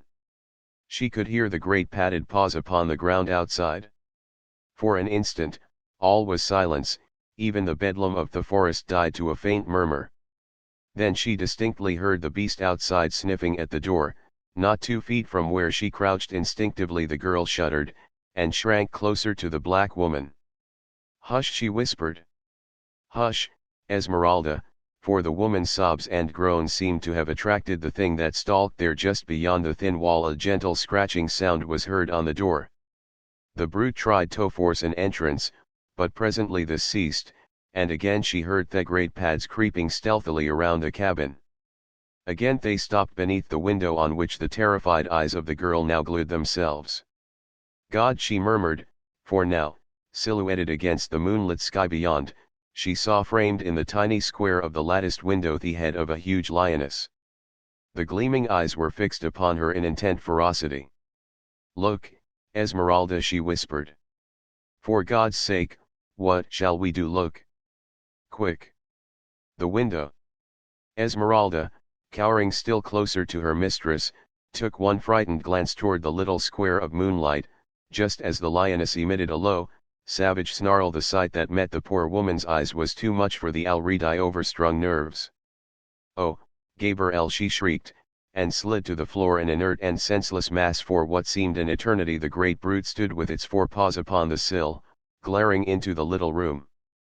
Presently it tried the strength of the lattice with its great talons. The girl had almost ceased to breathe, when, to her relief, the head disappeared and she heard the brute's footsteps leaving the window. But now they came to the door again, and once more the scratching commenced, this time with increasing force until the great beast was tearing at the massive panels in a perfect frenzy of eagerness to seize its defenseless victims. Could Jane have known the immense strength of that door, built piece by piece, she would have felt less fear of the lioness reaching her Bithy's avenue. Little did John Clayton imagine when he fashioned that crude but mighty portal that one day, 20 years later, it would shield a fair American girl, then unborn, from the teeth and talons of a man-eater. For fully 20 minutes the brute alternately sniffed and tore at the door, occasionally giving voice to a wild, savage cry of baffled rage. At length, however, she gave up the attempt, and Jane heard hair turning toward the window, beneath which she paused for an instant, and then launched her great weight against the time-worn lattice. The girl heard the wooden rods groan beneath the impact, but they held, and the huge body dropped back to the ground below. Again and again the lioness repeated these tactics, until finally the horrified prisoner within saw a portion of the lattice give way, and in an instant one great paw and the head of the animal were thrust within. Through slowly the powerful neck and shoulders spread the bars apart, and the lithe body protruded farther and farther into the room. As in a trance, the girl rose, her hand upon her breast, wide eyes staring horror-stricken into the snarling face of the beast scarce 10 feet from her. At her feet lay the prostrate form of the negress. If she could but arouse her, their combined efforts might possibly avail to beat back the fierce and bloodthirsty intruder. Jane stooped to grasp the black woman by the shoulder. Roughly she shook her. "Esmeralda! Esmeralda!" she cried. "Help me, or we are lost." Esmeralda opened her eyes. The first object they encountered was the dripping fangs of the hungry lioness. With a horrified scream the poor woman rose to her hands and knees, and in this position scurried across the room, shrieking, "O Gabriel! O Gabriel!" At the top of her lungs. Esmeralda weighed some 280 pounds, and her extreme haste, added to her extreme corpulency, produced a most amazing result. When Esmeralda elected to travel on all fours for a moment, the lioness remained quiet with intense gaze directed upon the flitting Esmeralda, whose goal appeared to be the cupboard, into which she attempted to propel her huge bulk, but as the shelves were but 9 or 10 inches apart, she only succeeded in getting her head in. Whereupon, with a final screech, which paled the jungle noises into insignificance, she fainted once again. With the subsidence of Esmeralda, the lioness renewed her efforts to wriggle her huge bulk through the weakening lattice. The girl, standing pale and rigid against the farther wall, sought with ever-increasing terror for some loophole of escape. Suddenly her hand, tight pressed against her bosom, felt the hard outline of the revolver that Clayton had left with her earlier in the day. Quickly she snatched it from its hiding place, and, leveling it full at the lioness's face, pulled the trigger. There was a flash of flame, the roar of the discharge, and an answering roar of pain and anger from the beast. Jane Porter saw the great form disappear from the window, and then she, too, fainted, the revolver falling at her side. But Saber was not killed. The bullet had but inflicted a painful wound in one of the great shoulders. It was the surprise at the blinding flash and the deafening roar that had caused her hasty but temporary retreat. In another instant she was back at the lattice, and with renewed fury was clawing at the aperture, but with lessened effect, since the wounded member was almost useless. She saw her prey, the 2 women lying senseless upon the floor. There was no longer any resistance to be overcome. Her meat lay before her, and Saber had only to worm her way through the lattice to claim it. Slowly she forced her great bulk, inch by inch, through the opening. Now her head was through, now one great forearm and shoulder. Carefully she drew up the wounded member to insinuate it gently beyond the tight pressing bars. A moment more and both shoulders through, the long, sinuous body and the narrow hips would glide quickly after. It was on this sight that Jane Porter again opened her eyes. Chapter XV. The Forest God. When Clayton heard the report of the firearm he fell into an agony of fear and apprehension. He knew that one of the sailors might be the user of it, but the fact that he had left the revolver with Jane, together with the overwrought condition of his nerves, made him morbidly positive that she was threatened with some great danger. Perhaps even now she was attempting to defend herself against some savage man or beast. What were the thoughts of his strange captor or guide Clayton could only vaguely conjecture, but that he had heard the shot, and was in some manner affected by it, was quite evident, for he quickened his pace so appreciably that Clayton, stumbling blindly in his wake, was down a dozen times in as many minutes in a vain effort to keep pace with him, and soon was left hopelessly behind. Fearing that he would again be irretrievably lost, he called aloud to the wild man ahead of him, and in a moment had the satisfaction of seeing him drop lightly to his side from the branches above. For a moment Tarzan looked at the young man closely, as though undecided as to just what was best to do. Then, stooping down before Clayton, he motioned him to grasp him about the neck, and, with the white man upon his back, Tarzan took to the trees. The next few minutes the young Englishman never forgot. High into bending and swaying branches he was borne with what seemed to him incredible swiftness, while Tarzan chafed at the slowness of his progress. From one lofty branch the agile creature swung with Clayton through a dizzy arc to a neighboring tree, then for 100 yards maybe the feet threaded a maze of interwoven limbs, balancing like a tightrope walker high above the black depths of verdure beneath. From the first sensation of chilling fear Clayton passed to one of keen admiration and envy of those giant muscles and that wondrous instinct or knowledge which guided this forest god through the inky blackness of night as easily and safely as Clayton would have strolled a London street at high noon. Occasionally they would enter a spot where the foliage above was less dense, and the bright rays of the moon lit up before Clayton's wondering eyes the strange path they were traversing. At such times the man fairly caught his breath at sight of the horrid depths below them, for Tarzan took the easiest way, which often led over 100 feet above the earth, and yet with all his seeming speed, Tarzan was in reality feeling his way with comparative slowness, searching constantly for limbs of adequate strength for the maintenance of this double weight. Presently they came to the clearing before the beach. Tarzan's quick ears had heard the strange sounds of Sabra's efforts to force her way through the lattice, and it seemed to Clayton that they dropped a straight 100 feet to earth, so quickly did Tarzan descend. Yet when they struck the ground it was with scarce a jar, and as Clayton released his hold on the ape man he saw him dart like a squirrel for the opposite side of the cabin. The Englishman sprang quickly after him just in time to see the hindquarters of some huge animal about to disappear through the window off cabin. As Jane opened her eyes to a realization of the imminent peril which threatened her, her brave young heart gave up at last its final vestige of hope.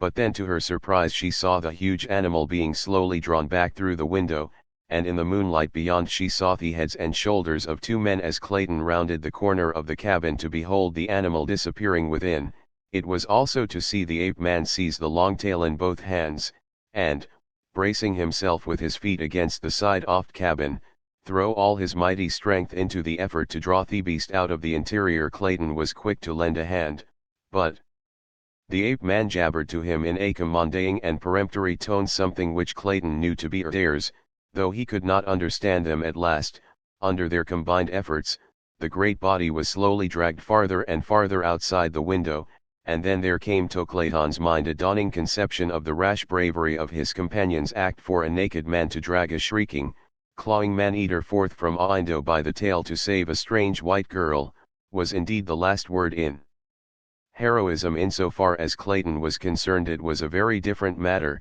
since the girl was not only of his own kind and race, but was the one woman in all the world whom he loved. Though he knew that the lioness would make short work of both of them, he pulled with a will to keep it from Jane Porter.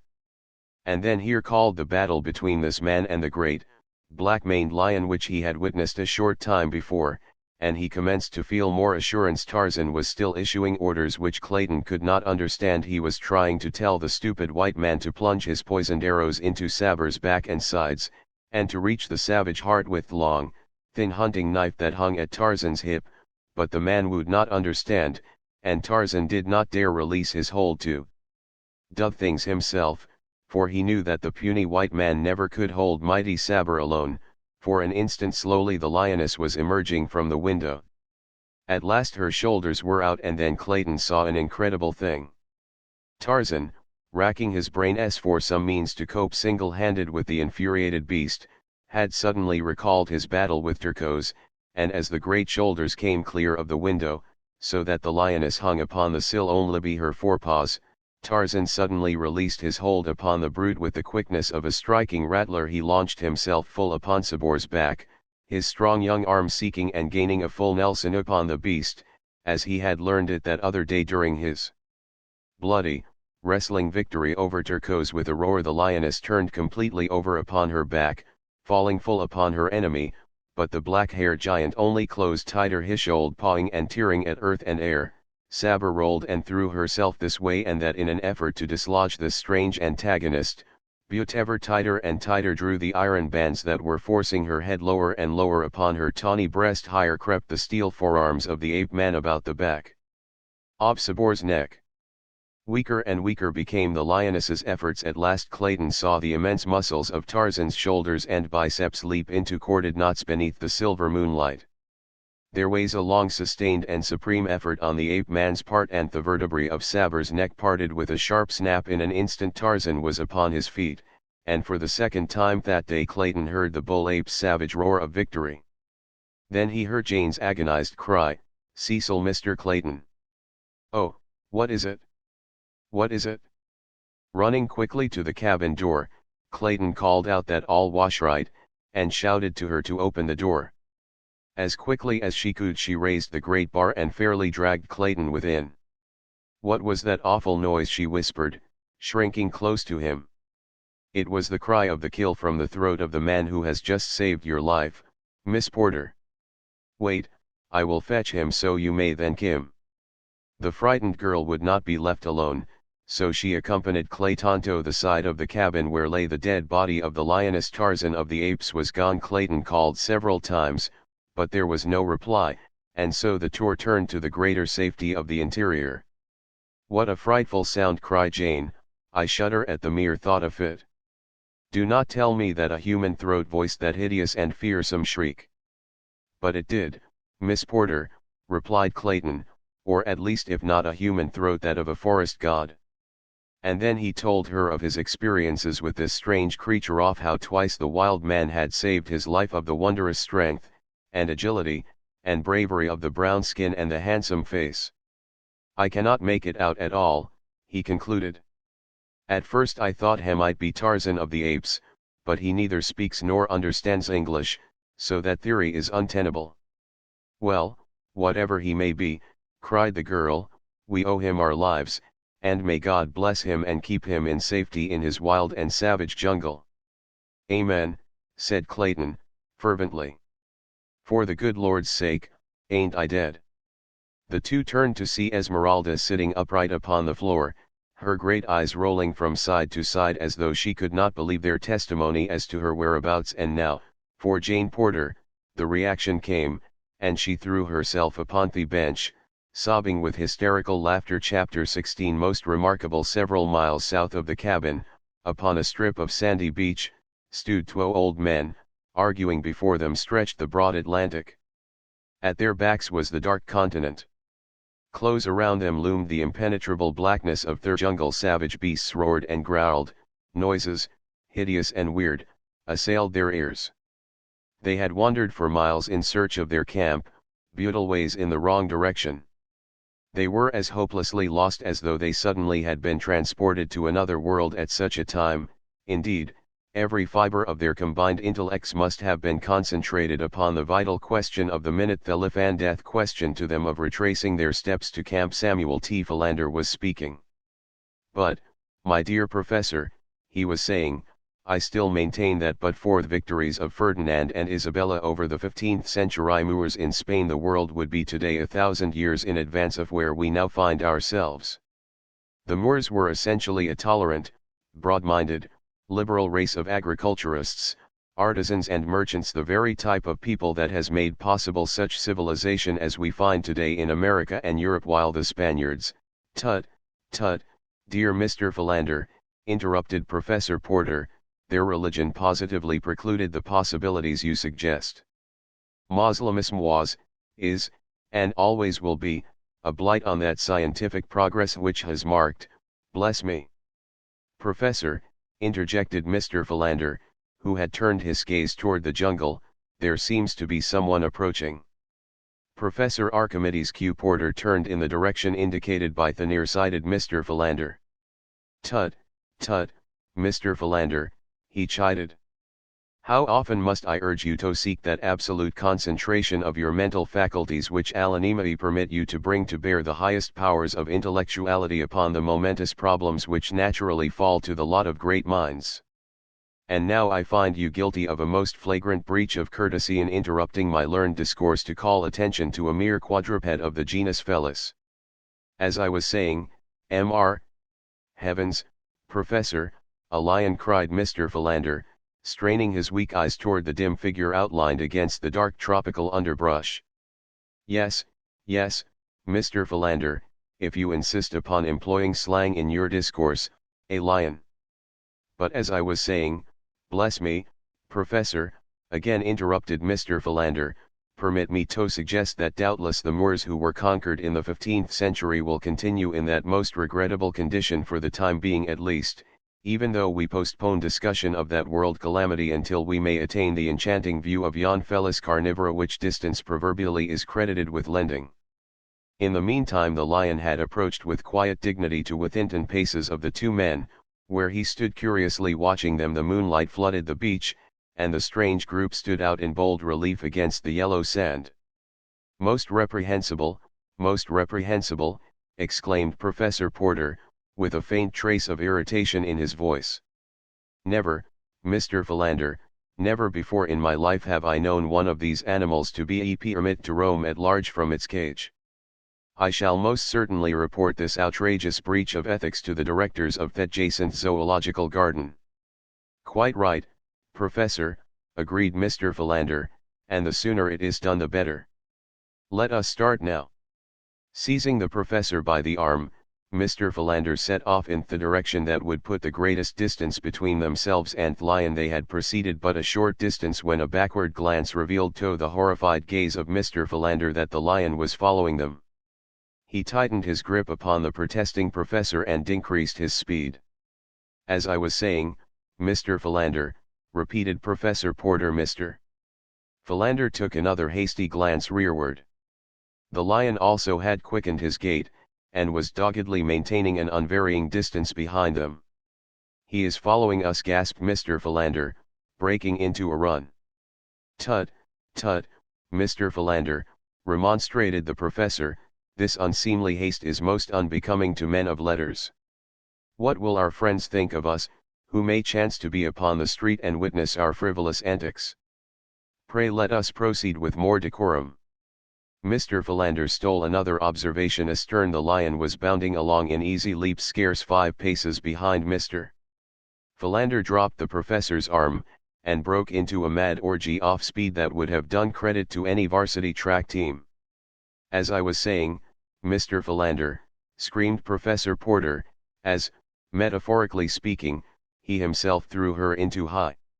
He, too, had caught a fleeting backward glimpse of cruel yellow eyes and half-open mouth within startling proximity of his person with streaming coat-tails and shiny silk hat. Professor Archimedes Q. Porter fled through the moonlight close upon the heels of Mr. Samuel T. Philander. Before them a point of the jungle ran out toward a narrow promontory, and it was for the haven of the trees he saw there that Mr. Samuel T. Philander directed his prodigious leaps and bounds, while from the shadows of this same spot peered 2 keen eyes in interested appreciation of the race. It was Tarzan of the Apes who watched, with face a grin, this odd cameo follow the leader. He knew the 2 men were safe enough from attack in so far as the lion was concerned.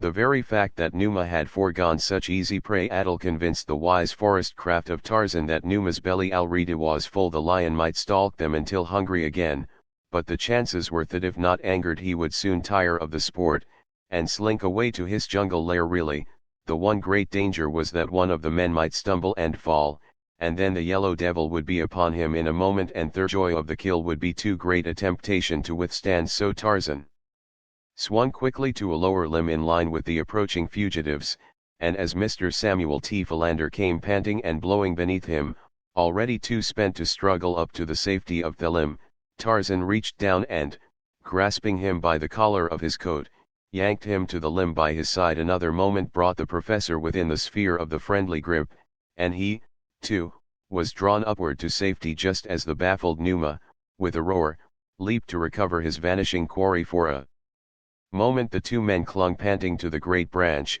while Tarzan squatted with his back to the stem of the tree, watching them with mingled curiosity and amusement. It was the professor who first broke the silence.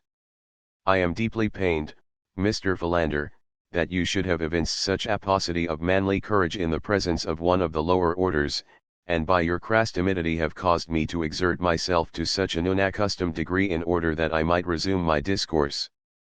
As I was saying, Mr. Philander, when you interrupted me, the Moors," Professor Archimedes Q. Porter, broke in Mr. Philander, in icy tones, The time has arrived when patience becomes a crime and mayhem appears garbed in the mantle of virtue.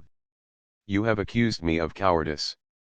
You have insinuated that you ran only to overtake me, not to escape the clutches of the lion. Have a care, Professor Archimedes Q. Porter. I am a desperate man. Goaded by long-suffering patience, the worm will turn.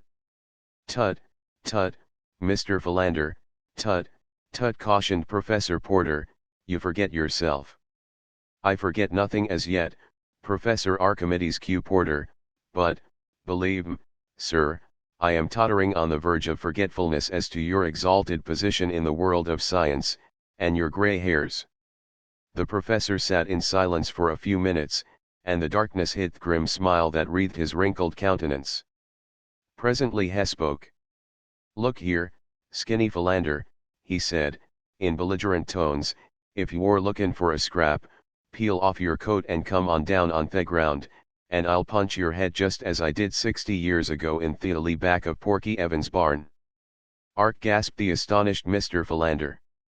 Lordy, how good that sounds. When you're human, Ark, I love you, but somehow it seems as though you had forgotten how to be human for the last 20 years. The professor reached out a thin, trembling old hand through the darkness until it found his old friend's shoulder. Forgive me, Skinny, he said, softly. It hasn't been quite 20 years, and God alone knows how hard I have tried to be human for Haynes' sake, and yours, too, since he took my other Jane away. Another old hand stole up from Mr. Philander's side to clasp the one I thought lay upon his shoulder, and no other message could better have translated the one heart to the other. They did not speak for some minutes. The lion below them paced nervously back and forth. The third figure in the tree was hidden with dense shadows near the stem. He, too, was silent, motionless as a graven image. You certainly pulled me up into this tree just in time, said the professor at last. I want to thank you. You saved my life. But I didn't pull you up here, Professor, said Mr. Philander. Bless me. The excitement of the moment quite caused me to forget that Imagulf was drawn up here by some outside agency. There must be someone or something in this tree with us. Ejaculated Professor Porter. Are you quite positive, Mr. Philander? Most positive, Professor, replied Mr. Philander, and, he added, I think we should thank the party. He may be sitting right next to you now, Professor. What's that? Tut, tut, Mr. Philander, tut, tut, said Professor Porter, edging cautiously nearer to Mr. Philander. Just then it occurred to Tarzan of the Apes that Numa had loitered beneath the tree for a sufficient length of time, so he raised his young head toward the heavens, and there rang out upon the terrified ears of the two old men the awful warning challenge of the anthropoid. The two friends, huddled trembling in their precarious position on the limb, saw the great lion halt in his restless pacing as the blood-curdling cry smote his ears, and then slink quickly into the jungle, to be instantly lost to view. Even the lion trembles in fear, whispered Mr. Philander. Most remarkable, murmured Professor Porter, clutching frantically at Mr. Philander to regain the balance which the sudden fright had so perilously endangered. Unfortunately for them both, Mr. Philander's center of equilibrium was at that very moment hanging upon the ragged edge of nothing, so that it needed but the gentle impetus supplied by the additional weight of Professor Porter's body to topple the devoted secretary from the limb. For a moment they swayed uncertainly, and then, with mingled and mistuncholarly shrieks, they pitched headlong from the tree, locked in frenzied embrace. It was quite some moments ere either moved, for both were positive that any such attempt would reveal so many breaks and fractures as to make further progress impossible. At length Professor Porter made an attempt to move one leg. To his surprise, it responded to his will as in days gone by. He now drew up its mate and stretched it forth again. Most remarkable, he murmured. Thank God, Professor, whispered Mr. Philander, fervently, you are not dead, then. Tut, tut, Mr. Philander, tut, tut, cautioned Professor Porter, I do not know with accuracy as yet. With infinite solicitude Professor Porter wiggled his right arm. Joy, it was intact. Breathlessly he waved his left arm above his prostrate body. It waved. Most remarkable, he said. To whom are you signaling, Professor? asked Mr. Philander. In an excited tone Professor Porter deigned to make no response to this puerile inquiry. Instead he raised his head gently from the ground, nodding it back and forth a half-dozen times. Most remarkable, he breathed. It remains intact. Mr. Philander had not moved from where he had fallen, he had not dared the attempt. How indeed could one move when one's arms and legs and back were broken? One eye was buried in the soft loam, the other, rolling sidewise, was fixed in awe upon the strange gyrations of Professor Porter.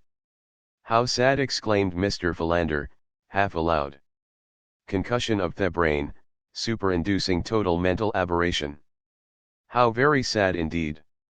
And for one still so young. Professor Porter rolled over upon his stomach. Gingerly he bowed his back until he resembled a huge tomcat in proximity to a yelping dog. Then he sat up and felt of various portions of his anatomy.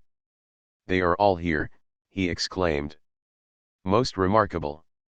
Whereupon he arose, and, bending a scathing glance upon the still prostrate form of Mr. Samuel T. Philander, he said, Tut, tut, Mr. Philander, this is no time to indulge in slothful ease. We must be up and doing. Mr. Philander lifted his other eye out of the mud and gazed in speechless rage at Professor Porter.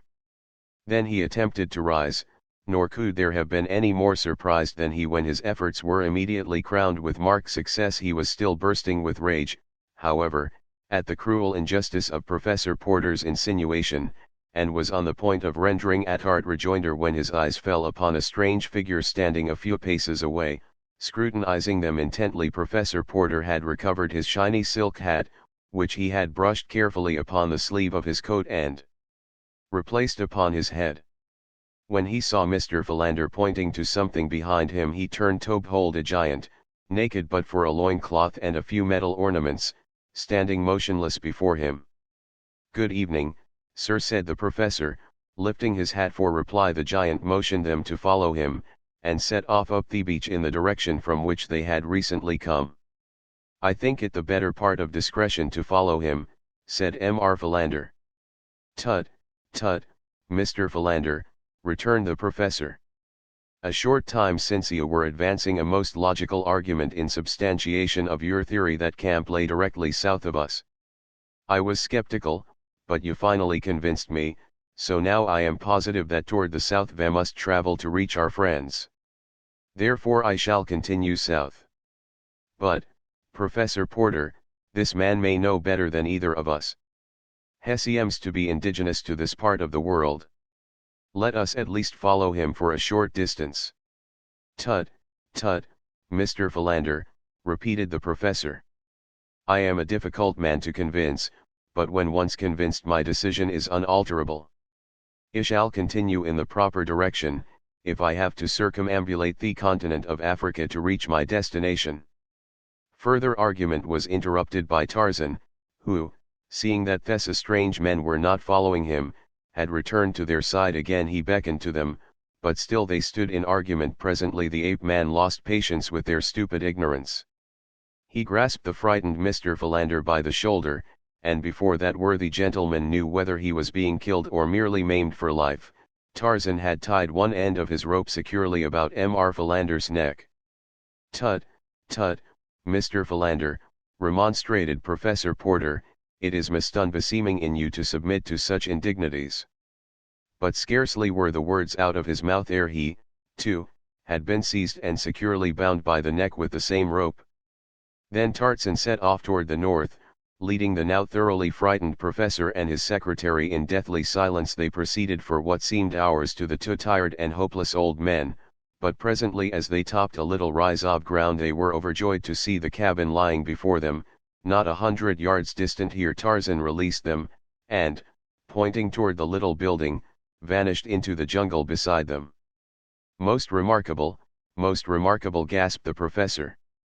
But you see, Mr. Philander, that I was quite right, as usual, and but for your stubborn willfulness we should have escaped a series of most humiliating, not to say dangerous accidents. Pray allow yourself to be guided by a more mature and practical mind hereafter when in need of wise counsel. Mr. Samuel T. Philander was too much relieved at the happy outcome to their adventure to take umbrage at the professor's cruel fling. Instead he grasped his friend's arm and hastened him forward in the direction of the cabin. It was a much relieved party of castaways that found itself once more united. Dawn discovered them still recounting their various adventures and speculating upon the identity of the strange guardian and protector they had found on this savage shore. Esmeralda was positive that it was none other than an angel of the Lord, sent down especially to watch over them.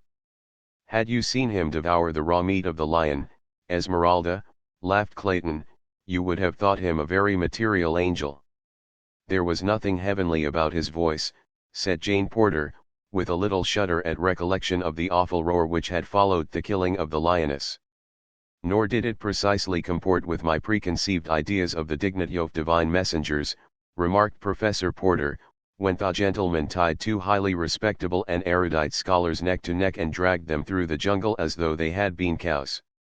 Chapter 8. Burial. As it was now quite light, the party, none of whom had eaten or slept since the previous morning, began to bestir themselves to prepare food. The mutineers of the Arrow had landed a small supply of dried meats, canned soups and vegetables, crackers, flour, tea, and coffee for the 5 they had marooned, and these were hurriedly drawn upon to satisfy the craving of long-famished appetites. The next task was to make the cabin habitable, and to this end it was decided to at once remove the gruesome relics of the tragedy which had taken place there on some bygone day. Professor Porter and Mr. Philander were deeply interested in examining skeletons. The 2 larger, they stated, had belonged to a male and family of one of the higher white races. The smallest skeleton was given but passing attention, as its location, in the crib, left no doubt as to its having been the infant offspring of this unhappy couple. As they were preparing the skeleton of the man for burial, Clayton discovered a massive ring which had evidently encircled the man's finger at the time of his death, for one of the slender bones of the hand still lay within the golden bauble. Picking it up to examine it, Clayton gave a cry of astonishment, for the ring bore the crest of the House of Greystoke. At the same time, Jane discovered the books in the cupboard, and opening the fly-leaf of one of them saw the name, John Clayton, London. In a second book which she hurriedly examined was the single name, Greystoke. "Why, Mr. Clayton," she cried, "what does this mean? Here are the names of some of your own people in these books." "And here," he replied gravely, "is the great ring of the House of Greystoke which has been lost since my uncle, John Clayton, the former Lord Greystoke, disappeared, presumably lost at sea." "But how do you account for these things being here, in this savage African jungle?" exclaimed the girl. "There is but one way to account for it, Miss Porter," said Clayton. "The late Lord Greystoke was not drowned. He died here in this cabin, and this poor thing upon the floor is all that is mortal of him." "Then this must have been Lady Greystoke," said Jane reverently, indicating the poor mass of bones upon the bed. "The beautiful Lady Alice," replied Clayton, "of whose many virtues and remarkable personal charms I often have heard my mother and father speak." "Poor woman," he murmured sadly with deep reverence and solemnity. The bodies of the late Lord and Lady Greystoke were buried beside their little African cabin, and between them was placed the tiny skeleton of the baby of Kala, the ape. As Mr. Philander was placing the frail bones of the infant in a bit of sailcloth, he examined the skull minutely. Then he called Professor Porter to his side, and the two argued in low tones for several minutes. Most remarkable," said Professor Porter. "Bless me," said Mr. Philander, "we must acquaint Mr. Clayton with our discovery at once." "Tut, tut, Mr. Philander, tut, tut," remonstrated Professor Archimedes Q. Porter. "Let the dead past bury its dead." And so the white-haired old man repeated the burial service over this strange grave, while his 4 companions stood with bowed and uncovered heads about him from the trees. Tarzan of the Apes watched the solemn ceremony, but most of all he watched the sweet face and graceful figure of Jane Porter. In his savage, untutored breast new emotions were stirring. He could not fathom them. He wondered why he felt so great an interest in Thesa people, why he had gone to such pains to save the three men. But he did not wonder why he had torn Saber from the tender flesh of the estranged girl. Surely the men were stupid and ridiculous and cowardly. Even Manu, Themenki, was more intelligent than they. If these were creatures of his own kind, he was doubtful if his past pride in blood was warranted, but the girl, that was a different matter. He did not reason here. He knew that she was created to be protected, and that he was created to protect her. He wondered why they had dug a great hole in the ground merely to bury dry bones. Surely there was no sense in that.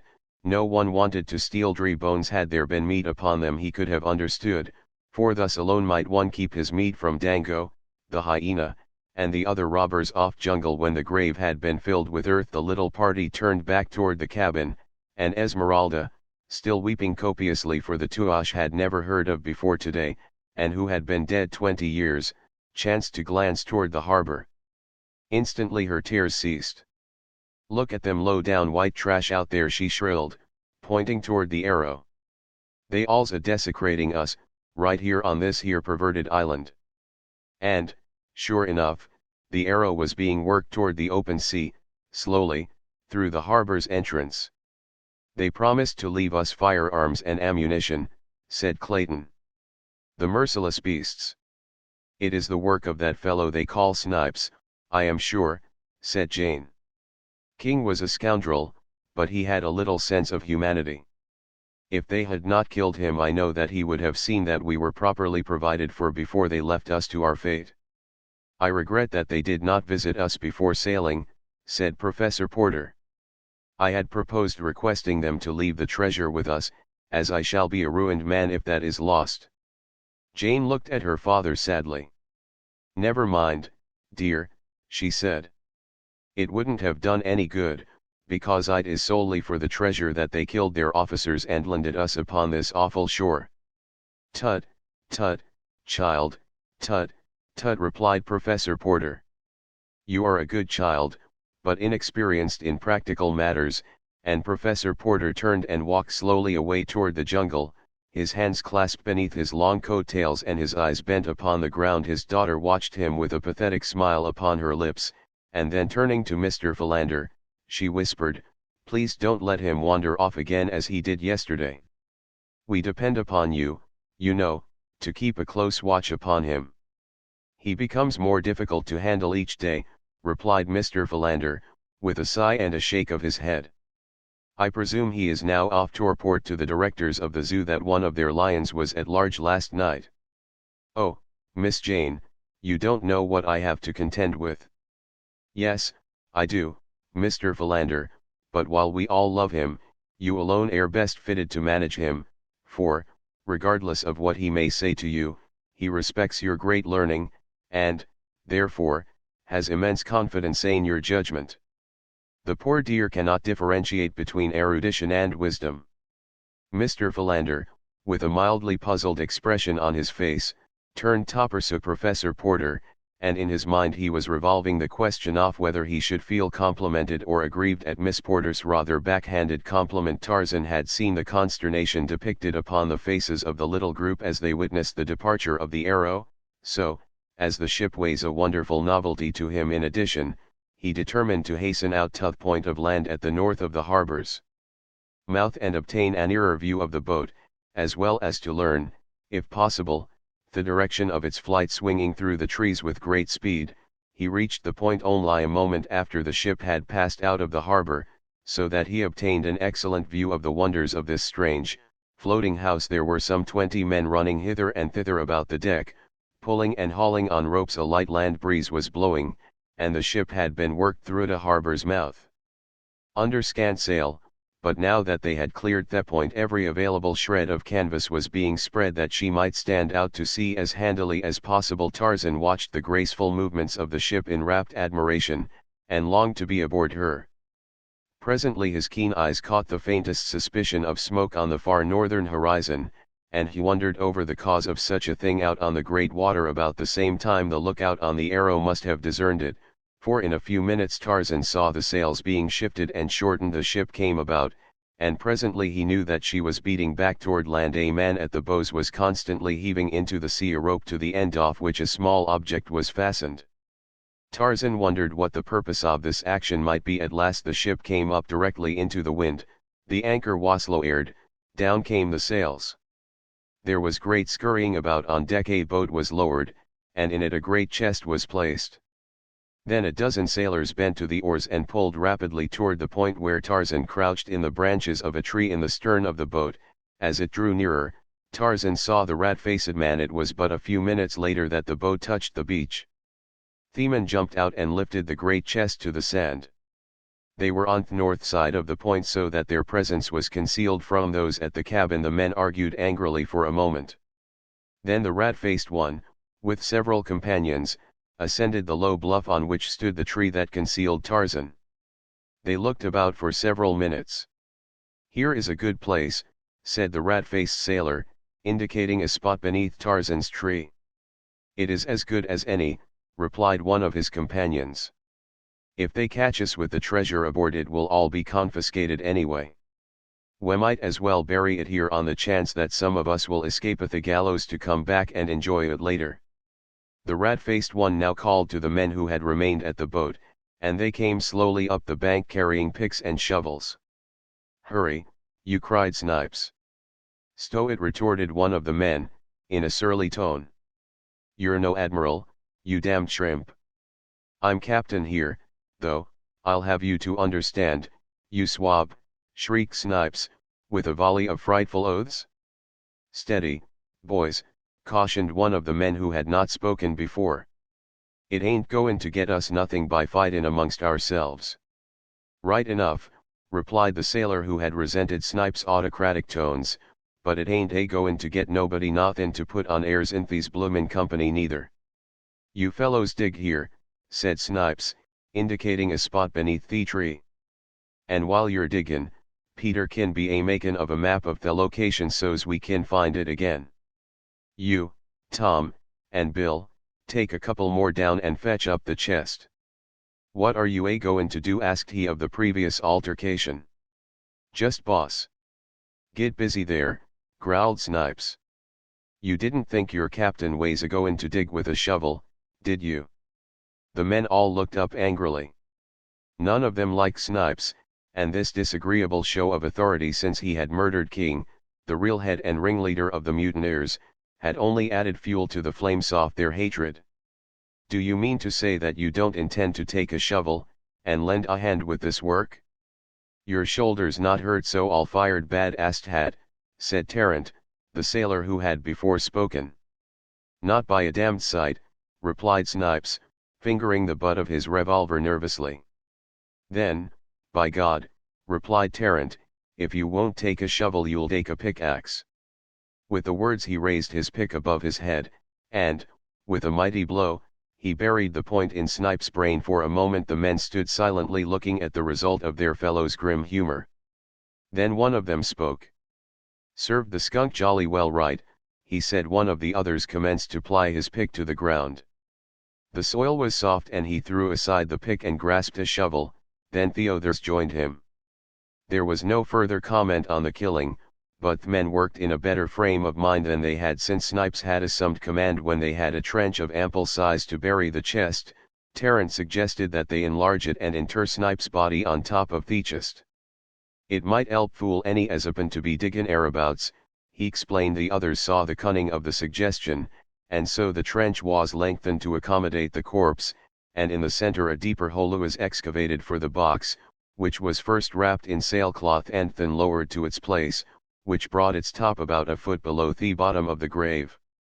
Earth was shoveled in and tramped down about the chest until the bottom of the grave showed level and uniform. Two of the men rolled the rat-faced corpse unceremoniously into the grave, after first stripping it of its weapons and various other articles which the several members of the party coveted for their own. They then filled the grave with earth and tramped upon it until it would hold no more. The balance of the loose earth was thrown far and wide, and a mass of dead undergrowth spread in as natural a manner as possible over the new-made grave to obliterate all signs of the ground having been disturbed. Their work done, the sailors returned to the small boat, and pulled off rapidly toward the Arrow. The breeze had increased considerably, and as the smoke upon the horizon was now plainly discernible in considerable volume, the mutineers lost no time in getting under full sail and bearing away toward the southwest. Tarzan, an interested spectator of all that had taken place, sat speculating on the strange actions of these peculiar creatures. Men were indeed more foolish and more cruel than the beasts of their jungle.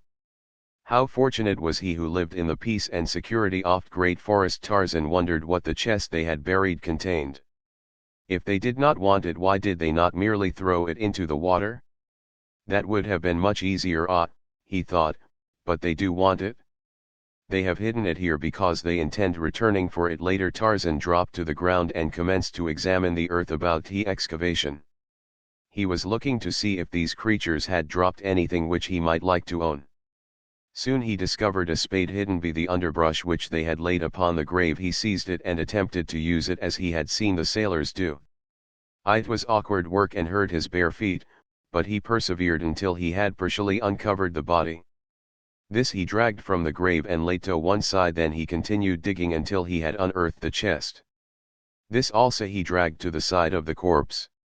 Then he filled in the smaller hole below the grave, replaced the body and the earth around and above it, covered it over with underbrush, and returned to the chest. 4 sailors had sweated beneath the burden of its weight. Tarzan of the Apes picked it up as though it had been an empty packing case, and with the spade slung to his back by a piece of rope, carried it off into the densest part of the jungle. He could not well negotiate the trees with his awkward burden, but hecked to the trails, and so made fairly good time. For several hours he traveled a little north of east until he came to an impenetrable wall of matted and tangled vegetation.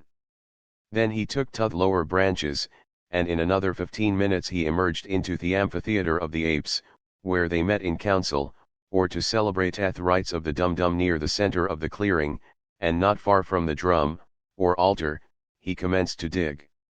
This was harder work than turning up the freshly excavated earth at the grave, but Tarzan of the Apes was persevering, and so he kept at his labor until he was rewarded by seeing a hole sufficiently deep to receive the chest and effectually hide it from view. Why had he gone to all this labor without knowing the value of the contents of the chest? Tarzan of the Apes had a man's figure and a man's brain, but he was anapi by training and environment.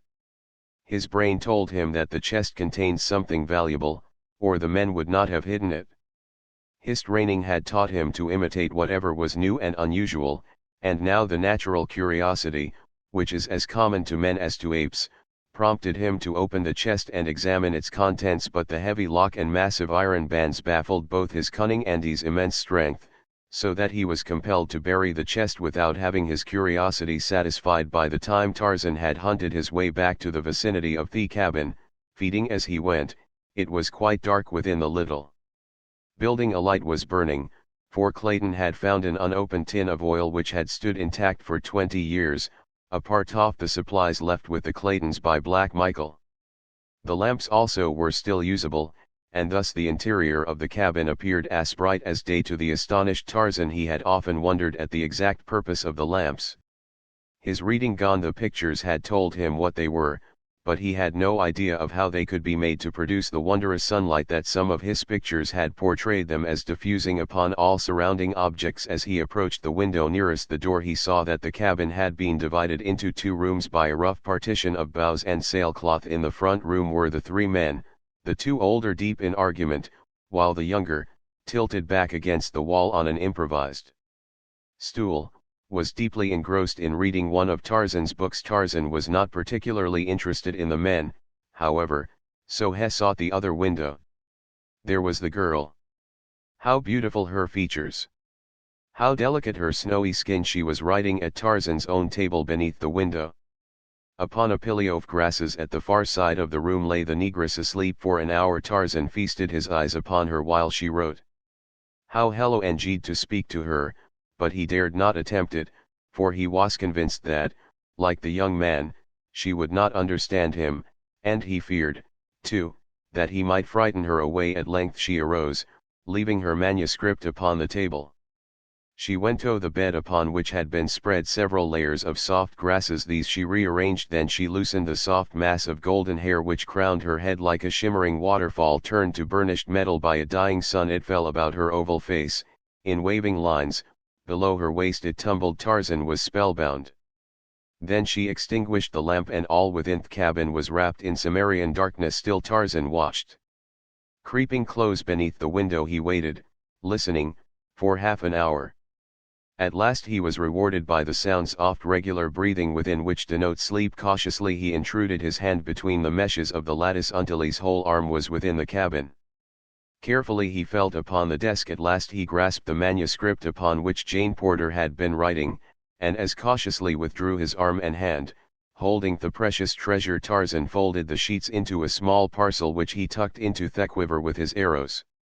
Then he melted away into the jungle as softly and as noiselessly as a shadow. Chapter XVII. The jungle told. Early the following morning Tarzan awoke, and his first thought of the new day, as the last of yesterday, was of the wonderful writing which lay hidden in his quiver. Hurriedly he brought it forth, hoping against hope that he could read what the beautiful white girl had written there the preceding evening. At the first glance he suffered a bitter disappointment. Never before had he so yearned for anything as now he did for the ability to interpret a message from that golden-haired divinity who had come so suddenly and so unexpectedly into his life. What did it matter if the message were not intended for him? It was an expression of her thoughts, and that was sufficient for Tarzan of the Apes. And now to be baffled by strange, uncouth characters the like of which had never seen before. Why, they even tipped in the opposite direction from all that he had ever examined either in printed books or the difficult script of the few letters he had found. Even the little bugs of the black book were familiar friends, though their arrangement meant nothing to him, but these bugs were new and unheard of. For 20 minutes he pored over them, when suddenly they commenced to take familiar though distorted shapes. Ah, they were his old friends. But badly crippled. Then he began to make out a word here and a word there. His heart leaped for joy. He could read it, and he would in another half hour. He was progressing rapidly, and, but for an exceptional word now and again, he found it very plain sailing. Here is what he read: west coast of Africa, about 10 degrees south latitude. So Mr. Clayton says. February 3, 1909. Dearest Hazel, it seems foolish to write you a letter that you may never see, but I simply must tell somebody of our awful experiences since we sailed from Europe on the ill-fated Arrow. If we never return to civilization, as now seems only too likely, this will at least prove a brief record of the events which led up to our final fate, whatever it may be. As you know, we were supposed to have set out upon a scientific expedition to the Congo. Papa was presumed to entertain some wondrous theory of an unthinkably ancient civilization, the remains of which lay buried somewhere in the Congo Valley. But after we were well under sail the truth came out. It seems that an old bookworm who has a book and curio shop in Baltimore discovered between the leaves of a very old Spanish manuscript a letter written in 1550 detailing the adventures of a crew of mutineers of a Spanish galleon bound from Spain to South America with a vast treasure of doubloons and pieces of eight, I suppose, for they certainly sound weird and piratey. The writer had been one of the crew, and the letter was to his son, Hawes. At the very time the letter was written, master of a Spanish merchantman. Many years had elapsed since the events the letter narrated had transpired, and the old man had become a respected citizen of an obscure Spanish town, but the love of gold was still so strong upon him that he risked all to acquaint his son with the means of attaining fabulous wealth for them both. The writer told how when but a week out from Spain the crew had mutinied and murdered every officer and man who opposed them, but they defeated their own ends by this very act, for there was none left competent to navigate a ship at sea. They were blown hither and thither for 2 months, until sick and dying of scurvy, starvation, and thirst, they had been wrecked on a small islet. The galleon was washed high upon the beach where she went to pieces, but not before the survivors, who numbered but 10 souls, had rescued one of the great chests of treasure. This they buried well up on the island, and for 3 years they lived there. In constant hope of being rescued, one by one they sickened and died, until only one man was left. The writer of the letter: the men had built a boat from the wreckage of the galleon, but having no idea where the island was located they had not dared to put to sea when all were dead except himself. However, the awful loneliness so eat upon the mind of the sole survivor that he could endure it no longer, and choosing to risk death upon the open sea rather than madness on the lonely isle, he set sail in his little boat. After nearly a year of solitude, fortunately he sailed due north, and within a week was in the track off Spanish merchantmen plying between the West Indies and Spain, and was picked up by one of these vessels homeward bound. The story he told was merely one of shipwreck in which all but a few had perished, the balance, except himself, dying after they reached Thieves' Land.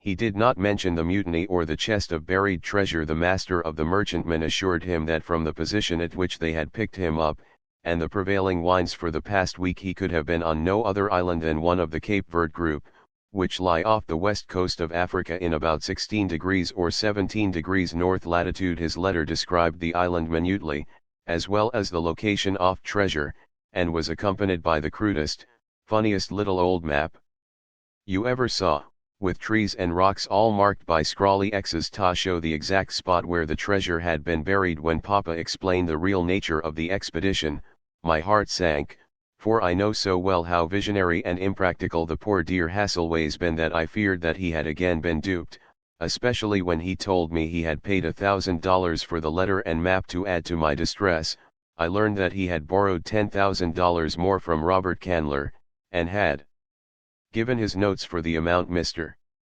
Candler had asked for no security, and you know, dearie, what that will mean for me if Papa cannot meet them.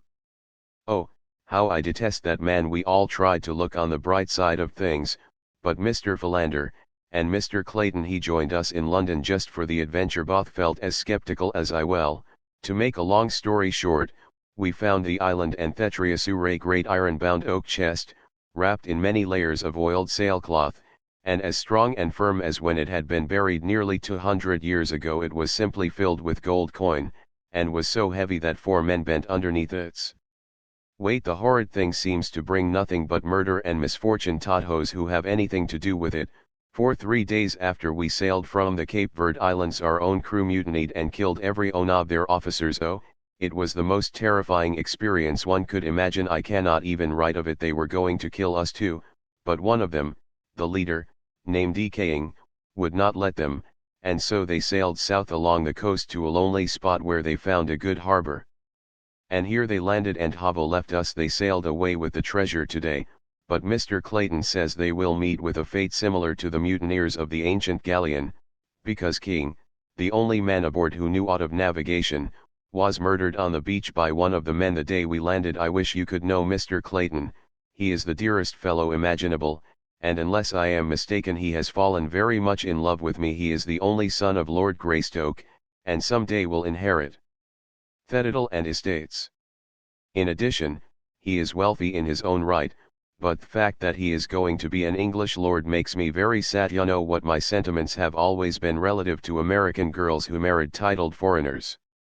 Oh, if he were only a plain American gentleman, but it isn't his fault, poor fellow, and in everything except birth he would do credit to my country, and that is the greatest compliment I know how to pay any man. We have had the most weird experiences since we were landed here.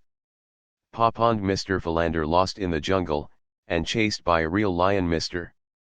Clayton lost, and attacked twice by wild beasts. Esmeralda and I cornered in an old cabin by a perfectly awful man-eating lioness. Oh, it was simply terrifical, as Esmeralda would say, but the strangest part of it all is the wonderful creature who rescued us. I have not seen him, but Mr. Clayton and Papa and Mr. Philander have, and they say that he is a perfectly godlike white man, tanned to a dusky brown, with the strength of a wild elephant, the agility of a monkey, and the bravery of a lion. He speaks no English and vanishes as quickly and as mysteriously after he has performed some valorous deed, as though he were a disembodied spirit. Then we have another weird neighbor, who printed a beautiful sign in English and tacked it on the door of his cabin, which we have preempted, warning us to destroy none of his belongings, and signing himself Tarzan of the Apes. We have never seen him, though we think he is about, for one of the sailors, who was going to shoot Mr. Clayton in the back, received a spear in his shoulder from some unseen hand in the jungle. The sailors left us but a meager supply of food, so, as we have only a single revolver with but 3 cartridges left in it, we do not know how we can procure meat, though Mr. Philander says that we can exist indefinitely on the wild fruit and nuts which abound in the jungle. I am very tired now, so I shall go to my funny bed of grasses which Mr. Clayton gathered for me, but will add to this from day to day as things happen. Lovingly, Jane Porter. To Hazel Strong, Baltimore, MD. Tarzan sat in a brown study for a long time after he finished reading the letter. It was filled with so many new and wonderful things that his brain was in a whirl as he attempted to digest them all, so they did not know that he was Tarzan of the Apes. He would tell them in his tree he had constructed a rude shelter of leaves and boughs, beneath which, protected from the rain, he had placed the few treasures brought from the cabin. Among these were some pencils. He took one, and beneath Jane Porter's signature he wrote, "I am Tarzan of the Apes." He thought that would be sufficient. Later he would return the letter to the cabin. In the matter of food, thought Tarzan, they had no need to worry, he would provide, and he did. The next morning Jane found her missing letter in the exact spot from which it had disappeared 2 nights before. She was mystified, but when she saw the printed words beneath her signature, she felt a cold, clammy chill run up her spine. She showed the letter, or rather the last sheet with the signature, to Clayton. "And to think," she said, "that uncanny thing was probably watching me all the time that I was writing. Oh. It makes me shudder just to think of it." "But he must be friendly," reassured Clayton, "for he has returned your letter, nor did he offer to harm you, and unless I am mistaken he left a very substantial memento of his friendship outside the cabin door last night, for I just found the carcass of a wild boar there as I came out.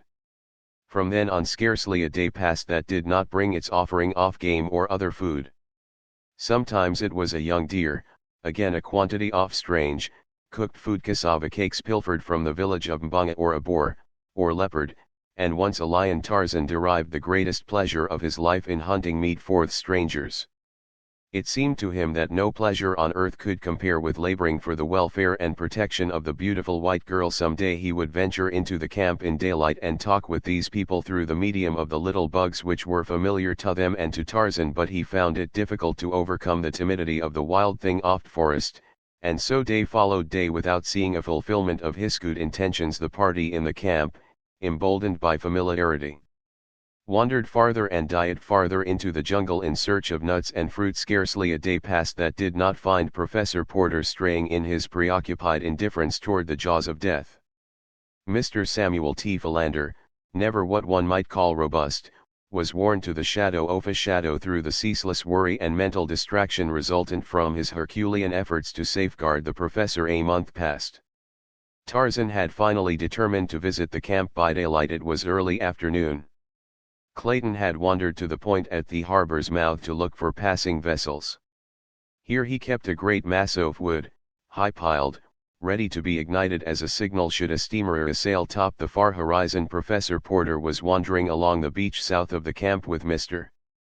Philander at his elbow, urging him to turn his steps back before the two became again the sport of some savage beast. The others gone, Jane and Esmeralda had wandered into the jungle to gather fruit, and in their search were led farther and farther from the cabin. Tarzan waited in silence before the door of the little house until they should return. His thoughts were of the beautiful white girl. They were always of her now.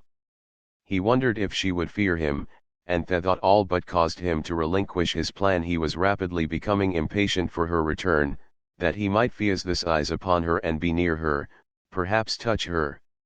The ape man knew no god, but he was as near to worshipping his divinity as mortal man ever comes to worship. While he waited he passed the time printing a message to her.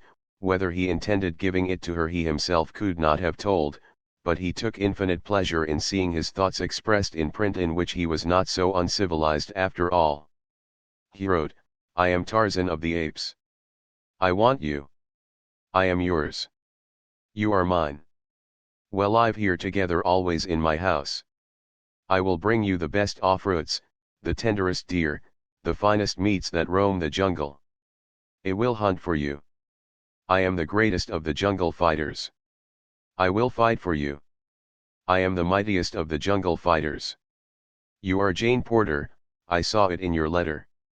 When you see this you will know that it is for you and that Tarzan of the Apes loves you." As he stood, straight as a young Indian, by the door, waiting after he had finished the message, there came to his keen ears a familiar sound. It was the passing of a great ape through the lower branches of the forest. For an instant he listened intently, and then from the jungle came the agonized scream of a woman, and Tarzan of the Apes, dropping his first love letter upon the ground, shot like a panther into the forest. Clayton, also, heard the scream, and Professor Porter and Mr. Philander, and in a few minutes they came panting to the cabin, calling out to each other a volley of excited questions as they approached. A glance within confirmed their worst fears. Jane and Esmeralda were not there instantly. Clayton, followed by the two old men, plunged into the jungle, calling the girl's name aloud. For half an hour they stumbled on, until Clayton, by merest chance, came upon the prostrate form of Esmeralda. He stopped beside her, feeling for her pulse and then listening for her heartbeats. She lived. He shook her. Esmeralda, he shrieked in her ear. Esmeralda! For God's sake, where is Miss Porter? What has happened? Esmeralda! Slowly Esmeralda opened her eyes. She saw Clayton. She saw the jungle about her. Oh, Gabriel, she screamed, and fainted again. By this time Professor Porter and Mr. Philander had come up. What shall we do, Mr. Clayton asked the old professor. Where shall we look? God could not have been so cruel as to take my little girl away from me now. We must arouse Esmeralda first, replied Clayton. She can tell us what has happened. Esmeralda, he cried again, shaking the black woman roughly by the shoulder. Oh Gabriel, I want to die, cried the poor woman, but with eyes fast closed. Let me die, dear Lord, don't let me see that awful face again. Come, come, Esmeralda, cried Clayton. The Lord isn't here, it's Mr. Clayton. Open your eyes. Esmeralda did as she was bade. Oh Gabriel. Thank the Lord, she said. Where's Miss Porter? What happened? Questioned Clayton. Ain't Miss Jane here? Cried Esmeralda, sitting up with wonderful celerity for one of her bulk. Oh, Lord, now I remember. It must have took her away, and the negress commenced to sob, and wail her lamentations. What took her away? Cried Professor Porter. A great big giant all covered with hair. A gorilla, Esmeralda questioned Mr. Philander, and the three men scarcely breathed as he voiced the horrible thought. I thought it was the devil, but I guess it must have been one of them gorillephants. Oh, my poor baby, my poor little honey, and again Esmeralda broke into uncontrollable sobbing. Clayton immediately began to look about for tracks, but he could find nothing save a confusion of trampled grasses in the close vicinity. Andy's woodcraft was too meager for the translation of what he did see. All the balance of the day they sought through the jungle, but as night drew on they were forced to give up in despair and hopelessness, for they did not even know in what direction the thing had borne Jane. It was long after dark ere they reached the cabin, and a sad and grief-stricken party it was that sat silently within the little structure. Professor Porter finally broke the silence. His tones were no longer those of the erudite pedant theorizing upon the abstract and unknowable, but those of the man of action, determined, but tinged also by a note of indescribable hopelessness and grief which wrung an answering pang from Clayton's heart. I shall lie down now, said the old man, and try to sleep. Ere light tomorrow, as soon as it is light, I shall take what food I can carry and continue the search until I have found Jane. I will not return without her. His companions did not reply at once. Each was immersed in his own sorrowful thoughts, and each knew, as did the old professor, what the last words meant. Professor Porter would never return from the jungle. At length Clayton arose and laid his hand gently upon Professor Porter's bent old shoulder. I shall go with you, of course, he said. I knew that you would offer, that you would wish to go, Mr. Clayton, but you must not. Jane is beyond human assistance now. What was once me dear little girl shall not lie alone and friendless in the awful jungle. The same vines and leaves will cover us, the same rains beat upon us, and when the spirit of her mother is abroad, it will find us together in death, as it has always found us in life. No, it is I alone who may go, for she was my daughter, all that was left on earth for me to love. I shall go with you, said Clayton simply. The old man looked up, regarding the strong, handsome face of William Cecil Clayton intently. Perhaps he read there the love that lay in the heart beneath the love for his daughter. He had been too preoccupied with his own scholarly thoughts in the past to consider the little occurrences, the chance words, which would have indicated to a more practical man that these young people were being drawn more and more closely to one another. Now they came back to him, one by one. "As you wish," he said. "You may count on me, also," said Mr. Philander. "No, my dear old friend," said Professor Porter. "We may not all go. It would be cruelly wicked to leave poor Esmeralda here alone, and 3 of us would be no more successful than 1. There be enough dead things in the cruel forest as it is. Come, let us try to sleep a little." Chapter XIX. The Call of the Primitive. From the time Tarzan left the tribe of great anthropoids in which he had been raised, it was torn by continual strife and discord. Turcos proved a cruel and capricious king, so that, one by one, many of the older and weaker apes, upon whom he was particularly prone to vent his brutish nature, took their families and sought the quiet and safety of far interior. But at last those who remained were driven to desperation by the continued truculence of Turcos, and it so happened that one of them recalled the parting admonition of Tarzan: "If you have a chief who is cruel, do not do as the other apes do, and attempt, any one of you, to pit yourself against him alone. But, instead, let 2 or 3 or 4 of you attack him together. Then, if I will do this, no chief will dare to be other than he should be, for 4 of you can kill any chief who may ever be over you." And the ape who recalled this wise counsel repeated it to several of his fellows, so that when Turcos returned to the tribe that day he found a warm reception awaiting him. There were no formalities. As Turcos reached the group, 5 huge, hairy beasts sprang upon him. At heart he was an arrant coward, which is the way with bullies among apes as well as among men, so he did not remain to fight and die, but hurried himself away from them as quickly as he could and fled into the sheltering boughs of the forest. 2 more attempts he made to rejoin the tribe, but on each occasion he was set upon and driven away. At last he gave it up, and turned, foaming with rage and hatred, into the jungle. For several days he wandered aimlessly, nursing his spite and looking for some weak thing on which to vent his pent anger. It was in this state of mind that the horrible, man-like beast, swinging from tree to tree, came suddenly upon 2 women in the jungle. He was right above them when he discovered them. The first intimation Jane Porter had of his presence was when the great hairy body dropped to the earth beside her, and she saw the awful face and the snarling, hideous mouth thrust within a foot of her. One piercing scream escaped her lips as the brute hand clutched her arm. Then she was dragged toward those awful fangs which yawned at her throat. But ere they touched that fair skin another mood claimed the anthropoid. The tribe had kept his women.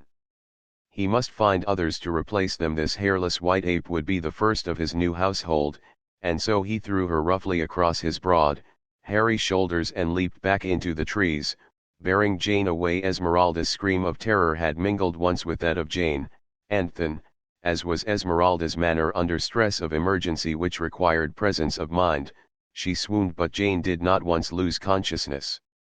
It is true that that awful face, pressing close to hers, and the stench of the foul breath beating upon her nostrils, paralyzed her with terror, but her brain was clear, and she comprehended all that transpired with what seemed to her marvelous rapidity. The brute bore her through the forest, but still she did not cry out or struggle.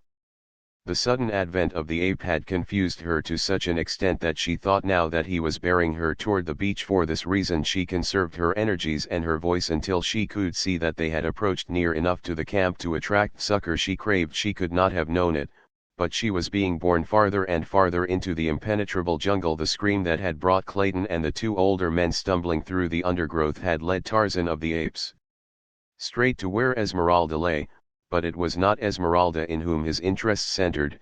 Though pausing over her he saw that she was unhurt. For a moment he scrutinized the ground below and the trees above, until the ape that was in him by virtue of training and environment, combined with the intelligence that was his by right of birth, told his wondrous woodcraft the whole story as plainly as though he had seen the thing happen with his own eyes. And then he was gone again into the swaying trees, following the high-flung spoor which no other human eye could have detected, much less translated at boughs ends, where the anthropoid swings from one tree to another. There is most to mark the trail, but least to point the direction off quarry, for there the pressure is downward always, toward the small end of the branch, whether the ape be leaving or entering a tree nearer the center of the tree, where the signs of passage are fainter. The direction is plainly marked here. On this branch, a caterpillar has been crushed by the fugitive's great foot, and Tarzan knows instinctively where that same foot would touch in the next stride. Here he looks to find a tiny particle of the demolientished larva, oft-times not more than a speck of moisture again. A minute bit of bark has been upturned by the scraping hand, and direction of the break indicates the direction of the passage. Or some great limb, or the stem of the tree itself has been brushed by the hairy body, and a tiny shred of hair tells him by the direction from which it is wedged beneath the bark that he is on the right trail, nor does he need to check his speed to catch these seemingly faint records of the fleeing beast. To Tarzan they stand out boldly against all the myriad other scars and bruises and signs upon the leafy way. But strongest of all is this scent, for Tarzan is pursuing up the wind, and his trained nostrils area sensitive as a hound's. There are those who believe that the lower orders are specially endowed by nature with better olfactory nerves than man, but it is merely a matter of development. Man's survival does not hinge so greatly upon the perfection of his senses. His power to reason has relieved them of many of their duties, and so they have, to some extent, atrophied, as have the muscles which move the ears and scalp.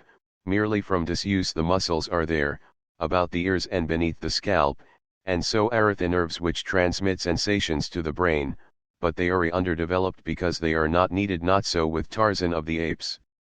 From early infancy his survival had depended upon acuteness of eyesight, hearing, smell, touch, and taste far more than upon the more slowly developed organ of reason. The least developed of all in Tarzan was the sense of taste, for he could eat luscious fruits, or raw flesh, long buried with almost equal appreciation, but in that he differed but slightly from more civilized epicures. Almost silently the ape-man sped on in the track of Turcos and Hispri, but the sound of his approach reached the ears of the fleeing beast and spurred it on to greater speed. 3 miles were covered before Tarzan overtook them, and then Turcos, seeing that further flight was futile, dropped to the ground in a small open glade, that he might turn and fight for his prize or be free to escape unhampered. If he saw that the pursuer was more than a match for him, he still grasped Jane in one great arm as Tarzan bounded like a leopard into the arena which nature had provided for this primeval-like battle. When Turcos saw that it was Tarzan who pursued him,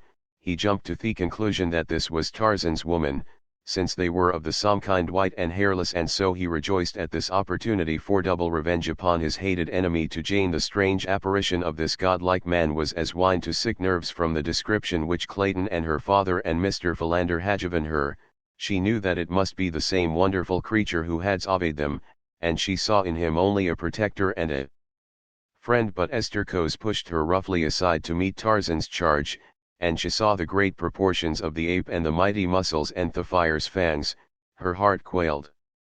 How could any vanquish such a mighty antagonist? Like two charging bulls they came together, and like two wolves supped each other's throat. Against the long canines of the ape was pit a thin blade of the man's knife. Jane, her lithe, young form flattened against the trunk of a great tree, her hands tight pressed against her rising and falling bosom, and her eyes wide with mingled horror, fascination, fear, and admiration, watched the primordial ape battle with the primeval man for possession of a woman. For her, as the great muscles of the man's back and shoulders knotted beneath the tension of his efforts, and the huge biceps and forearm held at bay Ho's mighty tusks, the veil of centuries of civilization and culture was swept from the blurred vision of the Baltimore girl when the long knife drank deep a dozen times of Turcos' heart's blood, and the great carcass rolled lifeless upon the ground.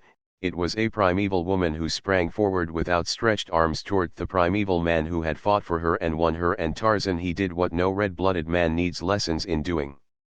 He took his woman in his arms and smothered her upturned, panting lips with kisses. For a moment Jane lay there with half-closed eyes. For a moment, the first in her young life, she knew the meaning of love, but as suddenly as the veil had been withdrawn it dropped again, and an outraged conscience suffused her face with its scarlet mantle, and a mortified woman thrust Tarzan of the Apes from her and buried her face on her hands. Tarzan had been surprised when he had found the girl he had learned to love after a vague and abstract manner a willing prisoner in his arms. Now he was surprised that she repulsed him. He came close to her. once more and took hold of her arm. She turned upon him like a tigress, striking his great breast with her tiny hands. Tarzan could not understand it a moment ago, and it had been his intention to hasten Jane back to her people, but that little moment was lost now in the dim and distant past of things which were but can never be again, and with it the good intentions had gone to join the impossible. Since then Tarzan of the Apes had felt a warm, lithe form close pressed to his hot, sweet breath against his cheek, and mouth had fanned a new flame to life within his breast, and perfect lips had clung to his inburning kisses that had seared a deep brand into his soul, a brand which marked a new Tarzan. Again he laid his hand upon her arm. Again she repulsed him. And then Tarzan of the Apes did just what his first ancestor would have done. He took his woman in his arms and carried her into the jungle. Early the following morning the four within the little cabin by the beach were awakened by the booming of a cannon.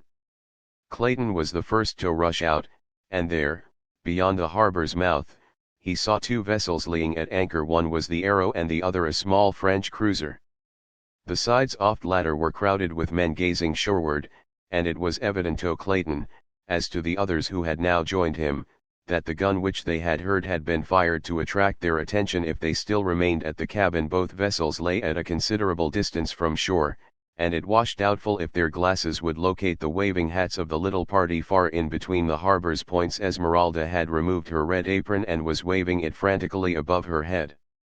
But Clayton, still fearing that even this might not be seen, hurried off toward the northern point where lay his signal pyre ready for the match. It seemed an age to him, as to those who waited breathlessly behind, ere he reached the great pile of dry branches and underbrush. As he broke from the dense wood and came in sight of the vessels again, he was filled with consternation to see that the Arrow was making sail and that the cruiser was already under way, quickly lighting the pyre in a dozen places. He hurried to the extreme point of the promontory, where he stripped off his shirt, and, tying it to a fallen branch, stood waving it back and forth above him. But still the vessels continued to stand out, and he had given up all hope, when the great column of smoke, rising above the forest in one end's vertical shaft, attracted the attention of a lookout aboard the cruiser, and instantly a dozen glasses were leveled on the beach. Presently Clayton saw the two ships come about again, and while the Arrow lay drifting quietly on the ocean, the cruiser steamed slowly back toward shore. At some distance away she stopped, and a boat was lowered and dispatched toward the beach. As it was drawn up, a young officer stepped out.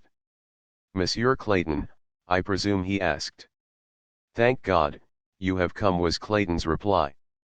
"And it may be the tide is not too late even now."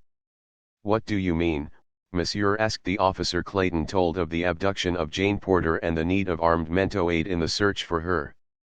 "Mon Dieu!" exclaimed the officer, sadly. "Yesterday and it would not have been too late. Today and it may be better that the poor lady were never found. It is horrible, monsieur. It is too horrible." Other boats had now put off from the cruiser, and Clayton, having pointed out the harbor's entrance to the officer, entered the boat with him, and its nose was turned toward the little landlocked bay, into which the other craft followed. Soon the entire party had landed where stood Professor Porter, M.R. Philander and the weeping Esmeralda. Among the officers in the last boats to put off from the cruiser was the commander of the vessel, and when he had heard the story of Jane's abduction, he generously called for volunteers to accompany Professor Porter and Clayton in their search. Not an officer or a man was there of those brave and sympathetic Frenchmen who did not quickly beg leave to be one of the expedition. The commander selected 20 men and 2 officers, Lieutenant d'Arnault and Lieutenant Charpentier. A boat was dispatched to the cruiser for provisions, ammunition, and carbines. The men were already armed with revolvers then. To Clayton's inquiries as to how they had happened to anchor offshore and fire a signal gun, the commander, Captain Dufresne, explained that a month before they had sighted the Arrow bearing southwest under considerable canvas, and that when they had signaled her to come about she had but crowded on more sail. They had kept her hull up until sunset, firing several shots after her, but the next morning she was nowhere to be seen. They had then continued to cruise up and down the coast for several weeks, and had about forgotten the incident of the recent chase, when, Early one morning a few days before, the lookout had described a vessel laboring in the through of a heavy sea and evidently entirely out of control. As they steamed nearer to the derelict, they were surprised to note the tide was the same vessel that had run from them a few weeks earlier. Her forestaysail and mizzen spanker were set as though an effort had been made to hold her head up into the wind, but the sheets had parted, and sails were tearing to ribbons in the half-gale of wind in the high sea that was running. It was a difficult and dangerous task to attempt to put a prize crew aboard her, and as no signs of life had been seen above deck, it was decided to stand by until the wind and sea abated. But just then a figure was seen clinging to the rail and feebly waving a mute signal of despair toward them. Immediately a boat's crew was ordered out and an attempt was successfully made to board the Arrow. The sight that met the Frenchmen's eyes as they clambered over the ship's side was appalling. A dozen dead and dying men rolled hither and thither upon the pitching deck, the living intermingled with the dead. Two of the corpses appeared to have been partially devoured as though by wolves. The prize crew soon had the vessel under proper sail once more, and the living members of the ill-starred company carried below to their hammocks. The dead were wrapped in tarpaulins and lashed on deck to be identified by their comrades before being consigned to the deep. None of the living was conscious when the Frenchmen reached the Arrow's deck. Even the poor devil who had waved the single despairing sign of distress had lapsed into unconsciousness before he had learned whether it had availed or not. It did not take the French officer long to learn what had caused the terrible condition aboard, for when water and brandy were sought to restore the men, it was found that there was none, nor even food of any description. He immediately signaled to the cruiser to send water, medicine, and provisions, and another boat made the perilous trip to the Arrow. When restoratives had been applied, several of the men regained consciousness, and then the whole story was told. That part of it we know up to the sailing of the Arrow after the murder of Snipes, and the burial of his body above the treasure chest. It seems that the pursuit by the cruiser had so terrorized the mutineers that they had continued out across the Atlantic for several days after losing her, but on discovering the meager supply of water and provisions aboard, they had turned back toward the east with no one on board who understood navigation.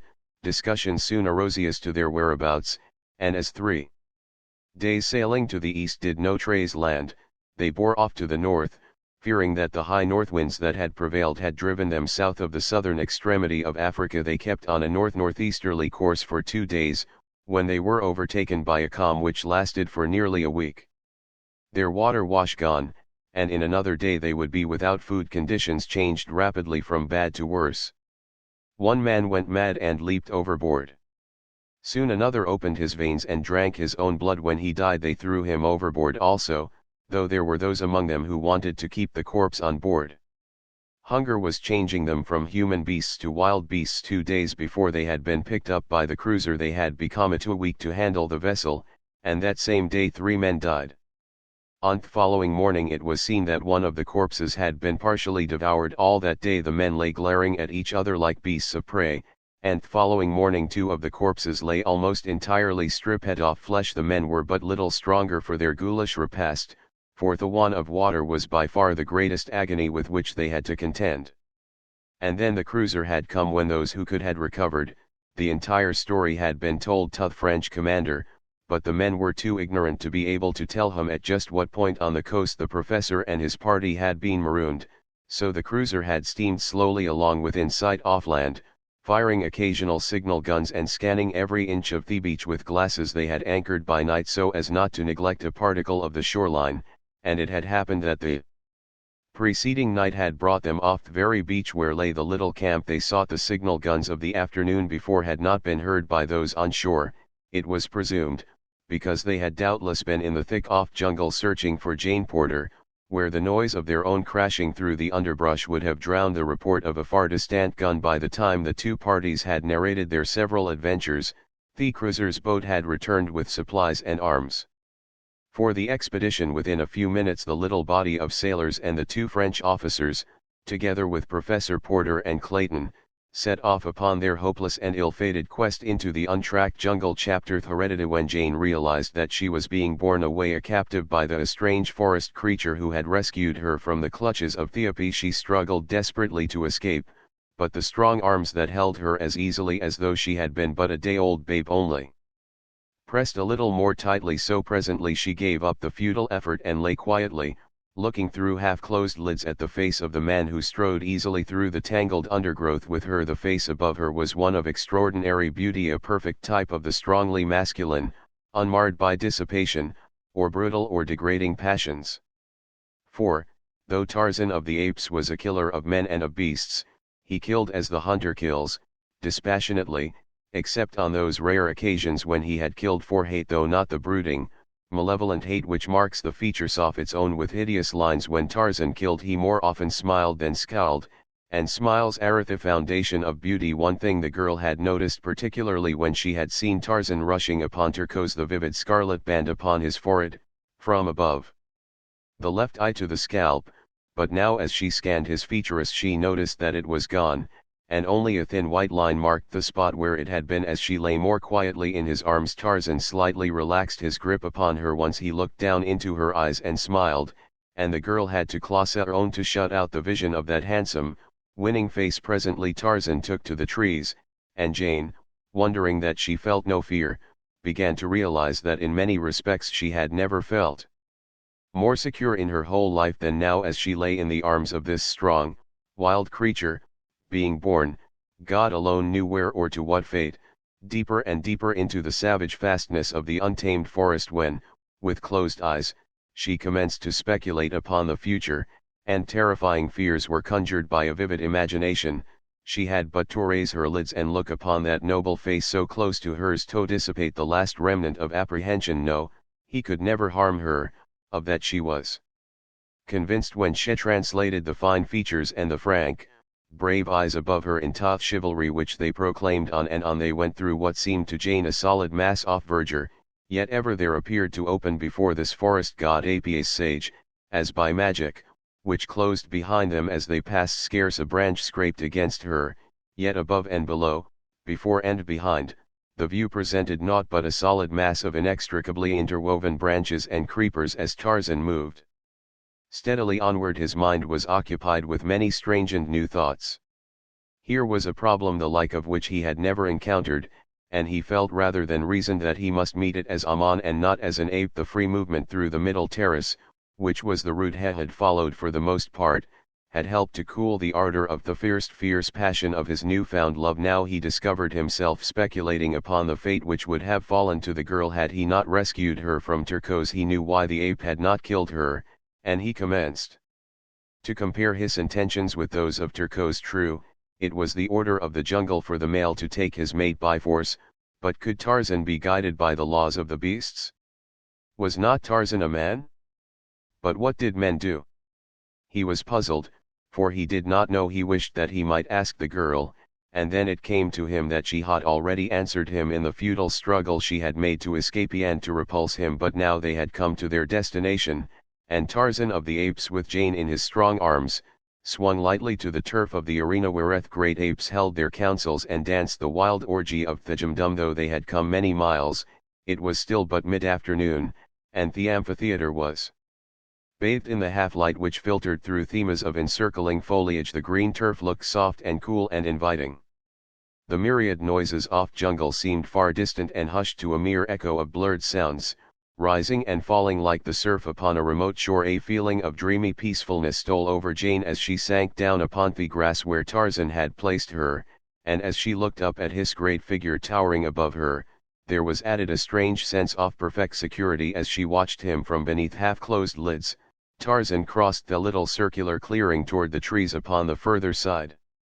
She noted the graceful majesty of his carriage, the perfect symmetry of his magnificent figure and the poise of his well-shaped head upon his broad shoulders. What a perfect creature!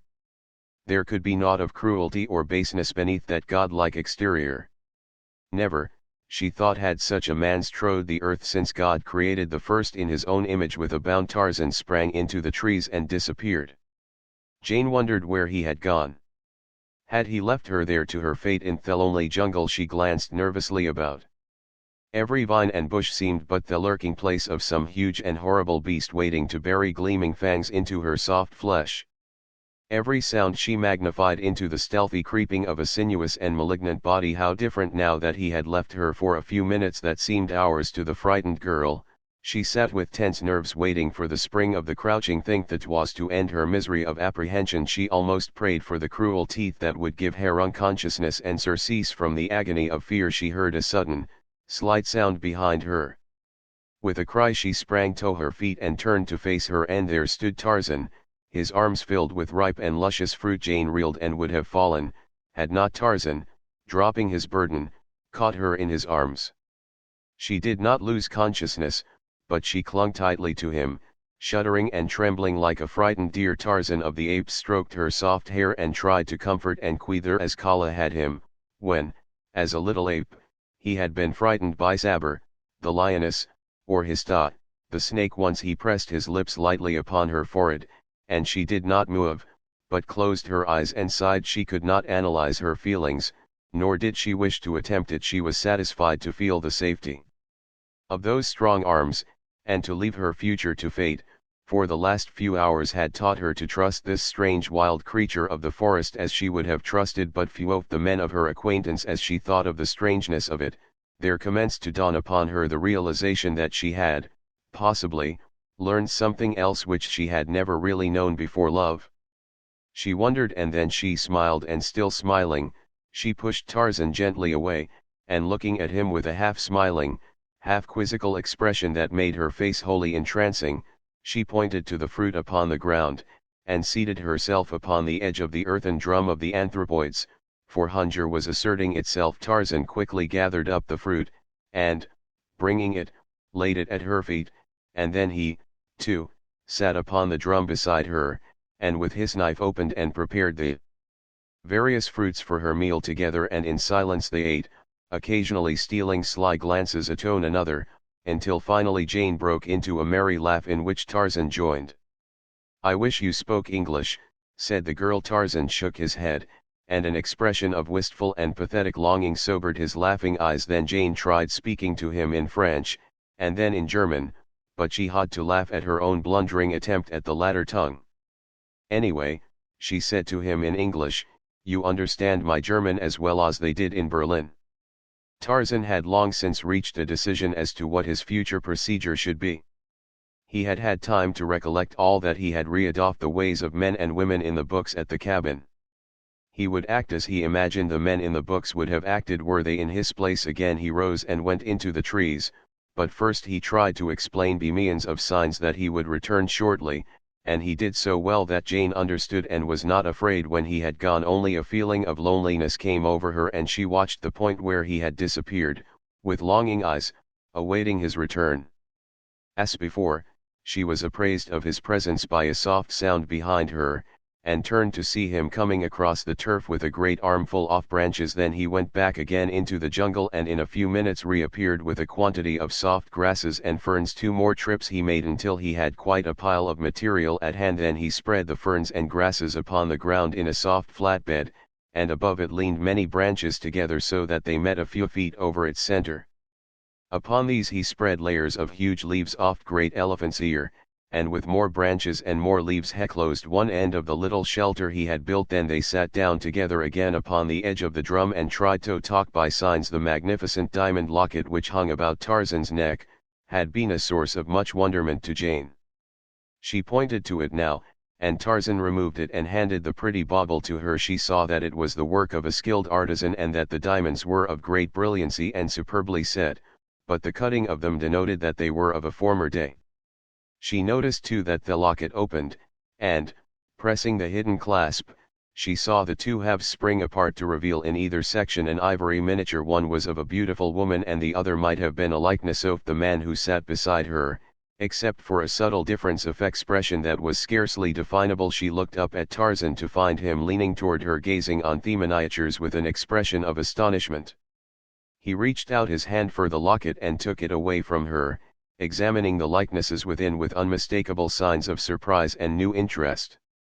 His manner clearly denoted that he had never before seen them, nor imagined that the locket opened. This fact caused Jane to indulge in further speculation, and it taxed her imagination to picture how this beautiful ornament came into the possession of a wild and savage creature of the unexplored jungles of Africa. Still more wonderful was how it contained the likeness of one who might be a brother, or, more likely, the father of this woodland demigod, how was even ignorant of the fact that the locket opened? Tarzan was still gazing with fixity at the two faces.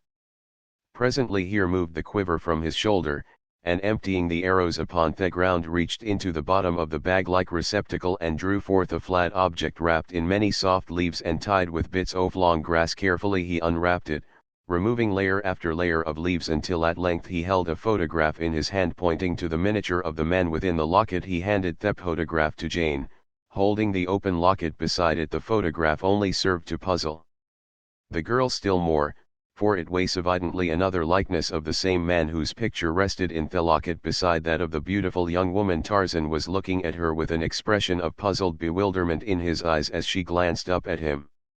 He seemed to be framing a question with his lips. The girl pointed to the photograph and then to the miniature and then to him, as though to indicate that she thought the likenesses were off him, but he only shook his head, and then shrugging his great shoulders, he took the photograph from her and, having carefully rewrapped it, placed it again in the bottom of his quiver. For a few moments he sat in silence, his eyes bent upon the ground, while Jane held the little locket in her hand, turning it over and over in an endeavor to find some further clue that might lead to the identity of its original owner. At length a simple explanation occurred to her. The locket had belonged to Lord Greystoke, and the likenesses were of himself and Lady Alice. This wild creature had simply found it in the cabin by the beach.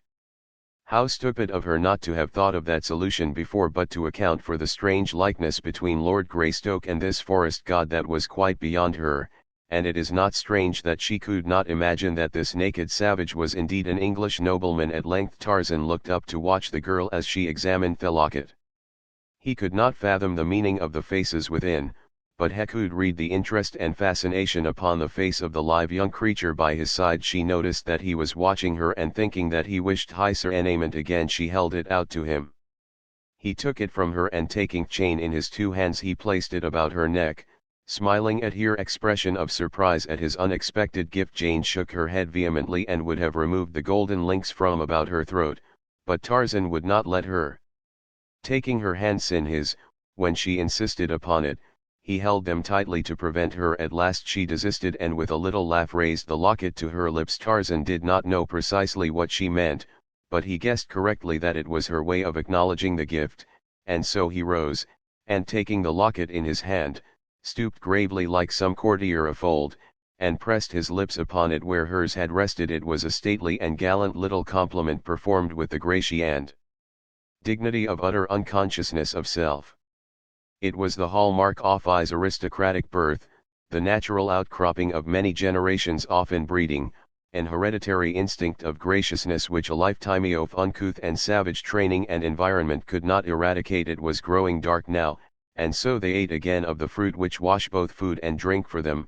Then Tarzan rose, and leading Jane to the little bower he had erected, motioned her to go within. For the first time in hours a feeling of fear swept over her, and Tarzan felt her draw away as though shrinking from him. Contact with this girl for half a day had left a very different Tarzan from the one on whom the morning sun had risen. Now, in every fiber of his being, heredity spoke louder than training. He had not in one swift transition become a polished gentleman from a savage ape man, but at last the instincts of the former predominated, and over all was the desire to please the woman he loved, and to appear well in her eyes. So Tarzan of the Apes did the only thing he knew to assure Jane of her safety. He removed his hunting knife from its sheath and handed it to her hilt first, again motioning her into the bower. The girl understood, and taking the long knife she entered and lay down upon the soft grasses, while Tarzan of the Apes stretched himself upon the ground across the entrance. And thus the rising sun found them. In the morning when Jane awoke, she did not at first recall the strange events of the preceding day, and so she wondered at her odd surroundings: the little leafy bower, the soft grasses of her bed, the unfamiliar prospect from opening at her feet. Slowly the circumstances of her position crept one by one into her mind. And then a great wonderment arose in her heart, a mighty wave of thankfulness and gratitude that though she had been in such terrible danger, yet she was unharmed. She moved to the entrance of the shelter to look for Tarzan. He was gone, but this time no fear assailed her, for she knew that he would return in the grass at the entrance to her bower. She saw the imprint of his body where he had lain all night to guard her. She knew that the fact that he had been there was all that had permitted her to sleep in such peaceful security with him near, who could entertain fear. She wondered if there was another man on earth with whom a girl could feel so safe in the heart of this savage African jungle. Even the lions and panthers had no fears for her now. She looked up to see his lithe form drop softly from a nearby tree as he caught her eyes upon him, his face lighted with that frank and radiant smile that had won her confidence the day before. As he approached her, Jane's heart beat faster and her eyes brightened as they had never done before at the approach of any man. He had again been gathering fruit, and this he laid at the entrance of her bower. Once more they sat down together to eat. Jane commenced to wonder what his plans were. Would he take her back to the beach, or would he keep her here? Suddenly she realized that the métier did not seem to give her much concern.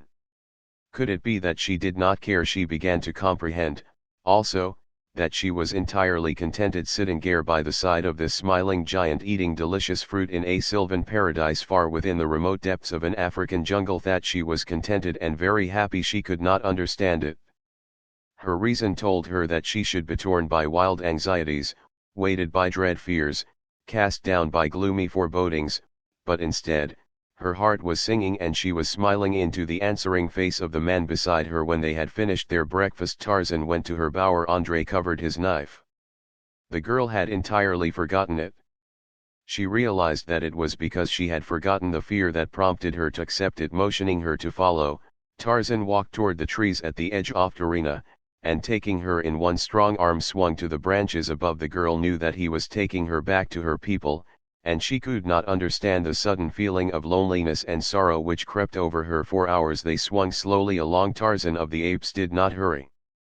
He tried to draw out the sweet pleasure of that journey with those dear arms about his neck as long as possible, and so he went far south of the direct route to the beach. Several times they halted for brief rests, which Tarzan did not need, and at noon they stopped for an hour at a little brook, where they quenched their thirst, and ate. So it was nearly sunset when they came to the clearing, and Tarzan, dropping to the ground beside a great tree, parted the tall jungle grass and pointed out the little cabin to her. She took him by the hand to lead him to it, that she might tell her father that this man had saved her from death, and worse than death, that he had watched over her as carefully as a mother might have done. But again the timidity of the wild thing in the face of human habitation swept over Tarzan of the Apes. He drew back, shaking his head. The girl came close to him, looking up with pleading eyes. Somehow she could not bear the thought of his going back into the terrible jungle alone. Still he shook his head, and finally he drew her to him very gently and took to kiss her, but first he looked into her eyes and waited to learn if she were pleased, or if she would repulse him. Just an instant the girl hesitated, and then she realized the truth, and throwing her arms about his neck she drew his face to hers and kissed him unashamed. I love you," she murmured. From far in the distance came the faint sound of many guns. Tarzan and Jane raised their heads. From the cabin came Mr. Philander and Esmeralda. From where Tarzan and the girl stood they could not see the two vessels lying at anchor in the harbor. Tarzan pointed toward the sounds, touched his breast and pointed again. She understood. He was going, and something told her that it was because he thought her people were in danger. Again he kissed her. "Come back to me," she whispered. "I shall wait for you always." He was gone and Jane turned to walk across the clearing to the cabin. Mr. Philander was the first to see her. It was dusk and Mr. Philander was very near-sighted. "Quickly, Esmeralda," he cried. "Let us seek safety within, it is alienous." "Bless me." Esmeralda did not bother to verify Mr. Philander's vision. His tone was enough. She was within the cabin and had slammed and bolted the door before he had finished pronouncing her name. The "bless me" was startled out of Mr. Philander by the discovery that Esmeralda, in the exuberance of her haste, had fastened him upon the same side of the door as was the close approaching lioness. He beat furiously upon the heavy portal. "Esmeralda! Esmeralda!" he shrieked. "Let me in. I am being devoured by a lion." Esmeralda thought that the noise upon the door was made by the lioness in her attempts to pursue her, so, after her custom, she fainted. Mr. Philander cast a frightened glance behind him. Horrors! The thing was quite close now. He tried to scramble up the side of the cabin, and succeeded in catching a fleeting hold upon the thatched roof. For a moment he hung there, clawing with his feet like a cat on a clothesline, but presently a piece of the thatch came away, and Mr. Philander, preceding it, was precipitated upon his back. At the instant he fell, a remarkable item of natural history leaped to his mind. If one feigns death, lions and lionesses are supposed to injury one, according to Mr. Philander's faulty memory. So Mr. Philander lay as he had fallen, frozen into the horrid semblance of death. As his arms and legs had been extended stiffly upward as he came to earth upon his back, the attitude of death was anything but impressive. Jane had been watching his antics in mild-eyed surprise. Now she laughed, a little choking gurgle of a laugh, but it was enough. Mr. Philander rolled over upon his side and peered about. At length Hetty's covered her. "Jane," he cried. "Jane Porter! Bless me!" He scrambled to his feet and rushed toward her. He could not believe that it was she, and alive. "Bless me! Where did you come from? Where in the world have you been?" "How, mercy, Mr. Philander," interrupted the girl, "I can never remember so many questions." "Well, well," said Mr. Philander. "Bless me! I am so filled with surprise and exuberant delight at seeing you safe and well again that I scarcely know what I am saying, really. But come, tell me all that has happened to you."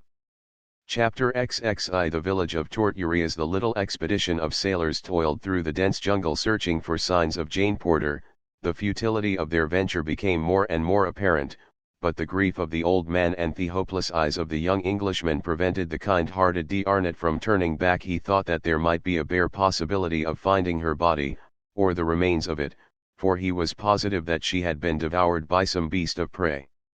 He deployed his men into a skirmish line from the point where Esmeralda had been found, and in this extended formation they pushed their way, sweating and panting, through the tangled vines and creepers. It was slow work. Noon found them but a few miles inland.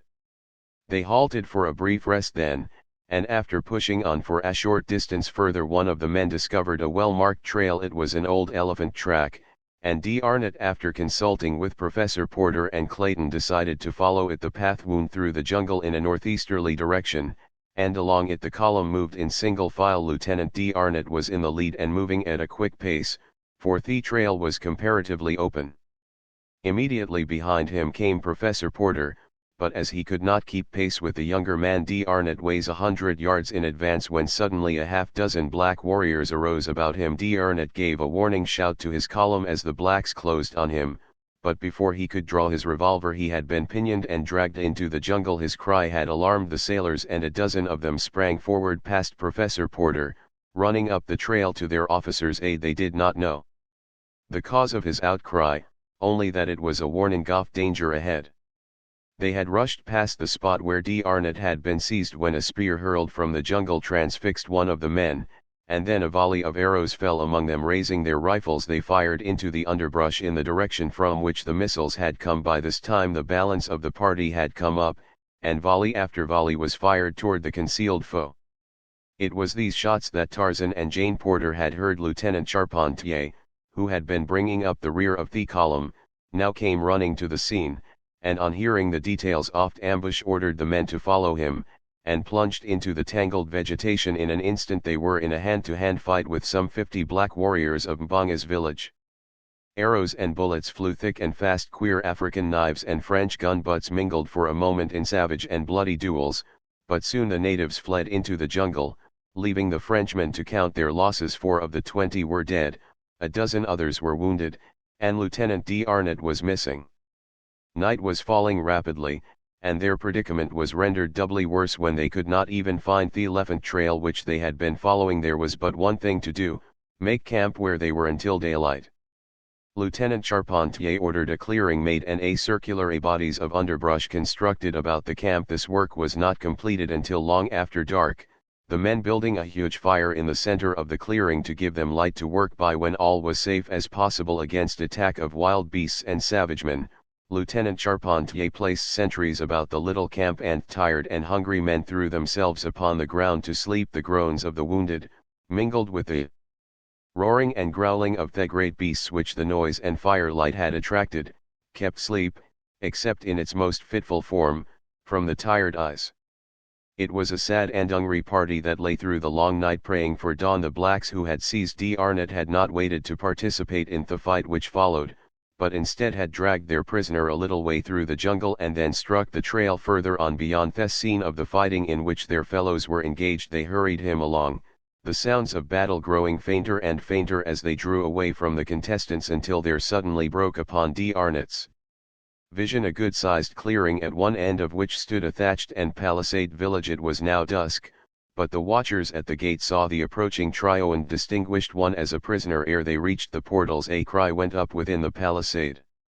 A great throng of women and children rushed out to meet the party, and then began for the French officer the most terrifying experience which man can encounter upon earth, the reception of a white prisoner into a village of African cannibals. To add to the fiendishness of their cruel savagery was the poignant memory of still crueler barbarities practiced upon them and theirs by white officers of that arch hypocrite, Leopold II of Belgium, because of whose atrocities they had fled the Congo free state. A pitiful remnant of what once had been a mighty tribe, they fell upon D'Arnot tooth and nail, beating him with sticks and stones and tearing at him with claw-like hands. Every vestige of clothing was torn from him, and the merciless blows fell upon his berry and quivering flesh. But not once did the Frenchman cry out in pain. He breathed a silent prayer that he be quickly delivered from his torture, but the death he prayed for was not to be so easily had. Soon the warriors beat the women away from their prisoner. He was to be saved for nobler sport than this, and the first wave of their passion having subsided, they contented themselves with crying out taunts and insults and spitting upon him. Presently they reached the center of the village. There D'Arnot, washbound securely to the great post from which no live man had ever been released, a number of the women scattered to their several huts to fetch pots and water, while others built a row of fires on which portions of the feast were to be boiled, while the balance would be slowly dried in strips for future use, as they expected the other warriors to return with many prisoners. The festivities were delayed, awaiting the return of the warriors who had remained to engage in the skirmish with the white men, so that it was quite late when all were in the village, and the dancing of death commenced to circle around the doomed officer. Half fainting from pain and exhaustion, D'Arnot watched from beneath half-closed lids what seemed but the vagary of delirium, or some horrid nightmare from which he must soon awake. The bestial faces, daubed with color, the huge mouths and flabby hanging lips, the yellow teeth, sharp-filed, the rolling, demonies, the shining naked bodies, the cruel spears. Surely no such creatures really existed upon earth. He must indeed be dreaming. The savage, whirling bodies circled nearer. Now a spear sprang forth and touched his arm. The sharp pain and the feel of hot, trickling blood assured him of the awful reality of his hopeless position. Another spear and then another touched him. He closed his eyes and held his teeth firm set. He would not cry out. He was a soldier of France, and he would teach these beasts how an officer and a gentleman died. Tarzan of the Apes needed no interpreter to translate the story of those distant shots.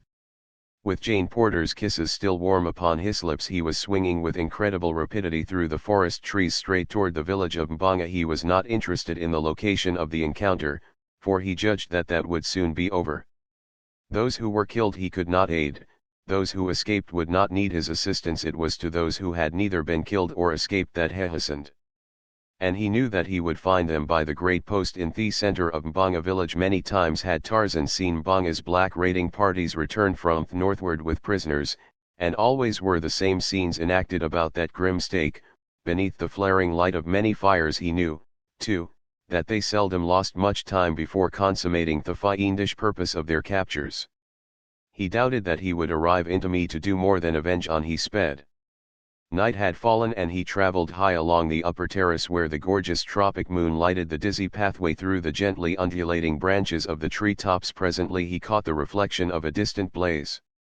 It lay to the right of his path. It must be the light from the campfire the two men had built before they were attacked. Tarzan knew nothing of the presence of the sailors. So sure was Tarzan of his jungle knowledge that he did not turn from his course, but passed the glare at a distance of a half-mile. It was the campfire of the Frenchmen. In a few minutes more Tarzan swung into the trees above Mbanga's village. Ah, he was not quite too late. Or, was he? He could not tell. The figure at the stake was very still, yet the black warriors were but pricking it. Tarzan knew their customs. The death blow had not been struck. He could tell almost to a minute how far the dance had gone. In another instant Mbanga's knife would sever one of the victim's ears. That would mark the beginning of the end, for very shortly after only a writhing mass of mutilated flesh would remain. There would still be life in it, but death then would be the only charity it craved. The stake stood 40 feet from the nearest tree. Tarzan coiled his rope. Then there rose suddenly above the fiendish cries of the dancing demons the awful challenge of the ape man. The dancers halted as though turned to stone. The rope sped with singing were high above the heads of the blacks. It was quite invisible in the flaring lights of the campfires. D'Arnot opened his eyes. A huge black, standing directly before him, lunged backward as though felled by an invisible hand. Struggling and shrieking, his body, rolling from side to side, moved quickly toward the shadows beneath the trees. The blacks, their eyes protruding in horror, watched spellbound. Once beneath the trees, the body rose straight into the air, and as it disappeared into the foliage above, the terrified negroes, screaming with fright, broke into a mad race for the village gate. D'Arnot was left alone. He was a brave man, but he had felt the short hairs bristle upon the nape of his neck when that uncanny cry rose upon the air as the writhing body of the black soared, as though by unearthly power, into the dense foliage of the forest. D'Arnot felt an icy shiver run along his spine, as though death had risen from a dark grave and laid a cold and clammy finger on his flesh. As D'Arnot watched the spot where the body had entered the tree, he heard the sounds of movement there. The branches swayed as though under the weight of a man's body. There was a crash and the black came sprawling to earth again, to lie very quietly where he had fallen. Immediately after him came a white body, but this one alighted erect. D'Arnot saw a clean-limbed young giant emerge from the shadows into the firelight and come quickly toward him. What could it mean? Who could it be? Some new creature of torture and destruction, doubtless. D'Arnot waited.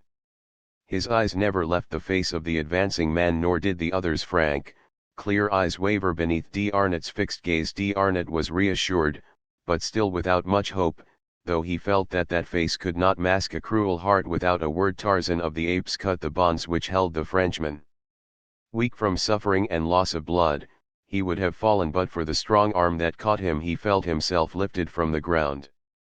There was a sensation as of fleeing, and then he lost consciousness. Chapter XXII. The search party. When dawn broke upon the little camp of Frenchmen in the heart of their jungle, it found a sad and disheartened group. As soon as it was light enough to see their surroundings, Lieutenant Charpentier sent men in groups of 3 in several directions to locate the trail, and in 10 minutes it was found and the expedition was hurrying back toward the beach. It was slow work, for they bore the bodies of 6 dead men, 2 more having succumbed during the night, and several of those who were wounded required support to move even very slowly. Charpentier had decided to return to camp for reinforcements, and then make an attempt to track down the natives and rescue D'Arnot. It was late in the afternoon when the exhausted men reached the clearing by the beach, but for 2 of them the return brought so great a happiness that all their suffering and heartbreaking grief was forgotten on the instant. As the little party emerged from the jungle, the first person that Professor Porter and Cecil Clayton saw was Jane,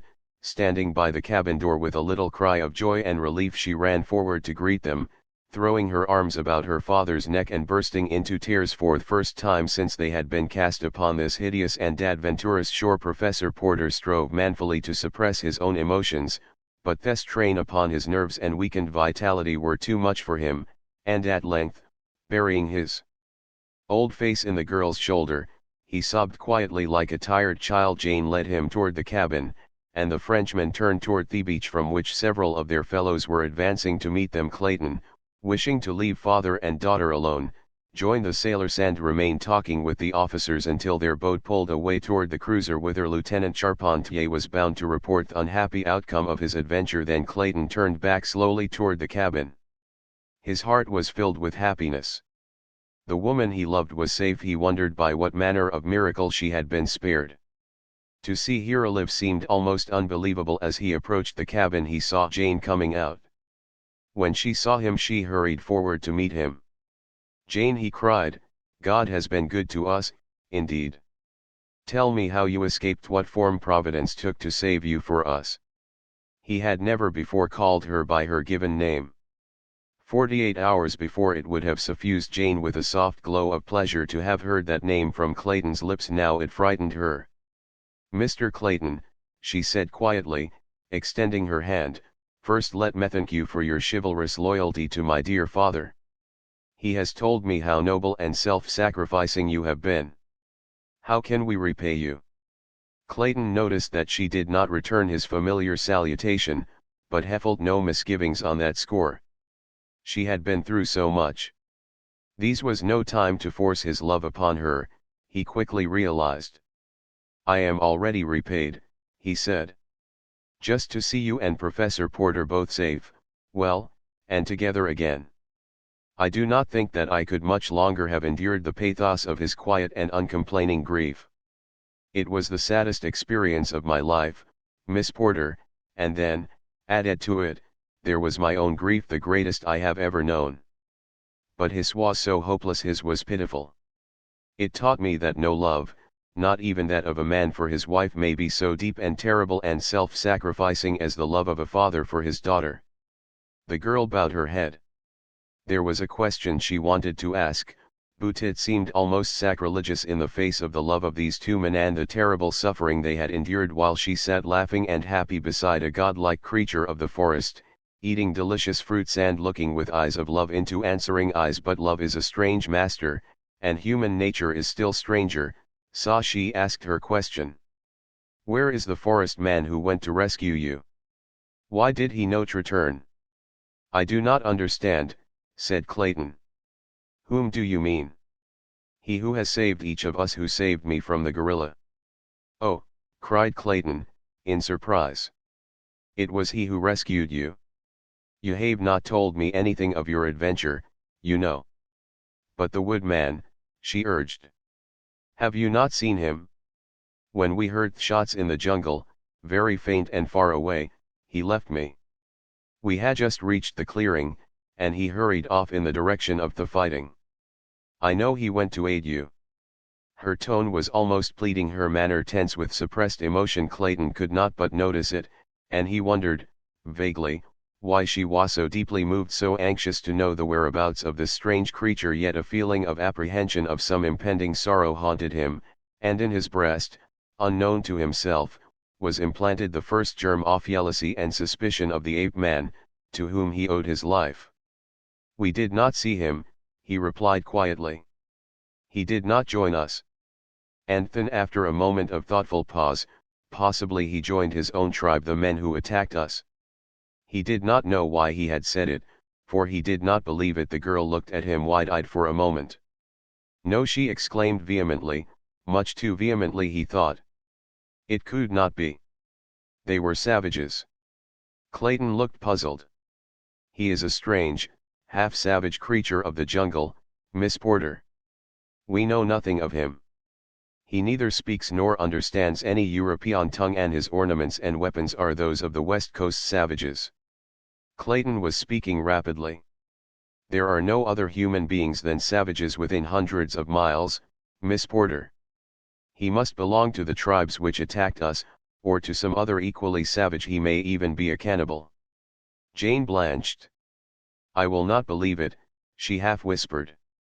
"It is not true. You shall see," she said, addressing Clayton, "that he will come back, and that he will prove that you are wrong. You do not know him as I do. I tell you that he is a gentleman." Clayton was a generous and chivalrous man, but something in the girl's breathless defense of the forest man stirred him to unreasoning jealousy, so that for the instant he forgot all that they owed to this wild demigod, and he answered her with a half sneer upon his lip. "Possibly you are right, Miss Porter," he said, "but I do not think that any of us need worry about our carrion-eating acquaintance. The chances are that he is some half-demented castaway who will forget us more quickly, but no more surely, than we shall forget him. He is only a beast of the jungle, Miss Porter." The girl did not answer, but she felt her heart shrivel within her. She knew that Clayton spoke merely what he thought, and for the first time she began to analyze the structure which supported her newfound love, and to subject its object to a critical examination. Slowly she turned and walked back to the cabin. She tried to imagine her wood god by her side in the saloon of an ocean liner. She saw him mating with his hands, tearing his food like a beast of prey, and wiping his greasy fingers upon his thighs. She shuddered. She saw him as she introduced him to her friend's uncouth, illiterate Abor, and the girl winced. She had reached her room now, and as she sat upon the edge of her bed of ferns and grasses, with one hand resting upon her rising and falling bosom, she felt the hard outlines of the man's locket. She drew it out, holding it in the palm of her hand for a moment with tear-blurred eyes bent upon it. Then she raised it to her lips, and crushing it there buried her face in the soft ferns, sobbing. "Beast," she murmured. "Then God make me a beast, for, man or beast, I am yours." She did not see Clayton again that day. Esmeralda brought her supper to her, and she sent word to her father that she was suffering from their action following her adventure. The next morning Clayton left early with the relief expedition in search of Lieutenant D. Arnott. There were 200 armed men this time, with 10 officers and 2 surgeons, and provisions for a week. They carried bedding and hammocks, the latter for transporting their sick and wounded. It was a determined and angry company, a punitive expedition as well as zone of relief. They reached the site of the skirmish of the previous expedition shortly after noon, for they were now traveling a known trail and no time was lost in exploring. From there on, the elephant track led straight to Mbanga's village. It was but 2 o'clock when the head of the column halted upon the edge of the clearing. Lieutenant Charpentier, who was in command, immediately sent a portion of his force through the jungle to the opposite side of the village. Another detachment was dispatched to a point before the village gate, while he remained with the balance upon the south side of the clearing. It was arranged that the party which was to take its position to the north, and which would be the last to gain its station, should commence the assault, and that their opening volley should be the signal for a concerted rush from all sides in an attempt to carry the village by storm. At the first charge for half an hour the men with Lieutenant Charpentier crouched in the dense foliage of the jungle, waiting the signal. To them it seemed like hours. They could see natives in the fields, and others moving in and out of the village gate. At length the signal came, a sharp rattle of musketry, and like one emin, an answering volley tore from the jungle to the west and to the south. The natives in the field dropped their implements and broke madly for the palisade.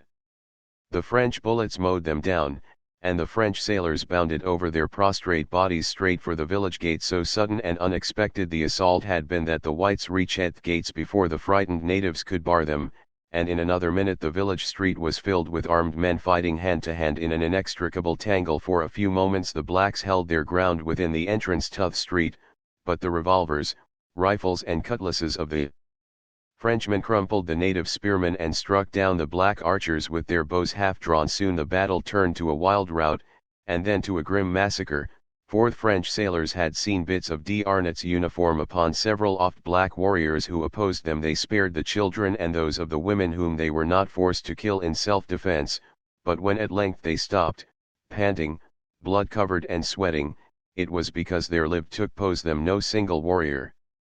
Of all the savage village of Mbanga carefully they ransacked every hut and corner of the village, but no sign of D. Arnott could they find. They questioned the prisoners' bisons, and finally one of the sailors who had served in the French Congo found that he could make them understand the bastard tongue that passes for language between the whites and the more degraded tribes off the coast, but even then they could learn nothing definite regarding the fate of D. Arnott. Only excited gestures and expressions of fear could they obtain in response to their inquiries concerning their fellow, and at last they became convinced that these were but evidences of the guilt of these demons who had slaughtered and eaten their comrade 2 nights before. At length all hope left them, and they prepared to camp for the night within the village. The prisoners were herded into 3 huts where they were heavily guarded. Sentries were posted at the barred gates, and finally the village was wrapped in the silence of slumber, except for the wailing of the native women for their dead. The next morning they set out upon the return march. Their original intention had been to burn the village, but this idea was abandoned and the prisoners were left behind, weeping and moaning, but with roofs to cover them and a palisade for refuge from the beasts of the jungle. Slowly the expedition retraced its steps of the preceding day. 10 loaded hammocks retarded its pace. In 8 of them lay the more seriously wounded, while 2 swung beneath the weight of the dead. Clayton and Lieutenant Charpentier brought up the rear of the column, the Englishman silent in respect for the other's grief, for D'Arnot and Charpentier had been inseparable friends since boyhood. Clayton could not but realize that the Frenchman felt his grief very keenly because D'Arnot's sacrifice had been so futile, since Jane had been rescued before D'Arnot had fallen into the hands of the savages. And again because the service in which he had lost his life had been outside his duty and for strangers and aliens, but when he spoke of it to Lieutenant Charpentier, the latter shook his head. "No, monsieur," he said, "D'Arnot would have chosen to die thus. I only grieve that I could not have died for him. Or at least with him. I wish that you could have known him better, monsieur. He was indeed an officer and a gentleman, a title conferred on many, but deserved by so few. He did not die futilely, for his death in the cause of a strange American girl will make us, his comrades, face our ends the more bravely, however they may come to us." Clayton did not reply, but within him rose a new respect for Frenchmen which remained undimmed ever after it was quite late when they reached the cabin by the beach. A single shot before they emerged from the jungle had announced to those in camp as well as on the ship that the expedition had been too late, for it had been prearranged that when they came within a mile or two of camp only shot was to be fired to denote failure, or 3 for success, while a 2 would have indicated that they had found no sign of either D'Arnot or his black captors. So it was a solemn party that awaited their coming, and few words were spoken as the dead and wounded men were tenderly placed in boats and rowed silently toward the cruiser. Clayton, exhausted from his 5 days of laborious marching through the jungle and from the effects of his 2 battles with the blacks, turned toward the cabin to seek a mouthful of food and then the comparative ease of his bed of grasses. After 2 nights in the jungle by the cabin door stood Jane. "The poor lieutenant," she asked. "Did you find no trace of him?"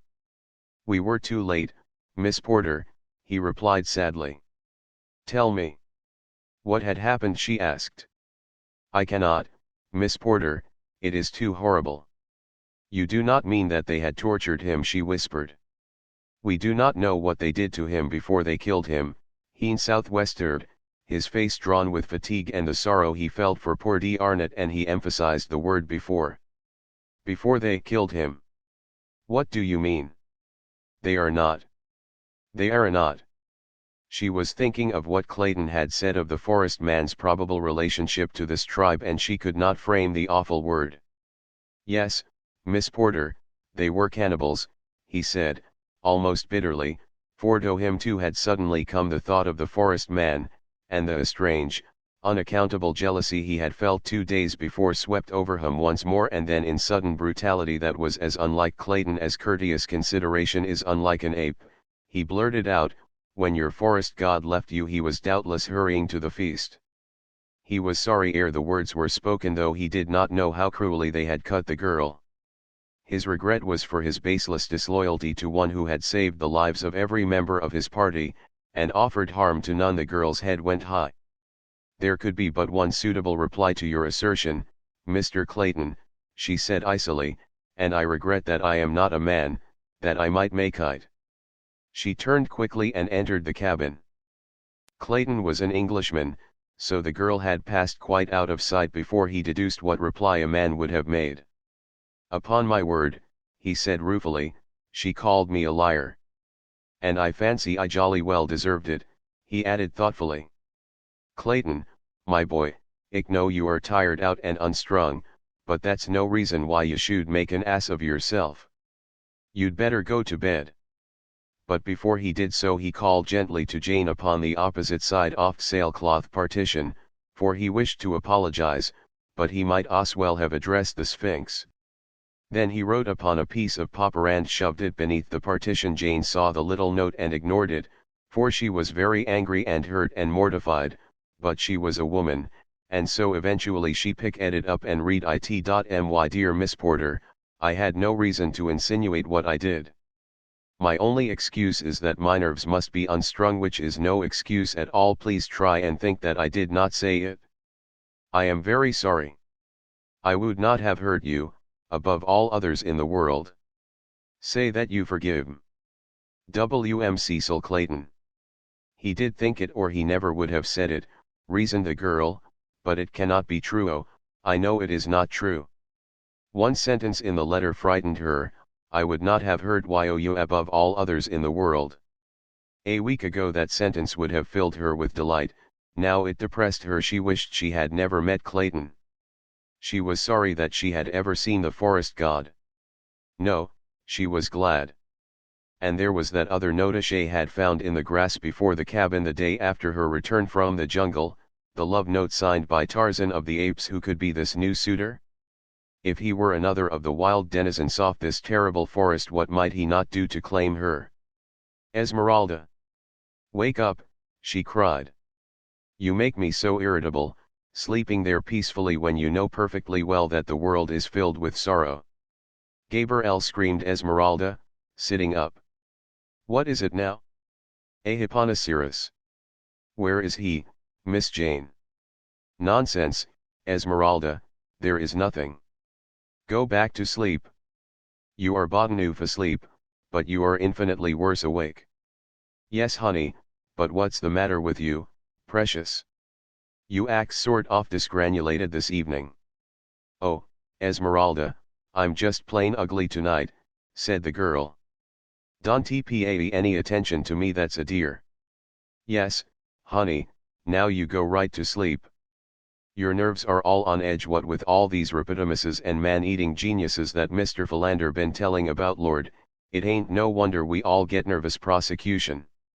Jane crossed the little room, laughing, and kissing the faithful woman, bid Esmeralda good night. Chapter XXIII. Brother Men. When D'Arnot regained consciousness, he found himself lying upon a bed of soft ferns and grasses beneath a little A-shaped shelter of boughs. At his feet an opening looked out upon a green sward, and at a little distance beyond was the dense wall of jungle and forest. He was very lame and sore and weak, and as full consciousness returned felt the sharp torture of many cruel wounds and the dull aching of every bone and muscle in his body as a result of the hideous beating he had received. Even the turning of his head caused him such excruciating agony that he lay still with closed eyes for a long time. He tried to piece out the details of his adventure prior to the time he lost consciousness to see if they would explain his present whereabouts. He wondered if he were among friends or foes. At length he recollected the whole hideous scene at the stake, and finally recalled the strange white figure in whose arms he had sunk into oblivion. D'Arnot wondered what fate lay in store for him now. He could neither see nor hear any signs of life about him. The incessant hum of the jungle, the rustling of millions of leaves, the buzz of insects, the voices of the birds and monkeys seemed blended into a strangely soothing purr, as though he lay apart, far from the myriad life whose sounds came to him only as a blurred echo. At length he fell into a quiet slumber, nor did he awake again until afternoon. Once more he experienced the strange sense of utter bewilderment that had marked his earlier awakening, but soon he recalled the recent past, and looking through the opening at his feet he saw the figure of a man squatting on his haunches. The broad, muscular back was turned toward him, but, tan though it was, D'Arnot saw that it was the back of a white man, and he thanked God. The Frenchman called faintly. The man turned, and rising, came toward the shelter. His face was very handsome, the handsomest, thought D'Arnot, that he had ever seen. Stooping, he crawled into the shelter beside the wounded officer, and placed a cool hand upon his forehead. D'Arnot spoke to him in French, but the man only shook his head sadly, it seemed to the Frenchman. Then D'Arnot tried English, but still the man shook his head. Italian, Spanish and German brought similar discouragement. D'Arnot knew a few words of Norwegian, Russian, Greek, and also had a smattering of the language of one of the West Coast Negro tribes. Theman denied them all. After examining D'Arnot's wounds the man left the shelter and disappeared. In half an hour he was back with fruit and a hollow gourd-like vegetable filled with water. D'Arnot drank and ate a little. He was surprised that he had no fever. Again he tried to converse with his strange nurse, but the attempt was useless. Suddenly the man hastened from the shelter only to return a few minutes later with several pieces of bark and, wonder of wonders, a lead pencil. Squatting beside D'Arnot he wrote for a minute on the smooth inner surface of the bark, then he handed it to the Frenchman. D'Arnot was astonished to see, in plain print-like characters, "Aim sage" in English, "I am Tarzan of the Apes. Who are you? Can you read this language?" D'Arnot seized the pencil, then he stopped. This strange man wrote English. Evidently he was an Englishman. "Yes," said D'Arnot, "I read English. I speak it also." Now we may talk. First let me thank you for all that you have done for me. The man only shook his head and pointed to the pencil and the bark. Mon Dieu, cried d'Arnot. If you are English, why is it then that you cannot speak English? And then in a flash it came to him the man was a mute, possibly a deaf mute, so d'Arnot wrote a message on the bark, in English: I am Paul d'Arnot, Lieutenant in the Navy of France. I thank you for what you have done for me. You have saved my life, and all that I have is yours. May I ask how it is that one who writes English does not speak it? Tarzan's reply filled d'Arnot with still greater wonder. I speak only the language of my tribe, the great apes who were Kershaks, and a little of the languages of Tantur, the elephant, and Numa, the lion, and of the other folks of the jungle I understand. With a human being I have never spoken, except once with Jane Porter, by signs. This is the first time I have spoken with another of my kind through written words. D'Arnot was mystified. It seemed incredible that there lived upon earth a full-grown man who had never spoken with a fellow man, and still more preposterous that such a one could read and write. He looked again at Tarzan's message, except once, with Jane Porter. That was the American girl who had been carried into the jungle by a gorilla. A sudden light commenced to dawn on d'Arnot. This then was the gorilla. He seized the pencil and wrote, "Where is Jane Porter?" And Tarzan replied, "Below, back with her people in the cabin of Tarzan of the Apes." She is not dead then? Where was she? What happened to her? She is not dead. She was taken by Turcos to be his wife, but Tarzan of the Apes took her away from Turcos and killed him before he could harm her. None in all the jungle may face Tarzan of the Apes in battle, and live. I am Tarzan of the Apes, mighty fighter." D'Arnot wrote, "I am glad she is safe. It pains me to write, I will rest a while." And then Tarzan, "Yes, rest. When you are well I shall take you back to your people." For many days D'Arnot lay upon his bed of soft ferns. The second day a fever had come and D'Arnot thought that it meant infection and he knew that he would die. An idea came to him. He wondered why he had not thought of it before. He called Tarzan and indicated by signs that he would write, and when Tarzan had fetched the bark and pencil, D'Arnot wrote, "Can you go to my people and lead them here? I will write a message that you may take to them, and they will follow you." Tarzan shook his head and taking the bark, wrote, "I had thought of that the first day, but I dared not. The great apes come often to this spot, and if they found you here, wounded and alone, they would kill you." D'Arnot turned on his side and closed his eyes. He did not wish Tody, but he felt that he was going, for the fever was mounting higher and higher. That night he lost consciousness. For 3 days he was in delirium, and Tarzan sat beside him and bathed his head and hands and washed his wounds. On the 4th day the fever broke as suddenly as it had come, but it left D'Arnot a shadow of his former self, and very weak.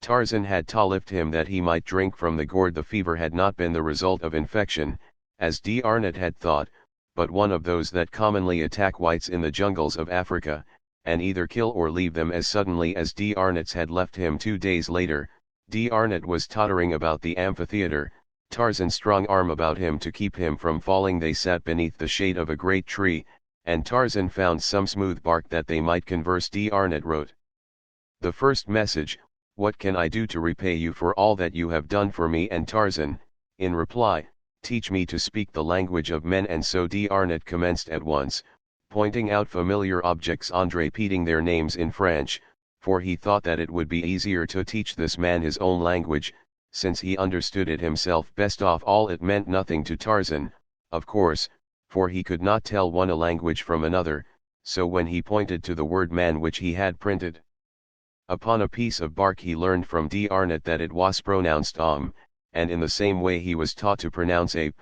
singe and tree, arbre. He was a most eager student, and in 2 more days had mastered so much French that he could speak little sentences such as, "That is a tree, this is grass, I am hungry," and the like, but D'Arnot found that it was difficult to teach him the French construction upon a foundation of English. The Frenchman wrote little lessons for him in English and had Tarzan repeat them in French, but as a literal translation was usually very poor French, Tarzan was often confused. D'Arnot realized now that he had made a mistake, but it seemed too late to go back and do it all over again and force Tarzan to unlearn all that he had learned, especially as they were rapidly approaching a point where they would be able to converse on the third day after the fever broke. Tarzan wrote a message asking D. Arnott if he felt strong enough to be carried back to the cabin. Tarzan was as anxious to go as D. Arnott, for he longed to see Jane again. It had been hard for him to remain with the Frenchman all these days for that very reason,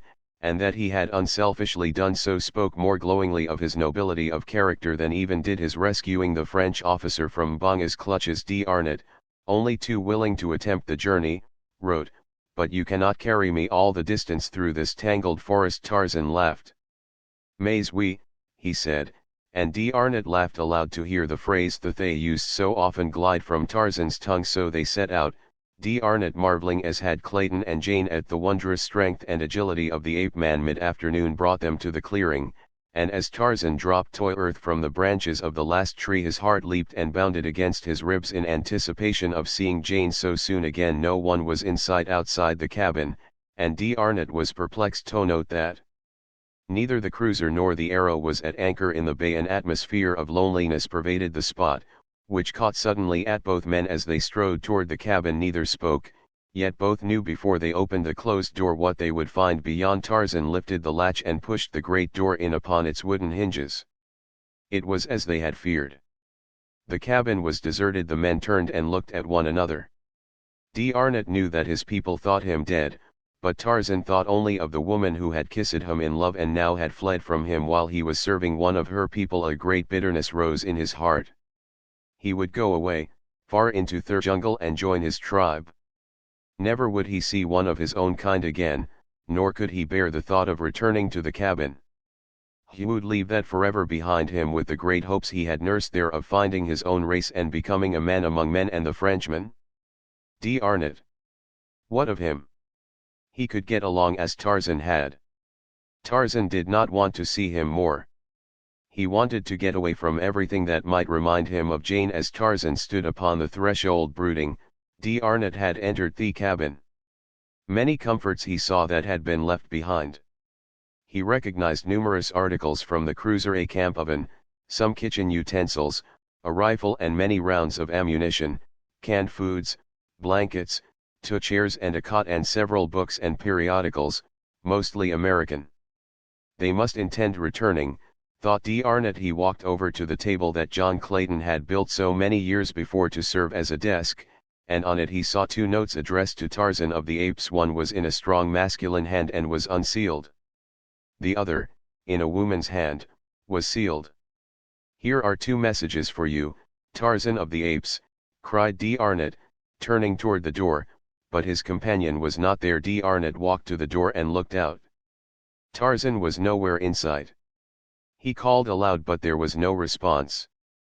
"Mon Dieu!" exclaimed D. Arnott, "he has left me. I feel it. He has gone back into his jungle and left me here alone." And then he remembered the look on Tarzan's face when they had discovered that the cabin was empty. Such a look as the hunter sees in the eyes of the wounded deer he has wantonly brought down. The man had been hard hit. D. Arnott realized it now, but why? He could not understand. The Frenchman looked about him. The loneliness and the horror of the place commenced to get on his nerves, already weakened by the ordeal of suffering and sickness he had passed through. To be left here alone beside this awful jungle, never to hear a human voice or see a human face, in constant dread of savage beasts and more terribly savage men, a prey to solitude and hopelessness. It was awful. And far to the east Tarzan of the Apes was speeding through the middle terrace back to his tribe. Never had he traveled with such reckless speed. He felt that he was running away from himself, that by hurtling through the forest like a frightened squirrel he was escaping from his own thoughts. But no matter how fast he went, he found them always with him. He passed above the sinuous body of Saber, the lioness, going in the opposite direction toward the cabin. Thought Tarzan, what could D. Arnott do against Saber? Or if Balgani, the gorilla, should come upon him, or Numa, the lion, or cruel Sheeta? Tarzan paused in his flight. "What are you, Tarzan?" he asked aloud. "An ape or a man? If you are an ape, you will do as the apes would do, leave one of your kind to die in the jungle if it suited your whim to go elsewhere. If you are a man, you will return to protect your kind. You will not run away from one of your own people, because one of them has run away from you." D. Arnott closed the cabin door. He was very nervous. Even brave men, and D. Arnott was a brave man, are sometimes frightened by solitude. He loaded one of the rifles and placed it within easy reach. Then he went to the desk and took up the unsealed letter addressed to Tarzan. Possibly it contained word that his people had but left the beach temporarily. He felt that it would be no breach of ethics to read this letter, so he took the enclosure from the envelope and read, "To Tarzan of the Apes, we thank you for the use of your cabin, and are sorry that you did not permit us the pleasure of seeing and thanking you in person. We have harmed nothing, but have left many things for you which may add to your comfort and safety here in your lonely home. If you know the strange white man who saved our lives so many times, and brought us food, and if you can converse with him, thank him, also, for his kindness. We sail within the hour, never to return, but we wish you and that other jungle friend to know that we shall always thank you for what you did for strangers on your shore, and that we should have done infinitely more to reward you both had you given us the opportunity. Very respectfully, W.M. Cecil Clayton." "Never to return," muttered D. Arnott, and threw himself face downward upon the cot. An hour later he started up listening. Something was at the door trying to enter. D. Arnott reached for the loaded rifle and placed it to his shoulder. Dusk was falling, and the interior of the cabin was very dark, but Theman could see the latch moving from its place. He felt his hair rising upon his scalp. Gently the door opened until a thin crack showed something standing just beyond. D. Arnott sighted along the blue barrel at the crack of the door, and then he pulled the trigger. Chapter XXIV Lost Treasure. When the expedition returned, following their fruitless endeavor to succor D. Arnott, Captain Dufresne was anxious to steam away as quickly as possible, and all save Jane had acquiesced. "No," she said, determinedly, "I shall not go, nor should you, for here are two friends in that jungle who will come out of it some day expecting to find us awaiting them. Your officer, Captain Dufresne, is one of them, and the forest man who has saved the lives of every member of my father's party is the other. He left me at the edge of the jungle 2 days ago to hasten to the aid of my father and Mr. Clayton, as he thought, and he has stayed to rescue Lieutenant D. Arnott, of that you may be sure.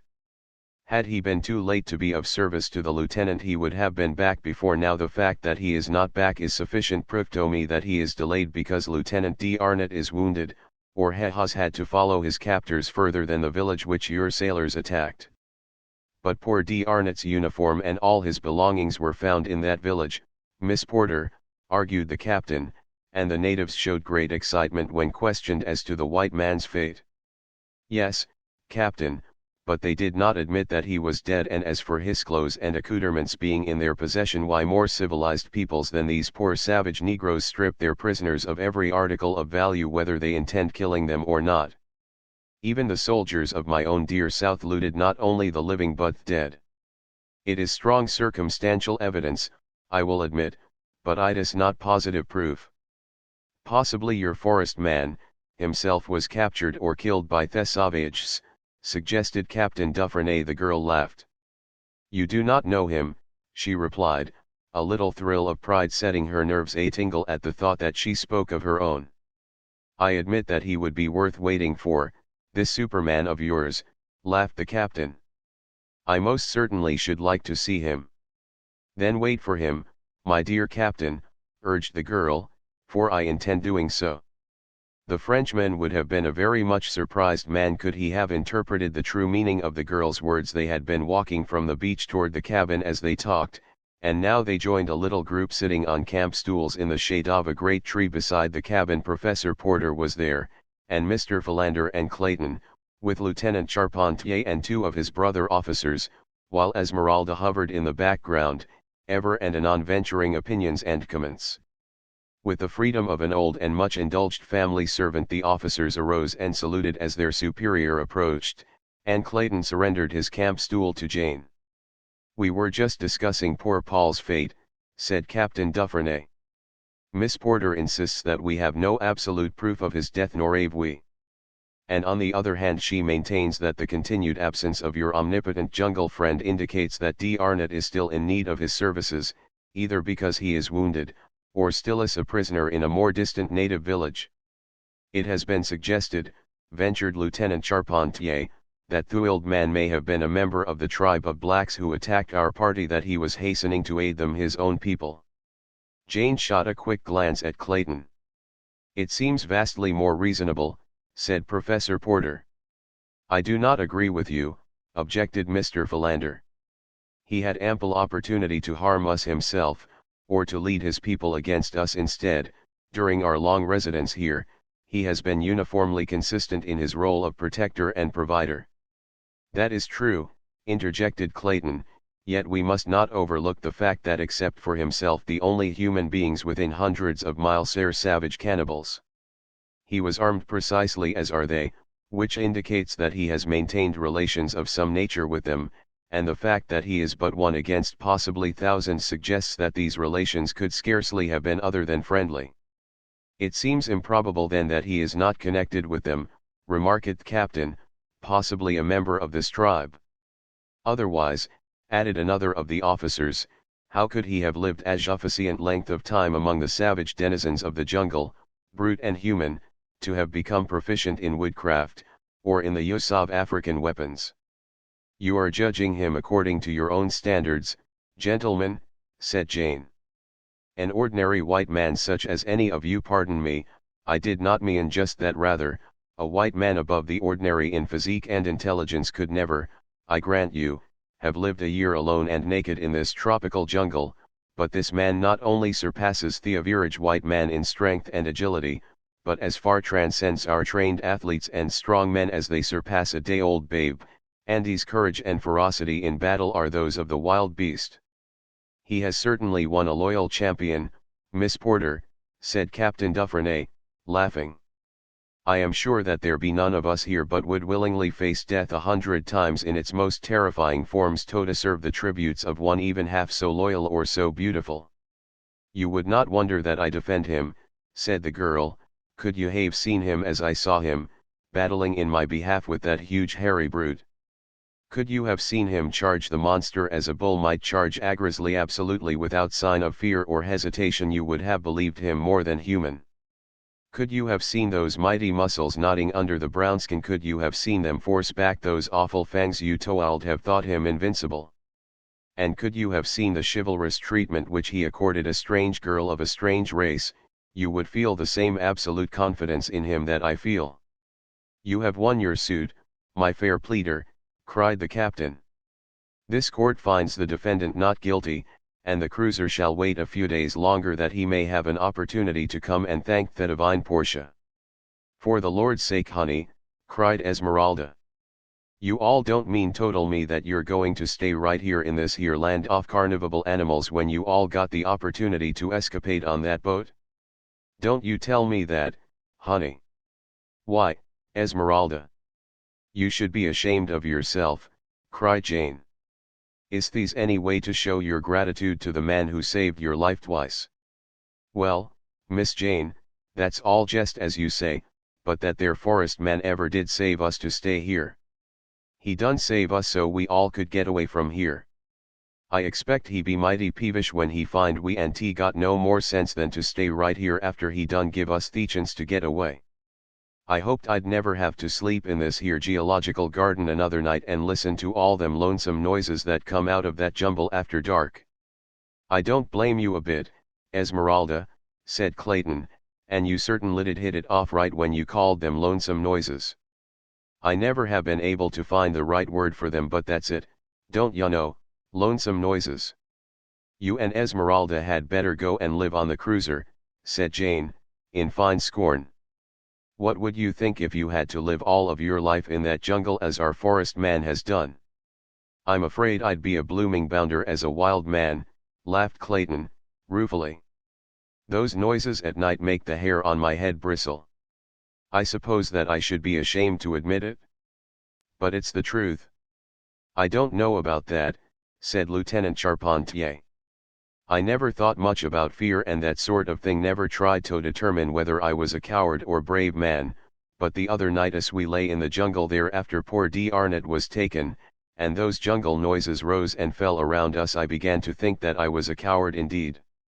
It was not the roaring and growling of the big beasts that affected me so much as it was the stealthy noises the ones thought you heard suddenly close by and then listened vainly for a repetition of the unaccountable sounds as of a great body moving almost noiselessly, and the knowledge that you didn't know how close it was, or whether it were creeping closer after you ceased to hear it. It was those noises and the eyes. Mon Dieu! I shall see them in the dark forever, the eyes that you see, and those that you don't see, but feel they are the worst. All were silent for a moment, and then Jane spoke. And he is out there, she said, in an hushed whisper. Those eyes will be glaring at him tonight, and at your comrade Lieutenant D'Arnott. Can you leave them, gentlemen, without at least rendering them the passive succor which remaining here a few days longer might ensure them? Tut, tut, child, said Professor Porter. Captain Dufresne is willing to remain, and for my part I am perfectly willing as I always have been to humor your childish whims. We can utilize the morrow in recovering the chest, Professor, suggested Mr. Philander. Quite so, Mr. Philander, I had almost forgotten Thetriasur, exclaimed Professor Porter. Possibly we can borrow some men from Captain Dufresne to assist us, and one of the prisoners to point out the location of the chest. Most assuredly, my dear Professor, we are all yours to command, said the captain, and so it was arranged that on the next day Lieutenant Charpentier was to take a detail of 10 men, and one of the mutineers of the Arrow as a guide, and unearth the treasure, and that the cruiser would remain for a full week in the little harbor. At the end of that time it was to be assumed that D'Arnott was truly dead, and that the forest man would not return while they remained. Then the 2 vessels were to leave with all the party. Professor Porter did not accompany the treasure seekers on the following day, but when he saw them returning empty-handed toward noon, he hastened forward to meet them. His usual preoccupied indifference entirely vanished, and in its place a nervous and excited manner. "Where is the treasure?" he cried to Clayton, while yet 100 feet separated them. Clayton shook his head. "Gone," he said, as he neared the professor. "Gone. It cannot be. Who could have taken it?" cried Professor Porter. "God only knows, Professor," replied Clayton. "We might have thought fellow who guided us was lying about the location." But his surprise and consternation on finding no chest beneath the body of the murdered Snipes were too real to be feigned. And then our spades showed us that something had been buried beneath the corpse, for a hole had been there and it had been filled with loose earth. "But who could have taken it?" repeated Professor Porter. "Suspicion might naturally fall on the men of the cruiser," said Lieutenant Charpentier, "but for the fact that Sub-Lieutenant John Virchier assures me that no men have had shore leave, that none has been on shore since we anchored here except under command of an officer. I do not know that you would suspect our men, but I am glad that there is no chance for suspicion to fall on them," he concluded. "It would never have occurred to me to suspect the men to whom we owe so much," replied Professor Porter, graciously. "I would as soon suspect my dear Clayton here, or Mr. Philander." The Frenchmen smiled, both officers and sailors. It was plain to see that a burden had been lifted from their minds. "The treasure has been gone for some time," continued Clayton. "In fact, the body fell apart as we lifted it, which indicates that whoever removed the treasure did so while the corpse was still fresh, for it was intact when we first uncovered it." "There must have been several in the party," said Jane, who had joined them. "You remember that it took 4 men to carry it?" "By Jove!" cried Clayton. "That's right. It must have been done by a party of blacks. Probably one of them saw the men bury the chest and then returned immediately after with a party of his friends, and carried it off." "Speculation is futile," said Professor Porter sadly. "The chest is gone. We shall never see it again, nor the treasure that was in it." Only Jane knew what the loss meant to her father, and none there knew what it meant to her. 6 days later Captain Dufresne announced that they would sail early on the morrow. Jane would have begged for a further reprieve, had it not been that Chito had begun to believe that her forest lover would return no more. In spite of herself she began to entertain doubts and fears. The reasonableness of the arguments of these disinterested French officers commenced to convince her against her will that he was a cannibal she would not believe, but that he was an adopted member of some savage tribe at length seemed possible to her. She would not admit that he could be dead.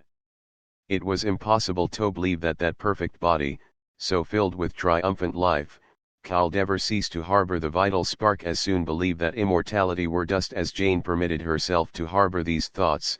Others equally unwelcome forced themselves upon her. If he belonged to some savage tribe, he had a savage wife, a dozen often perhaps, and wild, half-caste children. The girl shuddered, and when they told her that the cruiser would sail on the morrow, she was almost glad it was she, though, who suggested that arms, ammunition, supplies and comforts be left behind in the cabin, ostensibly for that intangible personality who had signed himself Tarzan of the Apes, and for Dr. not should he still be living, but really, she hoped, for her forest god, even though his feet should prove of clay. And at the last minute she left a message for him, to be transmitted by Tarzan. Of the Apes she was the last to leave the cabin. Returning on some trivial pretext after the others had started for the boat, she kneeled down beside the bed in which she had spent so many nights, and offered up a prayer for the safety of her primeval man, and crushing his locket to her lips she murmured, "I love you, and because I love you I believe in you. But if I did not believe, still should I love. Had you come back for me, and had there been no other way, I would have gone into the jungle with you forever."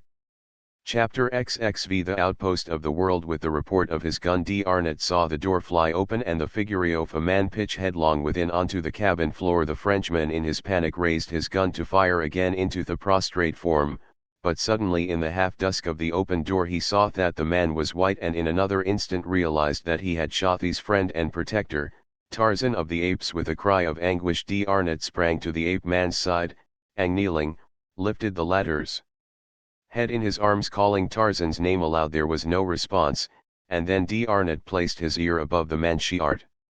To his joy he heard its steady beating beneath. Carefully he lifted Tarzan to the cot, and then, after closing and bolting the door, he lighted one of the lamps and examined the wound. The bullet had struck a glancing blow upon the skull. There was an ugly flesh wound, but no signs of a fracture of the skull. D'Arnot breathed a sigh of relief, and went about bathing the blood from Tarzan's face. Soon the cool water revived him, and presently he opened his eyes to look in questioning surprise at D'Arnot. The latter had bound the wound with pieces of cloth, and as he saw that Tarzan had regained consciousness, he arose and going to the table wrote a message, which he handed to the ape-man, explaining the terrible mistake he had made and how thankful he was that the wound was not more serious. Tarzan, after reading the message, sat on the edge of the couch and laughed. "It is nothing," he said in French, and then, his vocabulary failing him, he wrote, "You should have seen what Balgani did to me, and Kerchak, and Turcos, before I killed them. Then you would laugh at such a little scratch." D'Arnot handed Tarzan the two messages that had been left for him. Tarzan read the first one through with a look of sorrow on his face. The second one he turned over and over, searching for an opening. He had never seen a sealed envelope before. At length he handed it to D'Arnot. The Frenchman had been watching him, and knew that Tarzan was puzzled over the envelope. How strange it seemed that to a full-grown white man an envelope was a mystery. D'Arnot opened it and handed the letter back to Tarzan. Sitting on a camp stool, the ape-man spread the written sheet before him and read, "To Tarzan of the Apes, before I leave let me add my thanks to those of Mr. Clayton for the kindness you have shown in permitting us the use of your cabin. That you never came to make friends with us has been a great regret too. We should have liked so much to have seen and thanked our host. There is another I should like to thank also, but he did not come back, though I cannot believe that he is dead. I do not know his name. He is the great white giant who wore the diamond locket upon his breast. If you know him and can speak his language, carry my thanks to him, and tell him that I waited 7 days for him to return. Tell him, also, that in my home in America, in the city of Baltimore, there will always be a welcome for him if he cares to come. I found a note you wrote me lying among the leaves beneath a tree near the cabin. I do not know how you learned to love me, who have never spoken to me, and I am very sorry if it is true, for I have already given my heart to another. But know that I am always your friend, Jane Porter." Tarzan sat with gaze fixed upon the floor for nearly an hour. It was evident to him from the notes that they did not know that he and Tarzan of the Apes were one and the same. I have given my heart to another, he repeated over and over again to himself. Then she did not love him. How could she have pretended love, raised him to such a pinnacle of hope only to cast him down to such utter depths of despair? Maybe her kisses were only signs of friendship. How did he know? Juan knew nothing of the customs of human beings. Suddenly he arose, and, bidding D'Arnot good night as he had learned Toto, threw himself upon the couch of ferns that had been Jane Porter's. D'Arnot extinguished the lamp, and lay down upon the cot. For a week they did little but rest, D'Arnot coaching Tarzan in French. At the end of that time the two men could converse quite easily. One night, as they were sitting within the cabin before retiring, Tarzan turned to D'Arnot. "Where is America?" he said. D'Arnot pointed toward the northwest. "Many thousands of miles across the ocean," he replied. "Why?" "I am going there." D'Arnot shook his head. "It is impossible, my friend," he said. Tarzan rose, and, going to one of the cupboards, returned with oil-thumbed geography. Turning to a map of the world, he said, "I have never quite understood all this, explain it to me, please."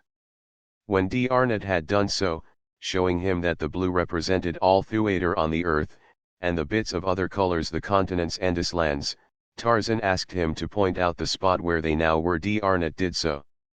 "Now point out America," said Tarzan, and as D'Arnot placed his finger upon North America, Tarzan smiled and laid his palm upon the page, spanning the great ocean that lay between the two continents. "You see, it is not so very far," he said, "scarce the width of my hand." D'Arnot laughed. How could he make the man understand? Then he took a pencil and made a tiny point upon the shore of Africa. "This little mark," he said, "is many times larger upon this map than your cabin is upon the earth. Do you see now how very far it is?" Tarzan thought for a long time. "Do any white men live in Africa?" he asked. "Yes." "Where are the nearest?" D'Arnot pointed out a spot on the shore just north of them. "So close?" asked Tarzan, in surprise. "Yes," said D'Arnot, "but it is not close." "Have they big boats to cross the ocean?" "Yes." "We shall go there tomorrow," announced Tarzan again. D'Arnot smiled and shook his head. "It is too far. We should die long before we reached them." "Do you wish to stay here then forever?" asked Tarzan. "No," said D'Arnot. "Then we shall start tomorrow." "I do not like it here longer. I should rather die than remain here." "Well," answered D'Arnot, with a shrug, "I do not know, my friend, but that I also would rather die than remain here. If you go, I shall go at you." "It is settled then," said Tarzan. "I shall start for America tomorrow." "How will you get to America without money?" asked D'Arnot. "What is money?" inquired Tarzan. It took a long time to make him understand, even imperfectly. "How do men get money?" he asked at last. "They work for it." "Very well. I will work for it, then." "No, my friend," returned D'Arnot, "you need not worry about money, nor need you work for it. I have enough money for two, enough for 20, much more than is good for one man, and you shall have all you need if ever we reach civilization." So on the following day they started north along the shore. Each man carrying a rifle and ammunition, beside bedding and some food and cooking utensils. The latter seemed to Tarzan a most useless encumbrance, so he threw his away. "But you must learn to eat cooked food, my friend," remonstrated D'Arnot. "No civilized men eat raw flesh." "There will be time enough when I reach civilization," said Tarzan. "I do not like the things, and they only spoil the taste of good meat." For a month they traveled north. Sometimes finding food in plenty and again going hungry for days. They saw no signs of natives, nor were they molested by wild beasts. Their journey was a miracle of ease. Tarzan asked questions and learned rapidly. D'Arnot taught him many oft refinements of civilization, even to the use of knife and fork, but sometimes Tarzan would drop them in disgust and grasp his food in his strong brown hands, tearing it with his molars like a wild beast. Then D'Arnot would expostulate with him, saying, "You must not eat like a brute, Tarzan, while I am trying to make Agent Lemon of you. Mon Dieu! Gentlemen, do not thus, it is terrible. Tarzan would grin sheepishly and pick up his knife and fork again, but at heart he hated them. On the journey he told d'Arnot about the great chest he had seen the sailors bury, of how he had dug it up and carried it to the gathering place of the apes and buried it there. It must be the treasure chest of Professor Porter, said d'Arnot. It's too bad, but of course you did not know. Then Tarzan recalled the letter written by Jane to her friend, the one he had stolen when they first came to his cabin, and now he knew who it was in the chest and what it meant to Jane. Tomorrow we shall go back after it, he announced to d'Arnot. Go back, exclaimed d'Arnot. But, my dear fellow, we have now been 3 weeks upon the march. It would require 3 more to return to the treasure, and then, with that enormous weight which required, you say, 4 sailors to carry, it would be months before we had again reached this spot. It must be done, my friend, insisted Tarzan. You may go on toward civilization, and I will return for the treasure. I can go very much faster alone. I have a better plan, Tarzan, exclaimed d'Arnot. We shall go on together to the nearest settlement, and there we will charter a boat and sail back down the coast for the treasure and so transport it easily. That will be safer and quicker and also not require us to be separated. What do you think of that plan? Very well, said Tarzan. The treasure will be there whenever we go for it, and while I could fetch it now, and catch up with you in a moon or 2, I shall feel safer for you to know that you are not alone on the trail. When I see how helpless you are, d'Arnot, I often wonder how the human race has escaped annihilation all these ages which you tell me about. Why, Sabre, single-handed, could exterminate 1,000 of you. D'Arnot laughed. You will think more highly of your genus when you have seen its armies and navies, its great cities, and its mighty engineering works. Then you will realize that it is mind, and not muscle, that makes the human animal greater than the mighty beasts of your jungle.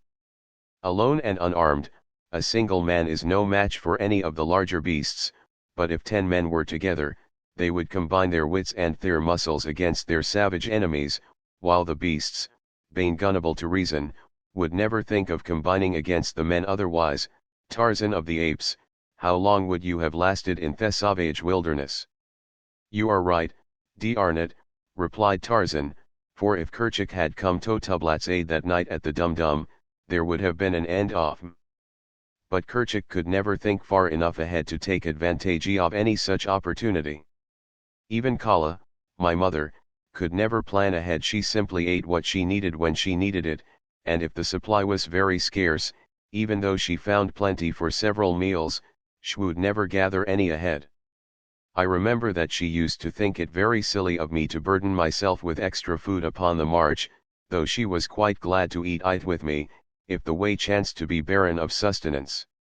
Then you knew your mother, Tarzan asked d'Arnot, in surprise. Yes. She was a great, fine ape, larger than I, and weighing twice as much. And your father? Asked d'Arnot. I did not know him. Kala told me he was a white ape, and hairless like myself. I know now that he must have been a white man. D'Arnot looked long and earnestly at his companion. Tarzan, he said at length, it is impossible that the ape, Kala, weighs your mother. If such a thing can be, which I doubt, you would have inherited some of the characteristics of the ape, but you have not. Your pure man, and, I should say, the offspring of highly bred and intelligent parents. Have you not the slightest clue to your past? Not the slightest, replied Tarzan.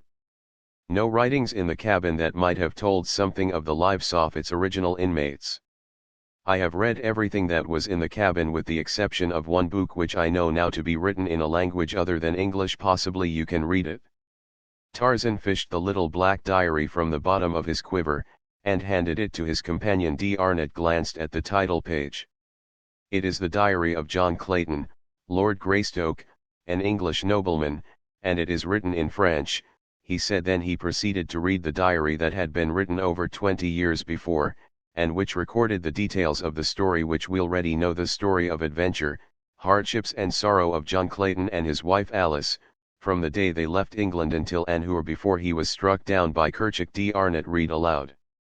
At times his voice broke, and he was forced to stop reading for the pitiful hopelessness that spoke between the lines. Occasionally he glanced at Tarzan, but the ape man sat upon Hisha unchanged, like a carven image, his eyes fixed upon the ground. Only when the little babe was mentioned did the tone of the diary alter from the habitual note of despair which had crept into it by degrees after the first 2 months upon the shore. Then the passages were tinged with a subdued happiness that was even sadder than the rest. One entry showed an almost hopeful spirit. Today our little boy is 6 months old. He is sitting in Alice's lap beside the table where I am writing, a happy, healthy, perfect child. Somehow, even against all reason, I seem to see him a grown man, taking father's place in the world, the second John Clayton, and bringing added honors to the house of Greystoke there, as though to give my prophecy the weight of his endorsement. He has grabbed my pen in his chubby fists and with his ink-begrimed little fingers has placed the seal of his tiny fingerprints upon the page, and there, on the margin of the page, were the partially blurred imprints of 4 wee fingers and the outer half of the thumb. When D. Arnott had finished the diary the two men sat in silence for some minutes. "Well, Tarzan of the Apes, what think you?" asked D. Arnott. "Does not this little book clear up the mystery of your parentage?" "Why, man, you are Lord Greystoke." "The book speaks of but one child," he replied. "Its little skeleton lay in the crib, where it died crying for nourishment, from the first time I entered the cabin until Professor Porter's party buried it, with its father and mother, beside the cabin. No, that was the babe the book speaks of, and the mystery of my origin is deeper than before, for I have thought much of late of the possibility of that cabin having been my birthplace. I am afraid that Kala spoke the truth," he concluded sadly. D. Arnott shook his head. He was unconvinced, and in his mind had sprung a determination to prove the correctness of his theory, for he had discovered the key which alone could unlock the mystery, or consign it forever to the realms of the unfathomable. A week later the two men came suddenly upon a clearing in the forest. In the distance were several buildings surrounded by a strong palisade. Between them and the enclosure stretched a cultivated field in which a number of Negroes were working. The two halted at the edge of the jungle. Tarzan fitted his bow with a poisoned arrow, but D. Arnott placed a hand upon his arm. "What would you do, Tarzan?" he asked. "They will try to kill us if they see us," replied Tarzan. "I prefer to be the killer." "Maybe they are friends," suggested D. Arnott. "They are black," was Tarzan's only reply, and again he drew back his shaft. "You must not, Tarzan," cried D. Arnott. "White men do not kill wantonly." "Mon Dieu! But you have much to learn. I pity the ruffian who crosses you, my wild man, when I take you to Paris. I will have my hands full keeping your neck from beneath the guillotine." Tarzan lowered his bow and smiled. "I do not know why I should kill the blacks back there in my jungle, yet not kill them here. Suppose Numa, the lion, should spring out upon us, I should say, then, I presume, 'Good morning, Monsieur Numa, how is Madame Numa, eh?'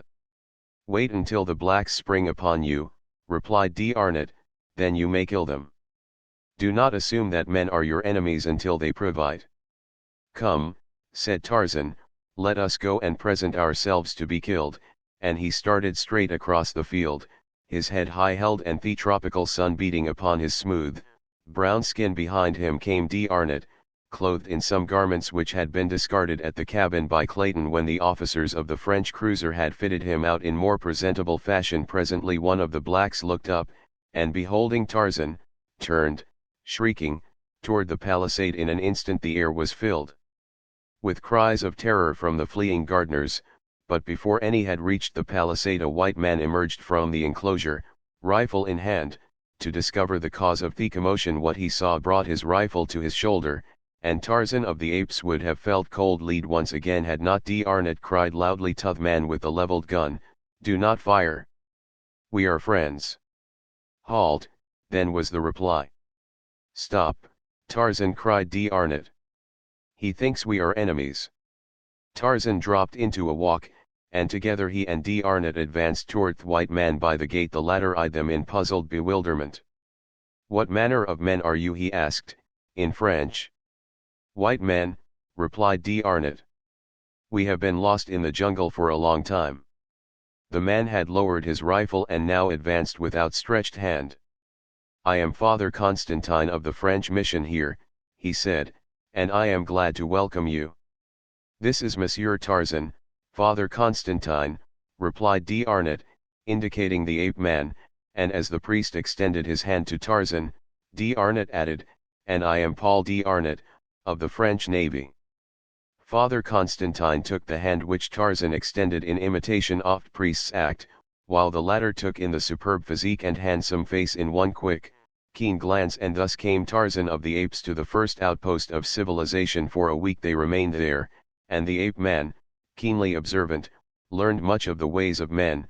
Meanwhile black women sewed white duck garments for himself and D'Arnot so that they might continue their journey properly clothed. Chapter XXVI. The height of civilization. Another month brought them to a little group of buildings at the mouth of a wide river, and there Tarzan saw many boats, and was filled with timidity of the wild thing by the sight of many men. Gradually he became accustomed to the strange noises and the odd ways of civilization, so that presently none might know that 2 short months before, this handsome Frenchman in immaculate white ducks, ha laughed and chatted with the gayest of them, had been swinging naked through primeval forests to pounce upon some unwary victim, which, raw, was to fill his savage belly. The knife and fork, so contemptuously flung aside a month before, Tarzan now manipulated as exquisitely as did the polished D'Arnot. So apt a pupil had he been that the young Frenchman had labored assiduously to make of Tarzan of the Apes a polished gentleman in so far as nicety of manners and speech were concerned. "God made you a gentleman at heart, my friend," D'Arnot had said, "but we want his works to show upon the exterior also."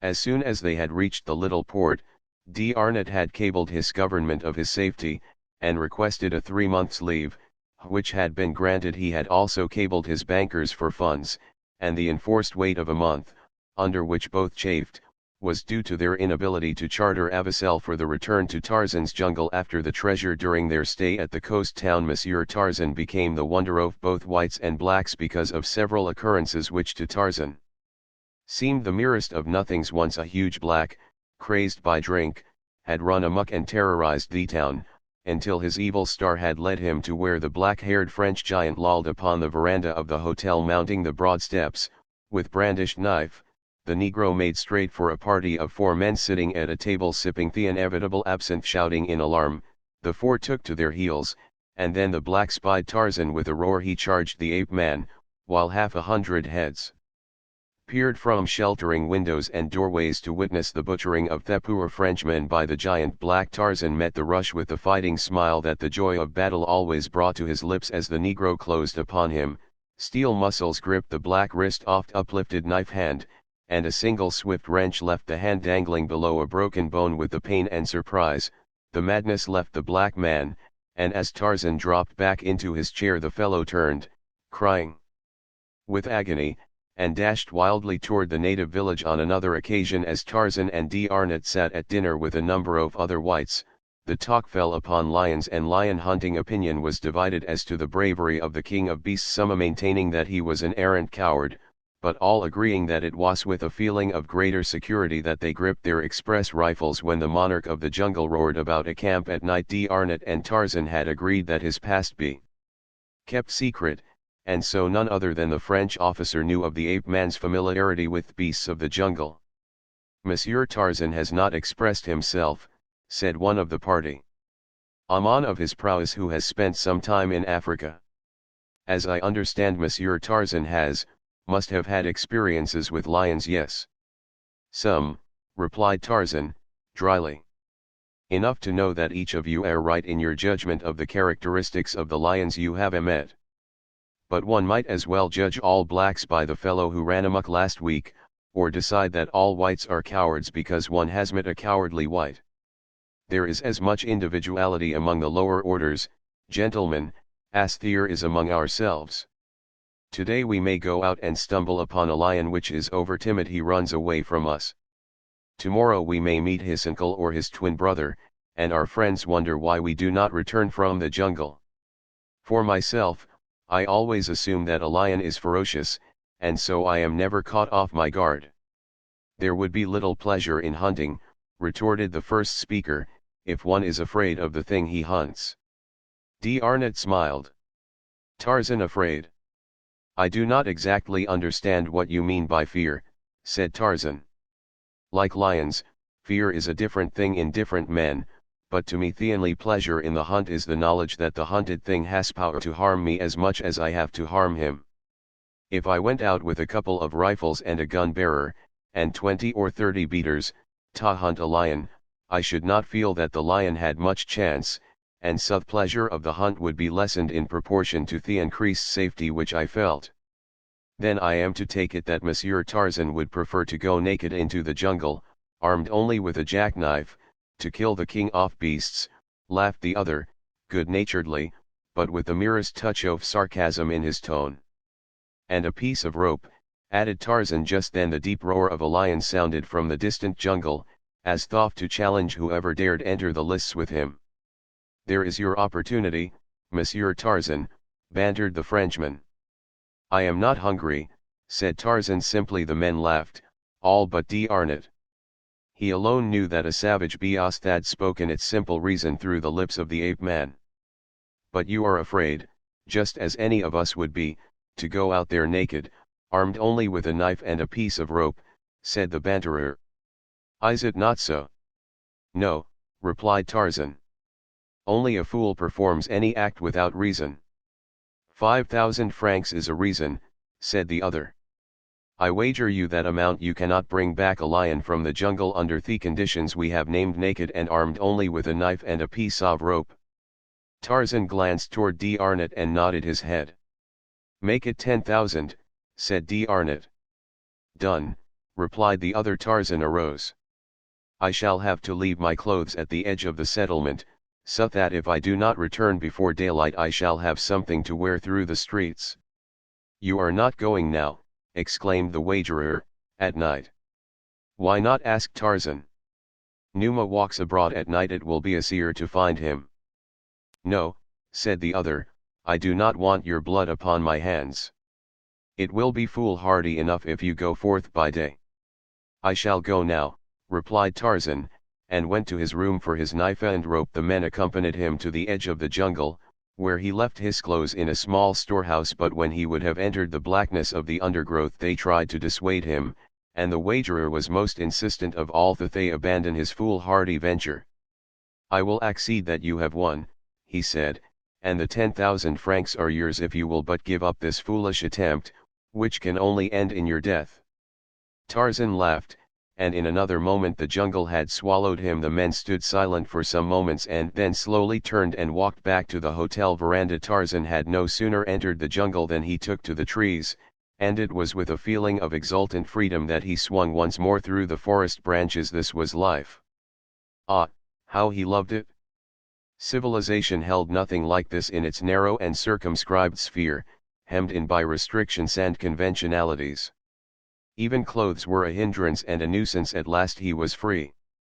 He had not realized what a prisoner he had been, how easy it would be to circle back to the coast, and then make toward south and his own jungle and cabin. Now he caught the scent of Numa, for he was traveling upwind. Presently his quick ears detected the familiar sound of padded feet and the brushing of a huge, fur-clad body through the undergrowth. Tarzan came quietly above the unsuspecting beast and silently stalked him until he came into a little patch of moonlight. Then the quick noose settled and tightened about the tawny throat, and, as he had done it 100 times in the past, Tarzan made fast the end to a strong branch and, while the beast fought and clawed for freedom, dropped to the ground behind him, and leaping upon the great back, plunged his long thin blade a dozen times into the fierce heart. Then with his foot upon the carcass of Numa, he raised his voice in the awesome victory cry of his savage tribe. For a moment Tarzan stood irresolute, swayed by conflicting emotions of loyalty to D'Arnot and a mighty lust for the freedom of his own jungle. At last the vision of a beautiful face,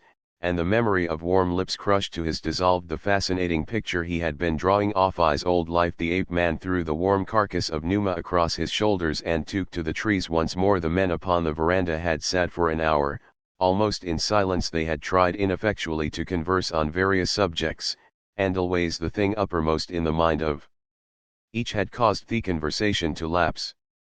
"Mon Dieu," said the wagerer at length, "I can endure it no longer. I am going into the jungle with my express and bring back that madman." "I will go with you," said one. "And I, and I, and I," chorused the others, as though the suggestion had broken the spell of some horrid nightmare. They hastened to their various quarters, and presently were headed toward the jungle, each one heavily armed. "God! What was that?" suddenly cried one of the party, an Englishman, as Tarzan's savage cry came faintly to their ears. "I heard the same thing once before," said a Belgian, "when I was in guerrilla country. My carriers said it was the cry of a great bullpup who has made a kill." D'Arnot remembered Clayton's description of the awful roar with which Tarzan had announced his kills, and he half smiled in spite of the horror which filled him to think that the uncanny sound could have issued from a human throat from the lips of his friend. As the party stood finally near the edge of the jungle, debating as to the best distribution of their forces, they were startled by a low laugh near them, and turning, beheld advancing toward them a giant figure bearing a dead lion upon its broad shoulders. Even D'Arnot was thunderstruck, for it seemed impossible that the man could have so quickly dispatched a lion with the pitiful weapons he had taken, or that alone he could have borne the huge carcass through the tangled jungle. The men crowded about Tarzan with many questions, but his only answer was a laughing depreciation of his feat. To Tarzan it was as though one should eulogize a butcher for his heroism in killing a cow, for Tarzan had killed so often for food and for self-preservation that the act seemed anything but remarkable to him. But he was indeed a hero in the eyes of these men accustomed to hunting big game. Incidentally, he had won 10,000 francs, for D'Arnot insisted that they keep it. All this was a very important item to Tarzan, who was just commencing to realize the power which lay beyond the little pieces of metal and paper which always changed hands when human beings rode, or ate, or slept, or clothed themselves, or drank, or worked, or played, or sheltered themselves from the rain or cold or sun. It had become evident to Tarzan that without money one must die. D'Arnot had told him not to worry, since he had more than enough for both. But the ape man was learning many things, and one of them was that people looked down upon one who accepted money from another without giving something of equal value in exchange. Shortly after the episode of the lion hunt, D'Arnot succeeded in chartering an ancient tub for the coastwise trip to Tarzan's landlocked harbor. It was a happy morning for them both when the little vessel weighed anchor and made for the open sea. The trip to the beach was uneventful, and the morning after they dropped anchor before the cabin, Tarzan, garbed once more in his jungle regalia and carrying a spade, set out alone for the amphitheater of Apes where lay the treasure. Late the next day he returned, bearing the great chest upon his shoulder, and at sunrise the little vessel worked through the harbor's mouth and took up her northward journey. 3 weeks later Tarzan and D'Arnot were passengers on board a French steamer bound for Lyons, and after a few days in that city D'Arnot took Tarzan to Paris. The ape man was anxious to proceed to America, but D'Arnot insisted that he must accompany him to Paris first, nor would he divulge the nature of the urgent necessity upon which he based his demand. One of the first things which D'Arnot accomplished after their arrival was to arrange to visit a high official of the police department, an old friend, and to take Tarzan with him adroitly. D'Arnot led the conversation from point to point until the policeman had explained to the interested Tarzan many of the methods in vogue for apprehending and identifying criminals. Not the least interesting to Tarzan was the part played by fingerprints in this fascinating science. "But of what value are these imprints?" asked Tarzan, "when, after a few years, the lines upon the fingers are entirely changed by the wearing out of the old tissue and the growth of new?" "The lines never change," replied the official. "From infancy to senility the fingerprints of an individual change only in size, except as injuries alter the loops and whorls. But if imprints have been taken of the thumb and forefingers of both hands one must needs lose all entirely to escape identification." "It is marvelous," exclaimed D'Arnot. "I wonder what the lines upon my own fingers may resemble." "We can soon see," replied the police officer, and ringing a bell he summoned an assistant to whom he issued a few directions. The man left the room, but presently returned with a little hardwood box which he placed on his superior's desk. "Now," said the officer, "you shall have your fingerprints in a second." He drew from the little case a square of plate glass, a little tube of thick ink, a rubber roller, and a few snowy white cards. Squeezing a drop of ink onto the glass, he spread it back and forth with the rubber roller until the entire surface of the glass was covered to his satisfaction with a very thin and uniform layer of ink. "Place the four fingers of your right hand upon the glass, thus," he said to D. Arnott. "Now the thumb. That is right. Now place them in just the same position upon this card, here, no, a little to the right. We must leave room for the thumb and the fingers of the left hand there, that's it. Now the same with the left." "Come, Tarzan," cried D. Arnott, "let's see what your whirls look like."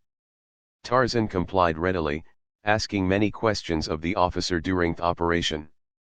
"Do fingerprints show racial characteristics?" he asked. "Could you determine, for example, solely from fingerprints whether the subject was Negro or Caucasian?" "I think not," replied the officer. "Could the fingerprints of an ape be detected from those of a man?" "Probably, because the apes would be far simpler than those of the higher organism. But a cross between an ape and a man might show the characteristics of either progenitor," continued Tarzan. "Yes, I should think likely," responded the official, "but the science has not progressed sufficiently to render it exact enough in such matters. I should hate to trust its findings further than to differentiate between individuals. There it is absolute. No two people born into the world probably have ever had identical lines upon all their digits. It is very doubtful if any single fingerprint will ever be exactly duplicated by any finger other than the one which originally made it." "Does the comparison require much time or labor?" asked D. Arnott. "Ordinarily but a few moments, if the impressions are distinct." D. Arnott drew a little black book from his pocket and commenced turning the pages. Tarzan looked at the book in surprise. How did D. Arnott come to have his book? Presently D. Arnott stopped at a page on which were 5 tiny little smudges. He handed the open book to the policeman. "Are these imprints similar to mine or Monsieur Tarzan's, or can you say that they are identical with either?" The officer drew a powerful glass from his desk and examined all 3 specimens carefully, making notations meanwhile upon a pad of paper. Tarzan realized now what was the meaning of their visit to the police officer. The answer to his life's riddle lay in these tiny marks. With tense nerves he sat leaning forward in his chair, but suddenly he relaxed and dropped back, smiling. D. Arnott looked at him in surprise. "You forget that for 20 years the dead body of the child who made those fingerprints lay in the cabin of his father, and that all my life I have seen it lying there," said Tarzan bitterly. The policeman looked up in astonishment. "Go ahead, Captain, with your examination," said D. Arnott. "We will tell you the story later provided Monsieur Tarzan is agreeable." Tarzan nodded his head. "But you are mad, my dear D. Arnott," he insisted. "Those little fingers are buried on the west coast of Africa." "I do not know as to that, Tarzan," replied D. Arnott. "It is possible, but if you are not the son of John Clayton, then how in heaven's name did you come into that God-forsaken jungle where no white man other than John Clayton had ever set foot?" "You forget Kala," said Tarzan. "I do not even consider her," replied D. Arnott. The friends had walked to the broad window overlooking the boulevard as they talked. For some time they stood there gazing out upon the busy throng beneath, each wrapped in his own thoughts. "It takes some time to compare fingerprints," thought D. Arnott, turning to look at the police officer. To his astonishment he saw the official leaning back in his chair hastily scanning the contents of the little black diary. D. Arnott coughed. The policeman looked up, and, catching his eye, raised his finger to admonish silence. D. Arnott turned back to the window, and presently the police officer spoke. "Gentlemen," he said. Both turned toward him. "There is evidently a great deal at stake which must hinge to a greater or lesser extent upon the absolute correctness of this comparison. I therefore ask that you leave the entire matter in my hands until Monsieur Deskirk, our expert, returns. It will be but a matter of a few days. I had hoped to know at once, said D'Arnott. Monsieur Tarzan sails for America tomorrow. I will promise that you can cable him a report within 2 weeks, replied the officer, but what it will be I dare not say. There are resemblances, yet well, we had better leave it for Monsieur Descartes to solve. Chapter XXVII. The Giant. Again a taxicab drew up before an old-fashioned residence upon the outskirts of Baltimore. A man of about 40, well-built and with strong, regular features, stepped out, and paying the chauffeur dismissed him. A moment later the passenger was entering the library of the old home. "Ah, Mr. Candler," exclaimed an old man, rising to greet him. "Good evening, my dear professor," cried the man, extending a cordial hand. "Who admitted you?" asked the professor. "Esmeralda."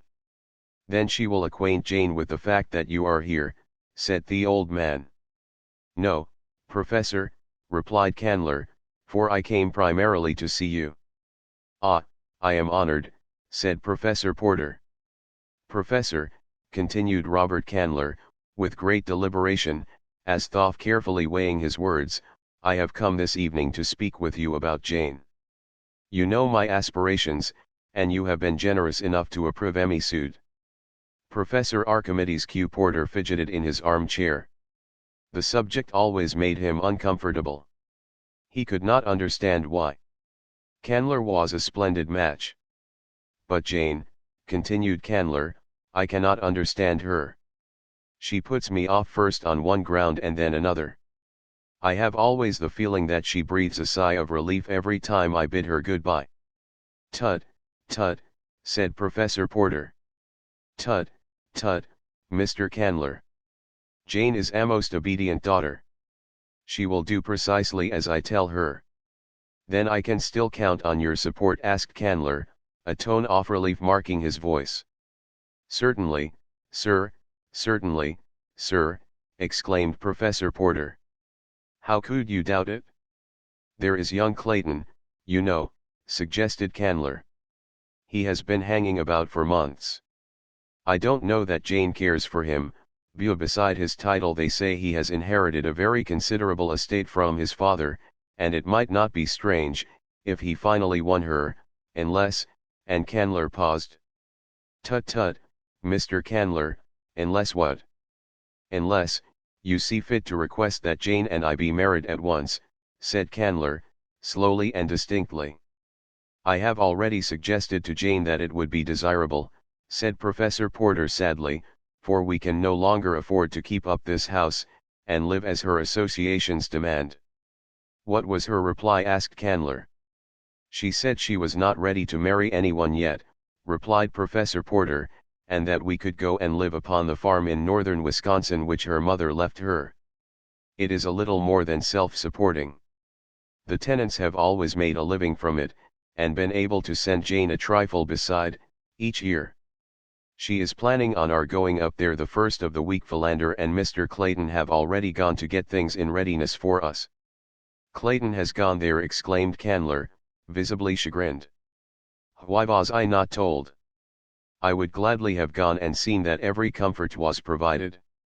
"Jane feels that we are already too much in your debt, Mr. Candler," said Professor Porter. Candler was about to reply, when the sound of footsteps came from the hall without, and Jane entered the room.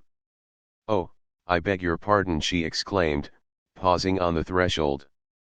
"I thought you were alone, Papa." "It is only I, Jane," said Candler, who had risen. "Won't you come in and join the family group? We were just speaking of you." "Thank you," said Jane, entering and taking the chair Candler placed for her. "I only wanted to tell Papa that Toby is coming down from the college tomorrow to pack his books. I want you to be sure, Papa, to indicate all that you can do without until fall. Please don't carry this entire library to Wisconsin, as you would have carried it to Africa, if I had not put my foot down." "Was Toby here?" asked Professor Porter. "Yes, I just left him. He and Esmeralda are exchanging religious experiences on the back porch now." "Tut, tut, I must see him at once," cried the professor.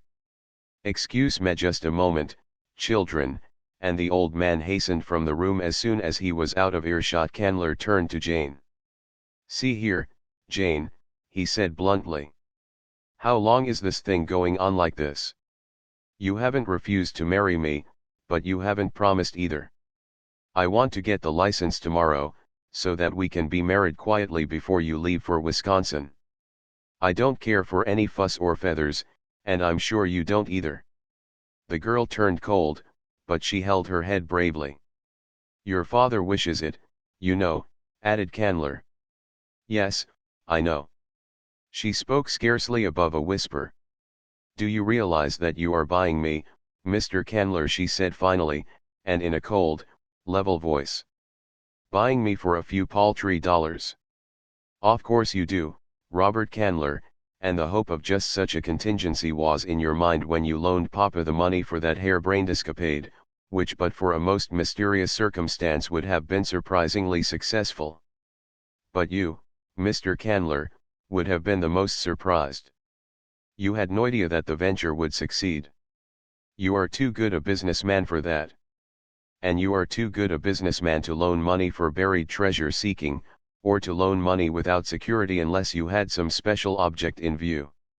You knew that without security you had a greater hold on the honor of porters than with it. You knew the one best way to force me to marry you, without seeming to force me. You have never mentioned the loan. In any other man I should have thought that the prompting of a magnanimous and noble character. Beauty, you are deep, Mr. Robert Candler. I know you better than you think I know you. I shall certainly marry you if there is no other way, but let us understand each other once and for all." While she spoke Robert Candler had alternately flushed and paled, and when she ceased speaking he arose, and with a cynical smile upon his strong face, said, "You surprise me, Jane. I thought you had more self-control, more pride. Of course you are right. I am buying you, and I knew that you knew it, but I thought you would prefer to pretend that it was otherwise. I should have thought your self-respect and your porter pride would have shrunk from admitting, even to yourself, that you were a bought woman. But have it your own way, dear girl," he added lightly.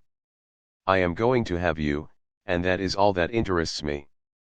Without a word the girl turned and left the room. Jane was not married before she left with her father and Esmeralda for her little Wisconsin farm, and as she coldly bid Robert Candler goodbye as her train pulled out, he called to her that he would join them in a week or two at their destination. They were met by Clayton and Mr. Philander in a huge touring car belonging to the former, and quickly whirled away through the dense northern woods toward the little farm which the girl had not visited before. Since childhood the farmhouse, which stood on a little elevation some 100 yards from the tenant house, had undergone a complete transformation during 3 weeks that Clayton and Mr. Philander had been there. The former had imported a small army of carpenters and plasterers, plumbers and painters from a distant city, and what had been but a dilapidated shell when they reached it was now a cozy little 2-stories filled with every modern convenience procurable in so short a time. "Why, Mr. Clayton, what have you done?" cried Jane Porter, her heart sinking within her as she realized the probable size of the expenditure that had been made. "SSH, cautioned Clayton. "Don't let your father guess. If you don't tell him he will never notice, and I simply couldn't think of him living in the terrible squalor and sordidness which Mr. Philander and he found. It was so little when I would like to do so much, Jane. For his sake, please, never mention it." "But you know that we can't repay you," cried the girl. "Why do you want to put me under such terrible obligations?" "Don't, Jane," said Clayton sadly. "If it had been just you, believe me, I wouldn't have done it, for I knew from the start that it would only hurt me in your eyes, but I couldn't think of that dear old man living in the hole we found here. Won't you please believe that I did it just for him and give me that little crumb of pleasure at least?" "I do believe you, Mr. Clayton," said the girl, "because I know you are big enough and generous enough to have done it just for him, and, oh Cecil, I wish I might repay you as you deserve, as you would wish." "Why can't you, Jane?" "Because I love another." "Candler." "No." "But you are going to marry him. He told me as much before I left Baltimore." The girl winced. "I do not love him," she said, almost proudly. "Is it because of the money, Jane?" She nodded. "Then am I so much less desirable than Candler? I have money enough, and far more, for every need," he said bitterly. "I do not love you, Cecil," she said, "but I respect you. If I must disgrace myself by such a bargain with any man, I prefer that it be one I already despise. I should loathe the man to whom I sold myself without love, whomsoever he might be. You will be happier," she concluded, "alone with my respect and friendship, than with me and my contempt." He did not press the matter further, but if ever a man had murder in his heart it was William Cecil Clayton, Lord Greystoke, when, a week later, Robert Candler drew up before the farmhouse in his purring cylinder. A week passed, a tense, uneventful, but uncomfortable week for all the inmates of the little Wisconsin farmhouse. Candler was insistent that Jane marry him at once. At length she gave in from sheer loathing of the continued and hateful importuning. It was agreed that on the morrow Candler was to drive to town and bring back the license and a minister. Clayton had wanted to leave as soon as the plan was announced, but Thagirl's tired, hopeless look kept him. He could not desert her. Something might happen yet, he tried to console himself by thinking, and in his heart, he knew that it would require but a tiny spark to turn his hatred for Candler into the bloodlust of the killer. Early the next morning Candler set out for town. In the east smoke could be seen lying low over the forest, for a fire had been raging for a week not far from them, but the wind still lay in the west and no danger threatened them. About noon Jane started off for a walk. She would not let Clayton accompany her. She wanted to be alone, she said, and he respected her wishes. In the house Professor Porter and Mr. Philander were immersed in an absorbing discussion of some weighty scientific problem. Esmeralda dozed in the kitchen, and Clayton, heavy-eyed after a sleepless night, threw himself down upon the couch in the living room and soon dropped into a fitful slumber. To the east the black smoke clouds rose higher into the heavens, suddenly they eddied, and then commenced to drift rapidly toward the west. On and on they came. The inmates of the tenant house were gone, for it was market day, and none was there to see the rapid approach of the fiery demon. Soon the flames had spanned the road to the south and cut off Candler's return. A little fluctuation of the wind now carried the path of the forest fire to the north, then blew back and the flames nearly stood still as though held in leash by some master hand. Suddenly, out of the northeast, a great black car came careening down the road with a jolt. It stopped before the cottage, and a black-haired giant leaped out to run up onto the porch. Without a pause he rushed into the house. On the couch lay Clayton. The man started in surprise, but with a bound was at the side of the sleeping man. Shaking him roughly by the shoulder, he cried, "My God, Clayton, are you all mad here?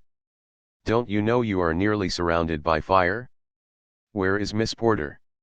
Clayton sprang to his feet. He did not recognize the man, but he understood the words and was upon the veranda in a bound. "Scott," he cried, and then, dashing back into the house, "Jane! Jane, where are you?" In an instant Esmeralda, Professor Porter and Mr. Philander had joined the two men. "Where is Miss Jane?" cried Clayton, seizing Esmeralda by the shoulders and shaking her roughly. "Oh, Gabriel, Mr. Clayton, she done gone for a walk. Hasn't she come back yet?" And, without waiting for a reply, Clayton dashed out into the yard, followed by the others. "Which way did she go?" cried the black-haired giant of Esmeralda. "Down that road," cried the frightened woman, pointing toward the south where a mighty wall of roaring flames shut out the view. "Put these people in the other car," shouted the stranger to Clayton. "I saw one as I drove up, and get them out of here by the north road. Leave my car here. If I find Miss Porter we shall need it. If I don't, no one will need it. Do as I say." As Clayton hesitated, and then they saw the lithe figure bound away across the clearing toward the northwest where the forest still stood, untouched by flame. In each rose the unaccountable feeling that a great responsibility had been raised from their shoulders. A kind of implicit confidence in the power of the stranger to save Jane if she could be saved. "Who was that?" asked Professor Porter. "I do not know," replied Clayton. "He called me by name and he knew Jane, for he asked for her. And he called Esmeralda by name. There was something most startlingly familiar about him, exclaimed Mr. Philander, and yet, bless me, I know I never saw him before. Tut, tut, cried Professor Porter. Most remarkable. Who could it have been, and why do I feel that Jane is safe, now that he has set out in search of her? I can't tell you, Professor, said Clayton soberly, but I know I have the same uncanny feeling. But come, he cried, we must get out of here ourselves, or we shall be shut off, and the party hastened toward Clayton's car. When Jane turned to retrace her steps homeward, she was alarmed to note how near the smoke of the forest fire seemed, and as she hastened onward her alarm became almost a panic when she perceived that the rushing flames were rapidly forcing their way between herself and the cottage. At length she was compelled to turn into the dense thicket and attempt to force her way to the west in an effort to circle around the flames and reach the house. In a short time the futility of her attempt became apparent, and then her one hope lay in retracing her steps to the road and flying for her life to the south toward the town. The 20 minutes that it took her to regain the road was all that had been needed to cut off her retreat as effectually as her advance had been cut off before. A short run down the road brought her to a horrified stand, for there before her was another wall of flame. An arm of the main conflagration had shot out a half-mile south of its parent to embrace this tiny strip-off road in its implacable clutches. Jane knew that it was useless again to attempt to force her way through the undergrowth. She had tried it once, and failed. Now she realized that it would be but a matter of minutes ere the whole space between the north and the south would be a seething mass of billowing flames. Calmly the girl kneeled down in the dust of the roadway and prayed for strength to meet her fate bravely, and for the delivery of her father and her friends from death. Suddenly she heard her name being called aloud through the forest, Jane. Jane Porter. It rang strong and clear, but in a strange voice. Here, she called in reply. Here. In the roadway. Then through the branches of the trees she saw a figure swinging with speed of a squirrel. A veering of the wind blew a cloud of smoke about them, and she could no longer see the man who was speeding toward her, but suddenly she felt a great arm about her. Then she was lifted up, and she felt the rushing of the wind and the occasional brush of a branch as she was borne along.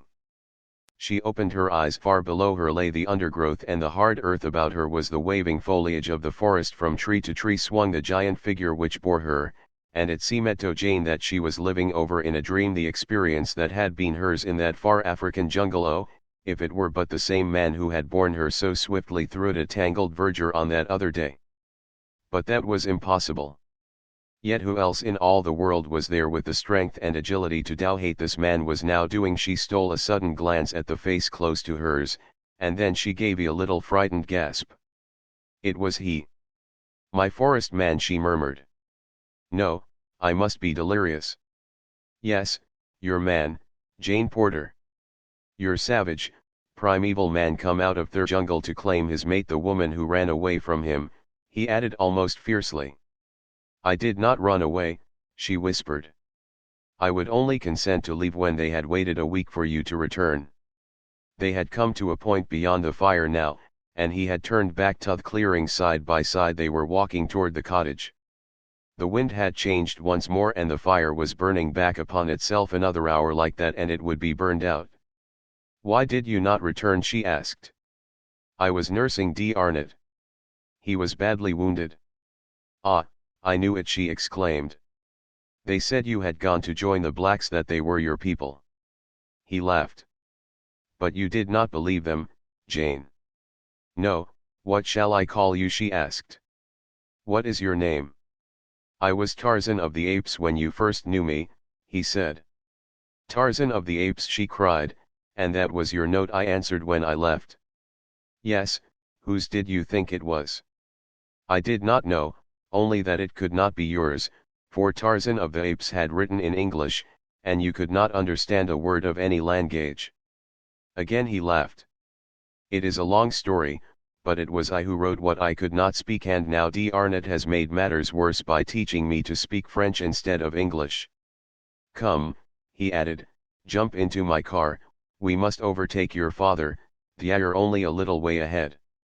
As they drove along, he said, Then when you said in your note to Tarzan of the Apes that you loved Nether, you might have meant me. I might have, she answered, simply.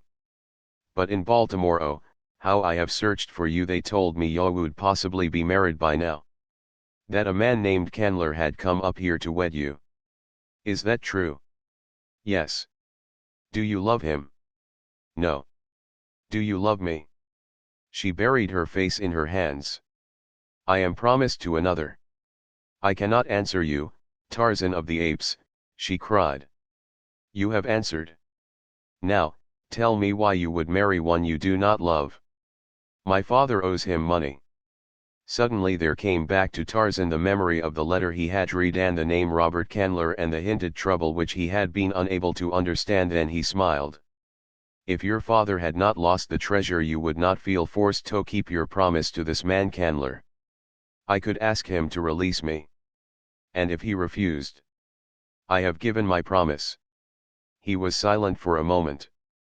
The car was plunging along the uneven road at a reckless pace, for the fire showed threateningly at their right, and another change of the wind might sweep it on with raging fury across this one avenue of escape. Finally they passed the danger point, and Tarzan reduced their speed. Suppose I should ask him, ventured Tarzan. He would scarcely accede to the demand of a stranger, said the girl. Especially one who wanted me himself. Turcos did, said Tarzan, grimly. Jane shuddered and looked fearfully up at the giant figure beside her, for she knew that he meant the great anthropoid he had killed in her defense. This is not the African jungle, she said. You are no longer a savage beast. You are a gentleman, and gentlemen do not kill in cold blood. I am still a wild beast at heart, he said, in a low voice, as thought to himself. Again they were silent for a time. Jane, said the man, at length, if you were free, would you marry me? She did not reply at once, but he waited patiently. The girl was trying to collect her thoughts. What did she know of this strange creature at her side? What did he know of himself? Who was he? Who, his parents? Why, his very name echoed his mysterious origin and his savage life. He had no name. Could she be happy with this jungle waif? Could she find anything in common with a husband whose life had been spent in the treetops of an African wilderness, frolicking and fighting with fierce anthropoids, tearing his food from the quivering flank of fresh-killed prey, sinking his strong teeth into raw flesh, and tearing away his portion while his mates growled and fought about him for their share? Could he ever rise to her social sphere? Could she bear to think of sinking to his? Would either be happy in such a horrible misalliance? You do not answer, he said. Do you shrink from wounding me? I do not know what answer to make, said Jane sadly. I do not know me own mind. You do not love me, then, he asked, in a level tone. Do not ask me. You will be happier without me. You were never mean to for the formal restrictions and conventionalities of society. Civilization would become irksome to you, and in a little while you would long for the freedom of your old life, a life to which I am as totally unfitted as you to mine. I think I understand you, he replied quietly. I shall not urge you, for I would rather see you happy than to be happy myself. I see now that you could not be happy with an ape. There was just the faintest tinge of bitterness in his voice. Don't, she remonstrated. Don't say that. You do not understand. But before she could go on, a sudden turn in the road brought them into the midst of a little hamlet. Before them stood Clayton's car, surrounded by the party he had brought from the cottage. Chapter 3. Conclusion. At the sight of Jane, cries of relief and delight broke from every lip, and as Tarzan's car stopped beside the other, Professor Porter caught his daughter in his arms. For a moment no one noticed Tarzan, sitting silently in his seat. Clayton was the first to remember, and, turning, held out his hand. How can we ever thank you, he exclaimed. You have saved us all. You called me by name at the cottage, but I do not seem to recall yours, though there is something very familiar about you. It is as though I had known you well under very different conditions a long time ago. Tarzan smiled as he took the proffered hand. You are quite right, Monsieur Clayton, he said, in French. You will pardon me if I do not speak to you in English. I am just learning it, and while I understand it fairly well I speak it very poorly. But who are you? Insisted Clayton, speaking in French this time himself. Tarzan of the Apes. Clayton started back in surprise. By Jove, he exclaimed.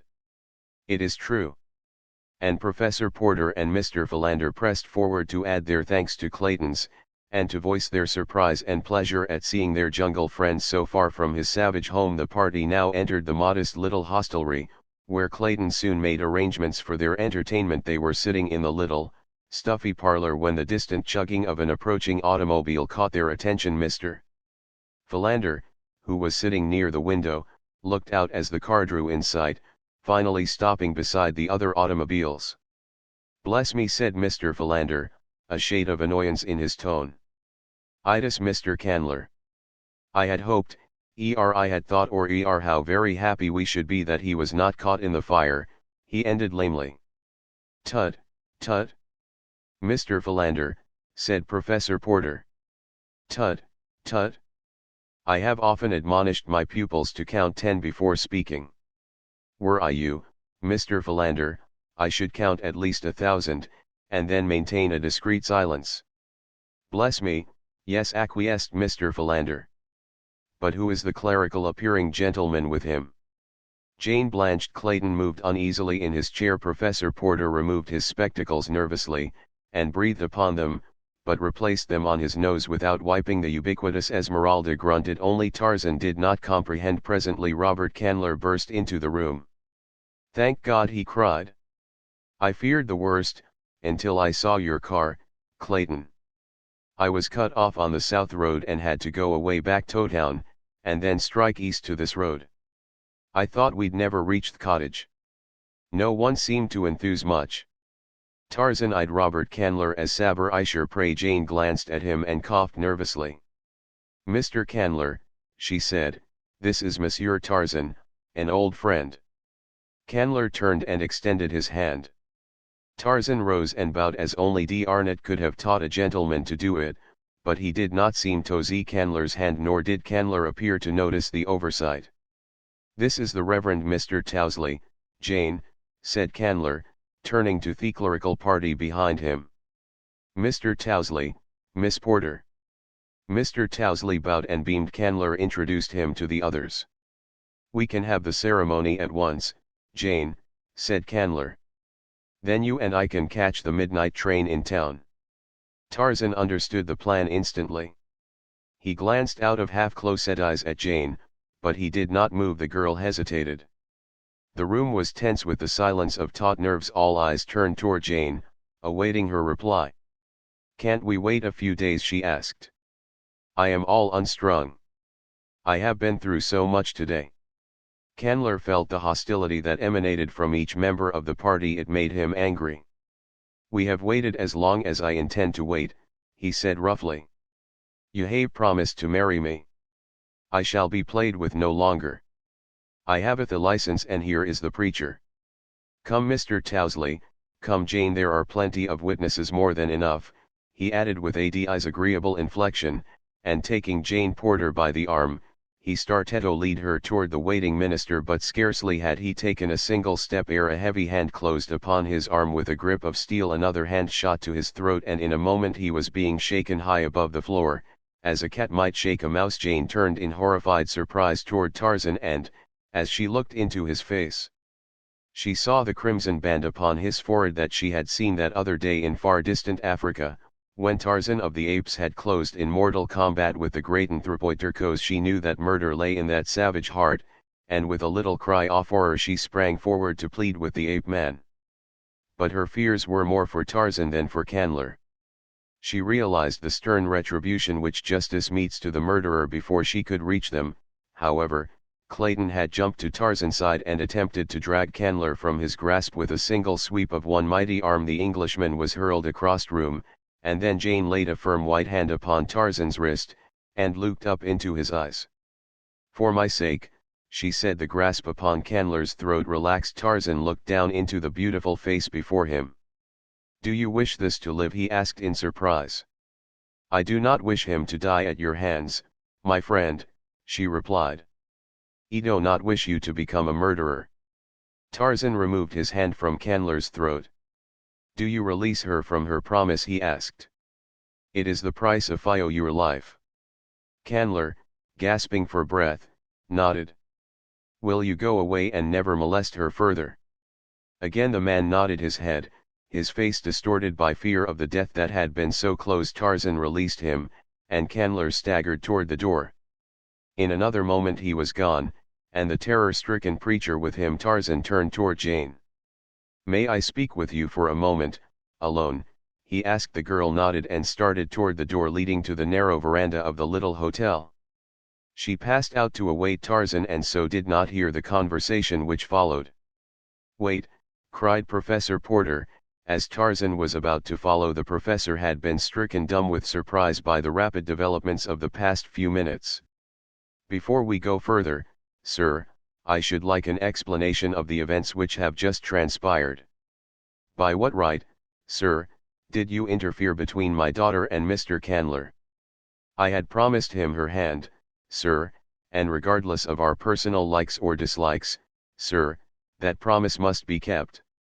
I interfered, Professor Porter, replied Tarzan, because your daughter does not love Mr. Candler. She does not wish to marry him. That is enough for me to know. You do not know what you have done, said Professor Porter. Now he will doubtless refuse to marry her. He most certainly will, said Tarzan, emphatically.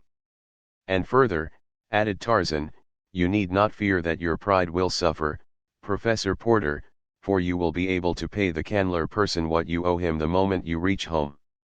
Tut, tut, sir, exclaimed Professor Porter. What do you mean, sir? Your treasure has been found, said Tarzan. What is that you are saying? Cried the professor. You are a mad man. It cannot be. It is, though. It was I who stole it, not knowing either its value or to whom it belonged. I saw the sailors bury it, and, ape-like, I had to dig it up and bury it again elsewhere. When D'Arnot told me what it was and what it meant to you, I returned to the jungle and recovered it. It had caused so much crime and suffering and sorrow that D'Arnot thought it best not to attempt to bring the treasure itself on here, as had been my intention, so I have brought a letter of credit instead. Here it is, Professor Porter, and Tarzan drew an envelope from his pocket and handed it to the astonished professor, $231,000. The treasure was most carefully appraised by experts, but lest there should be any question in your mind, D'Arnot himself bought it and is holding it for you, should you prefer Thetriasur to the credit.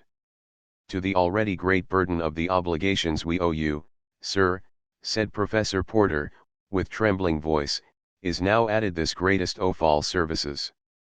You have given me the means to save my honor. Clayton, who had left the room a moment after Candler, now returned. Pardon me, he said. I think we had better try to reach town before dark and take the first train out of this forest. A native just rode me from the north, who reports that the fire is moving slowly in this direction. This announcement broke up further conversation, and the entire party went out to the waiting automobiles. Clayton, with Jane, the professor and Esmeralda occupied Clayton's car, while Tarzan took Mr. Philander in with him. Bless me, exclaimed Mr. Philander, as the car moved off after Clayton. Who would ever have thought it possible? The last time I saw you, you were a veritable wild man, skipping about among the brinks of a tropical African forest, and now you are driving me along a Wisconsin road in a French automobile. Bless me. But it is most remarkable.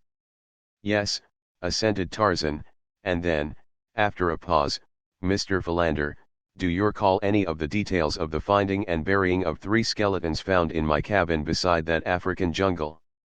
Very distinctly, sir, very distinctly, replied Mr. Philander. Was there anything peculiar about any of those skeletons? Mr. Philander eyed Tarzan narrowly. Why do you ask? It means a great deal to me to know, replied Tarzan. Your answer may clear up a mystery. It can do no worse, at any rate, than to leave it still a mystery. I have been entertaining a theory concerning those skeletons for the past 2 months, and I want you to answer my question to the best of your knowledge. Were the 3 skeletons you buried all human skeletons? No, said Mr. Philander, the smallest one, the one found in the crib, was the skeleton of an anthropoid ape. Thank you, said Tarzan in the car ahead. Jane was thinking fast and furiously. She had felt the purpose for which Tarzan had asked a few words with her, and Shek knew that she must be prepared to give him an answer in the very near future. He was not the sort of person one could put off, and somehow that very thought made her wonder if she did not really fear him, and could she love where she feared. She realized the spell that had been upon her in the depths of that far-off jungle, but there was no spell of enchantment now in prosaic Wisconsin, nor did the immaculate young Frenchman appeal to the primal woman in nature, as had the stalwart forest god. Did she love him? She did not know now. She glanced at Clayton out of the corner of her eye. Was not here a man trained in the same school of environment in which she had been trained, a man with social position and culture such as she had been taught to consider as the prime essentials to congenial association? Did not her best judgment point to this young English nobleman, whose love she knew to be of the sort a civilized woman should crave, as theological made for such as herself? Could she love Clayton?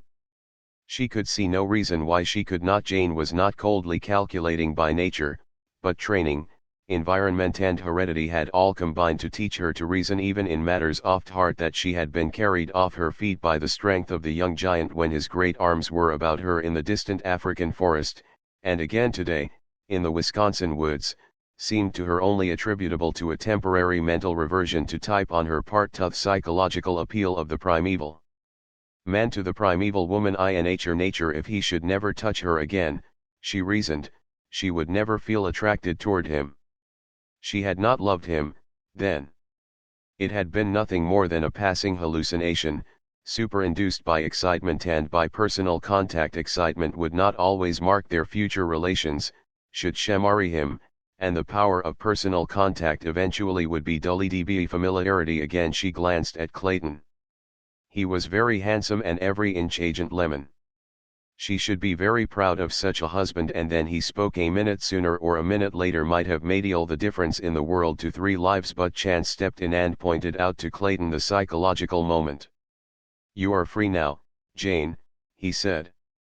Won't you say yes? I will devote me life to making you very happy. Yes, she whispered. That evening in the little waiting room at the station, Tarzan caught Jane alone for a moment. You are free now, Jane, he said, and I have come across the edges out of the dim and distant past, from the lair of the primeval man, to claim you. For your sake I have become a civilized man. For your sake I have crossed oceans and continents. For your sake I will be whatever you will me to be. I can make you happy, Jane, in the life you know and love best. Will you marry me? For the first time she realized the depths of the man's love, all that they had accomplished in so short a time solely for love of her. Turning her head, she buried her face in her arms. What had she done? Because she had been afraid she might succumb to the pleas of this giant, she had burned her bridges behind her in her groundless apprehension that she might make a terrible mistake. She had made a worse one, and then she told him the truth word by word, without attempting to shield herself or condone her error. What can we do? He asked. You have admitted that you love me. You know that I love you, but I do not know the ethics of society by which you are governed. I shall leave the decision to you, for you know best what will be for your eventual welfare. I cannot tell him, Tarzan, she said. He too loves me, and he is a good man. I could never face you nor any other honest person if I repudiated my promise to Mr. Clayton. I shall have to keep it, and you must help me bear the burden, though we may not see each other again after tonight. The others were entering the room now, and Tarzan turned toward the little window, but he saw nothing outside. Within he saw a patch of greensward surrounded by a matted mass of gorgeous tropical plants and flowers, and, above, the waving foliage of mighty trees, and, over all, the blue even equatorial sky. In the center of the greensward a young woman sat upon a little mound of earth, and beside her sat a young giant. They ate pleasant fruit and looked into each other's eyes and smiled. They were very happy, and they were all alone. His thoughts were broken in upon by the station agent, who entered asking if there was a gentleman by the name of Tarzan in the party. "I am Monsieur Tarzan," said the ape man. "Here is a message for you, forwarded from Baltimore. It is a cablegram from Paris." Tarzan took the envelope and tore it open. The message was from D'Arnott. It read, "Fingerprints prove you Greystoke. Congratulations." D'Arnott. As Tarzan finished reading, Clayton entered and came toward him with extended hand. Here was the man who had Tarzan's title, and Tarzan's estates, and was going to marry the woman whom Tarzan loved, the woman who loved Tarzan. A single word from Tarzan would make a great difference in this man's life. It would take away his title and his lands and his castles, and it would take them away from Jane Porter also. "I say, old man," cried Clayton, "I haven't had a chance to thank you for all you've done for us. It seems as though you had your hands full saving our lives in Africa and here. I'm awfully glad you came on here. We must get better acquainted. I often thought about you, you know, and the remarkable circumstances of your environment. If it's any of my business, how the devil did you ever get into that bally jungle?" "I was born there," said Tarzan, quietly. "My mother was an ape, and of course she couldn't tell me much about it. I never knew who my father was." For the further adventures of Lord Greystoke, read The Return of Tarzan.